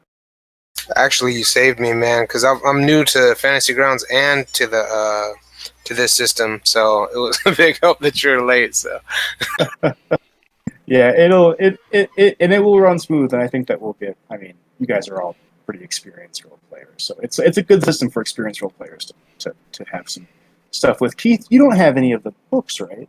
I do. I do have the main On the Edge of Empire book. That's all I have. Cool.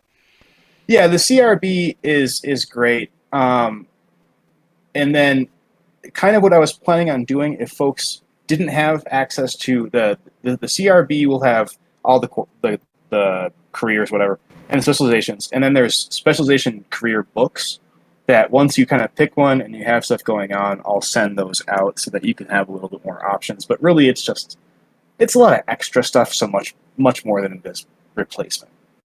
Okay. But there's, it's pretty up. Janice was playing the 41 Vex is kind of a healer, but even that's up in the air since stim packs are free use. So really, I would just take a peek at those, core rulebook, kind of trying to make some stuff up. Now that you guys have the module in Fantasy Grounds, you could make it in there and send me an XML file, or just simply kind of come and throw the 4 buttons that you need to make a character in Fantasy Grounds together. You want me to send it through this Discord? Yeah, that's great. If you make a character in so this one you have to do in the Fantasy Grounds, you'll make a character on your own server, and then you'll go into Fantasy Grounds, start a new server, select the Edge of the Empire rule set, and then once you get all loaded up, you go into the character screen on the top right, make a character, and then you actually have to right-click the character and select export, and that'll take you to the XML file that gets created. And you can email me that file. Or if that all seems like a lot, you can just wait till the next time in 2 weeks and put it into the server, because it'll only take 2 or 3 minutes to do so. Yeah, I mean, basic character creation is like you put in your points, you put in a couple skill points, and then weapons. Yeah, and you'll have talents to drag in from the library. Yeah, it will literally take you 2 or 3 minutes. It's not very complex at all. So I look forward to that. I'm really happy that you guys came together. As you all know, Fantasy Grounds is a mess to find games on, especially for obscure game systems. Appreciate that, man. You put it together pretty well. This is the best DMing I've seen in a long time. Yeah, screw you. Especially. Yeah, right. So for me, I think I want to keep my character. I'll just put some background in there for the Remo character. Yeah, absolutely, man. That sounds great. I think you had like a bounty hunter obligation. Did you have it? I don't know. That's all great. And it's all there's essentially, for those of you who don't know, there you choose an obligation. That obligation has a point value, and then those get added together, and that represents a D percentile roll. That if the DM rolls under, some obligation is triggered among the party. So if Keith's got a family obligation, Punisher's got a bounty hunter obligation, then they all sort of come together and we figure out who's being hunted by what at what time in the adventure. So excellent. Okay. It also gives you a few more points to spend on your skills, I believe. Yeah, you can take some. Yeah, you can take it. There's and that's all actually very clear cut. I like the rules on that. They're like, you can take extra obligation up to this amount. You can't really it's cool. It's not like you can really make a broken character right off the bat. Trackis just asked me as well, and this is something that I would like to know, is force sensitive characters. Do you guys have any? I know that you wanted to play a Jedi. Greg, you right? I did, yes, if you allow it. Does anybody else want to play Jedi? I've never played force sensitive, so I think I'll sit back. I'll just be the what do you call it? The it's an ancient religion guy. Well, if you do religion guy, I guess. It's nifty. So what I'd like to do is, Ed represents a really good starting point. You guys are thematically and rules wise, and essentially once a little bit of story stuff happens, we'll split into using more rules from the other 2 rule sets, and at that point you would go from a force sensitive to an actual Jedi. Okay. Well, good night, stream. We're going to go ahead and bring the stream down. Take care, and see you in a couple of weeks for more session 2.